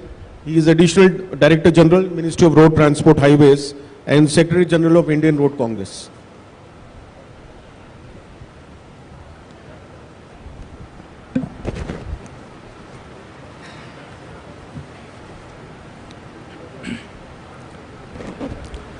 Good afternoon, everyone. Honorable Minister, R&B, Government of Telangana, esteemed dignitaries, distinguished guests, learned fellow infrastructure visionaries, delegates, ladies and gentlemen. I am here today not merely as an administrator of road standards, but as a messenger of a transformative possibility. Indian Road Congress, popularly known as IRC, understood that infrastructure is not merely construction by bitumen, concrete and steel. It is the muscle connecting opportunity to those who have been historically distant from it. I will take you through how design and construction technology can be the critical nexus that transform Telangana's vision from aspiration into live reality for every citizen, whether they reside in the vibrant heart of Hyderabad or in the villages of rural Telangana. As explained by Mr. Vikas Raj, Special Chief Secretary, in his presentation, the Government of Telangana has committed extraordinary resources for infrastructure development in the state. It is an acknowledgement that genuine development requires intentional bidirectional flow of capital, flow of knowledge, and flow of opportunity across the rural-urban continuum. Yet I must speak candidly. Money alone does not transform infrastructure. Timely execution, quality, and intelligent deployment of technology determine whether the roads become catalysts for equity or monuments of. This is where the design and construction technologies play a crucial role. Just I move forward, I will just take a few minutes to explain about IRC. What IRC is? The Indian Road Congress was founded 91 years ago, and tomorrow we will be celebrating its 91st anniversary. And it was founded with a singular vision to advance the science and practice of road development, ensuring uniformity in design and construction practices across the nation. Till date, we have published 275 standards, specifications, code of practice, and manuals covering every critical dimension of road, bridges, tunnels, traffic management, and safety engineering. Since its inception, IRC has become a catalyst for systemic transformation, We convene engineers and policymakers. We standardize practice. We disseminate knowledge. Today, IRC is not merely a repository of technical standards, but it serves as an architect of advanced. Its codes and standards forms the backbone of all road sector contracts issued by all the road development agencies in the country. These standards govern the quality assurance plan systems, ensuring that public investment translate into durable and high-performing infrastructure assets. We will be showcasing all these aspects during the annual session of Indian Road Congress in the month of November next year, which will be held under the leadership or the presidency of Mr. Mohan Naik, the Engineer-in-Chief of R&B Department in Hyderabad. And all the delegates and dignitaries present here are heartily invited to join us during the session. A sobering lesson we have learned from our national experiences is that project failures rarely stems from flawed designs. They stem from deficiencies in the implementation, from poor construction quality, from absence of detailed method statements, from a culture that treats execution as secondary to the design. Here is what I wish to emphasize. The application of uniform quality standards must be carefully contextualized across Telangana, a stratified economic model.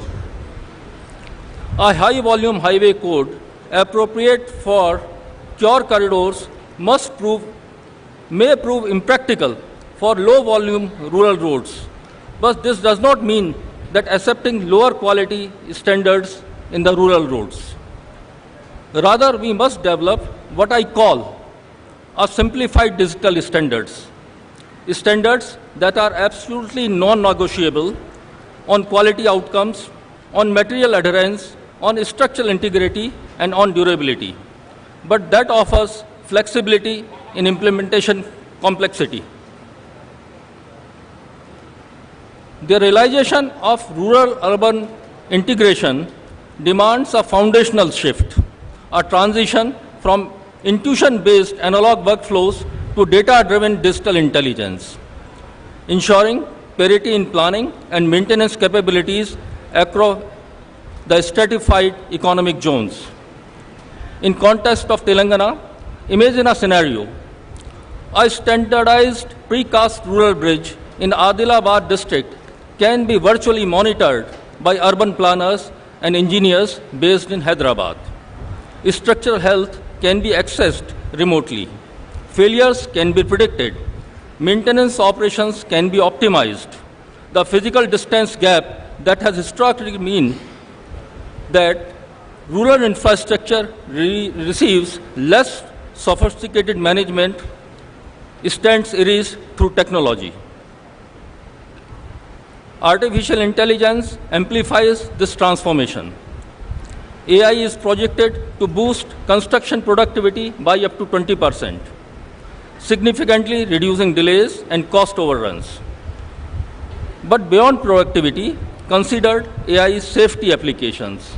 Integrated with disciplines, IoT sensors, and computer vision, artificial intelligence can transform roads into dynamic systems that learn and adapt, proactively identifying and addressing the root causes of road accident.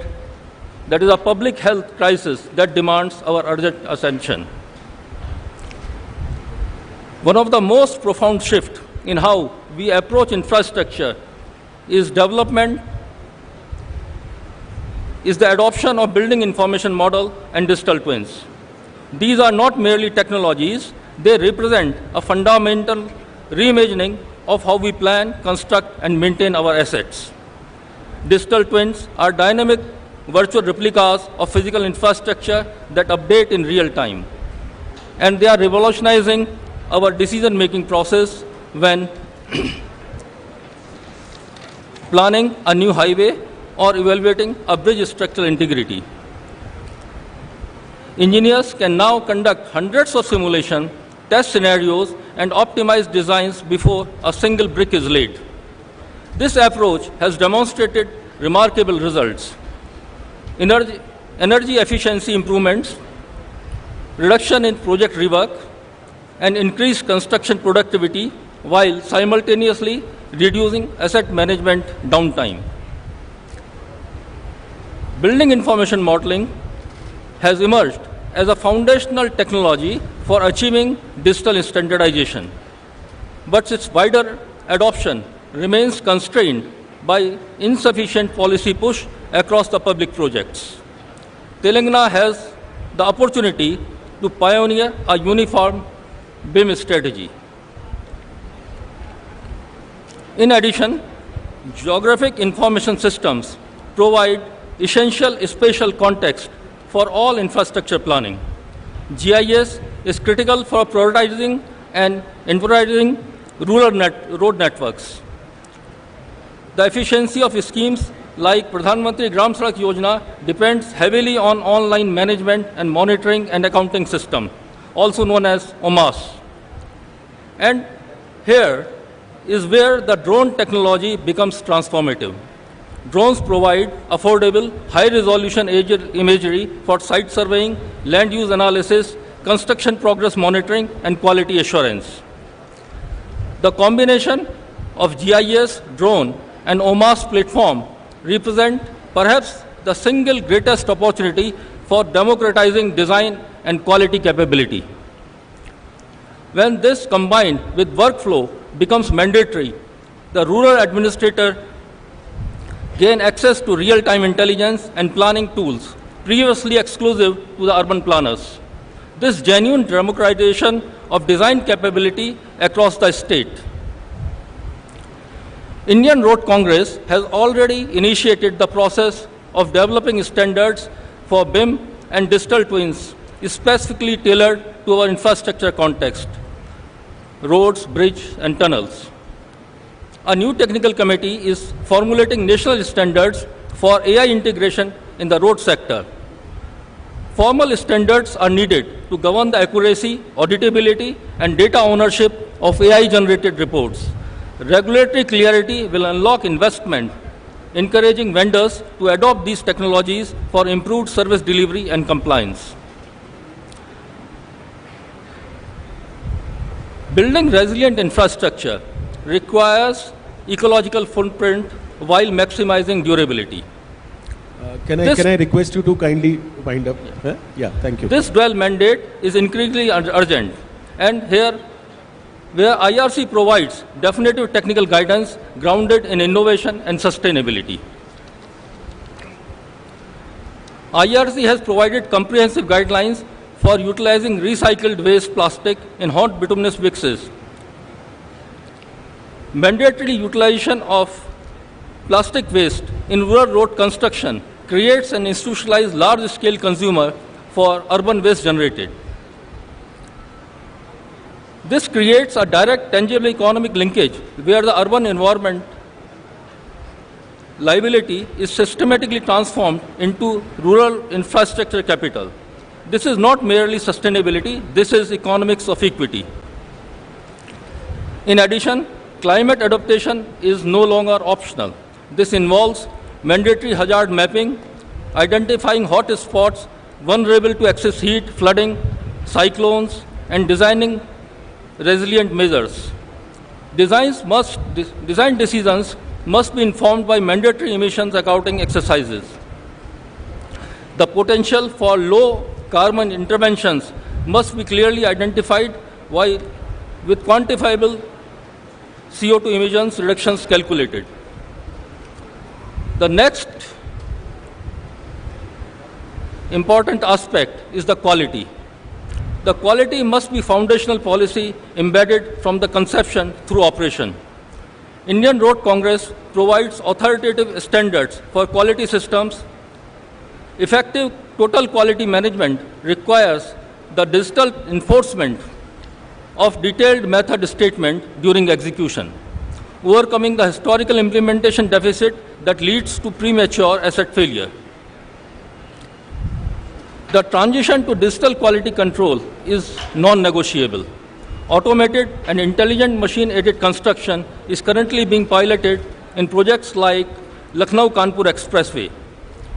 Critical intelligent compaction technologies include intelligent compactors as detailed in IRC standards and provides documented proof of execution quality by logging real-time data, roller location, number of passes, speed, and most importantly, compaction meter value.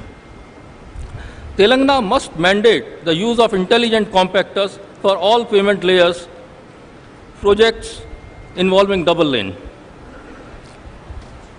For life cycle accountability, the 5-year inbuilt maintenance clause in civil work contracts must be reinforced by mandating digital handover of assets, by transferring the digital twin baseline, complete BIM model, and documented execution quality to the maintenance authority. The state must enforce transparent accountability for long-term performance. It means that technological investment must be focused not merely on innovation, but on enforcing execution quality and guaranteeing verified construction practices in the field.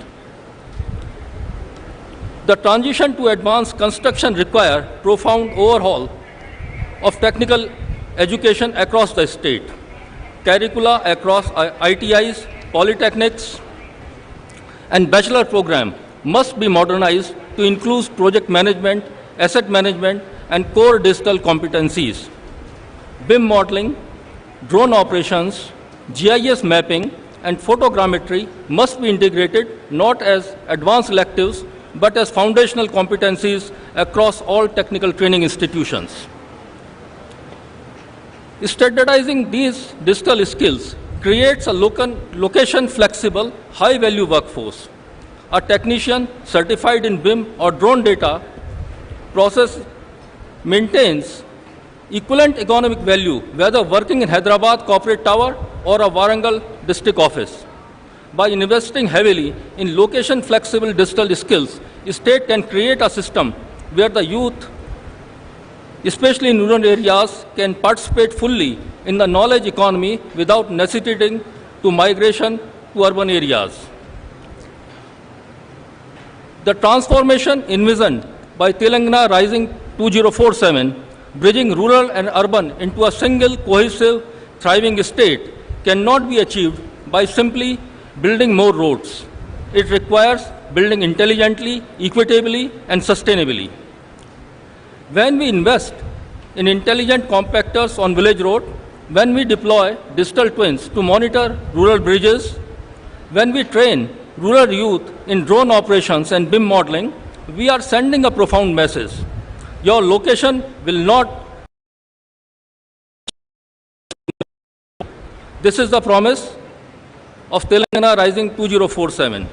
And design and construction technologies is the instrument. This promise becomes a reality. Thank you very much, and Jai Hind.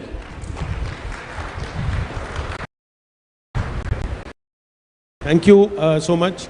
So now, may I now request Mr. Srinivas Ganji, Director, Mrs. Arcades, Hyderabad.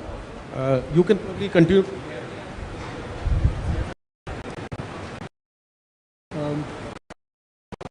Yeah. I hope I'm audible. Thank you.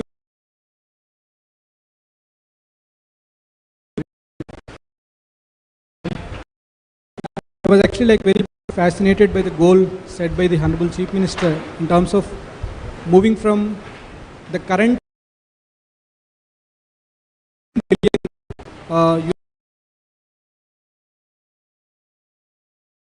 15 times the current economy, and that actually requires huge infrastructure changes, upgradations, and the new infrastructure which actually we have also seen from the other experts presented in terms of what actually has been being planned to actually reach that level. And what I want to stress here is the need for very strong digital backbone or the technology foundation for completely managing this asset life cycle for this infrastructure, and also to sustain this infrastructure, and also to have these operations well maintained and then well serviced for actual outcomes.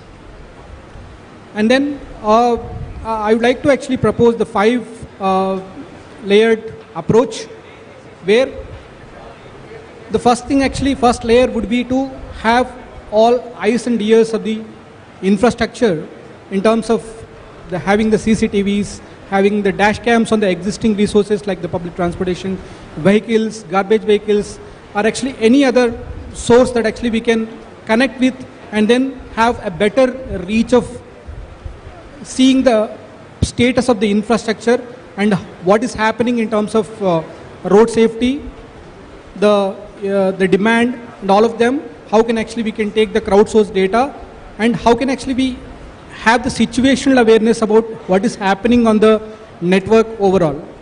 That's the first layer.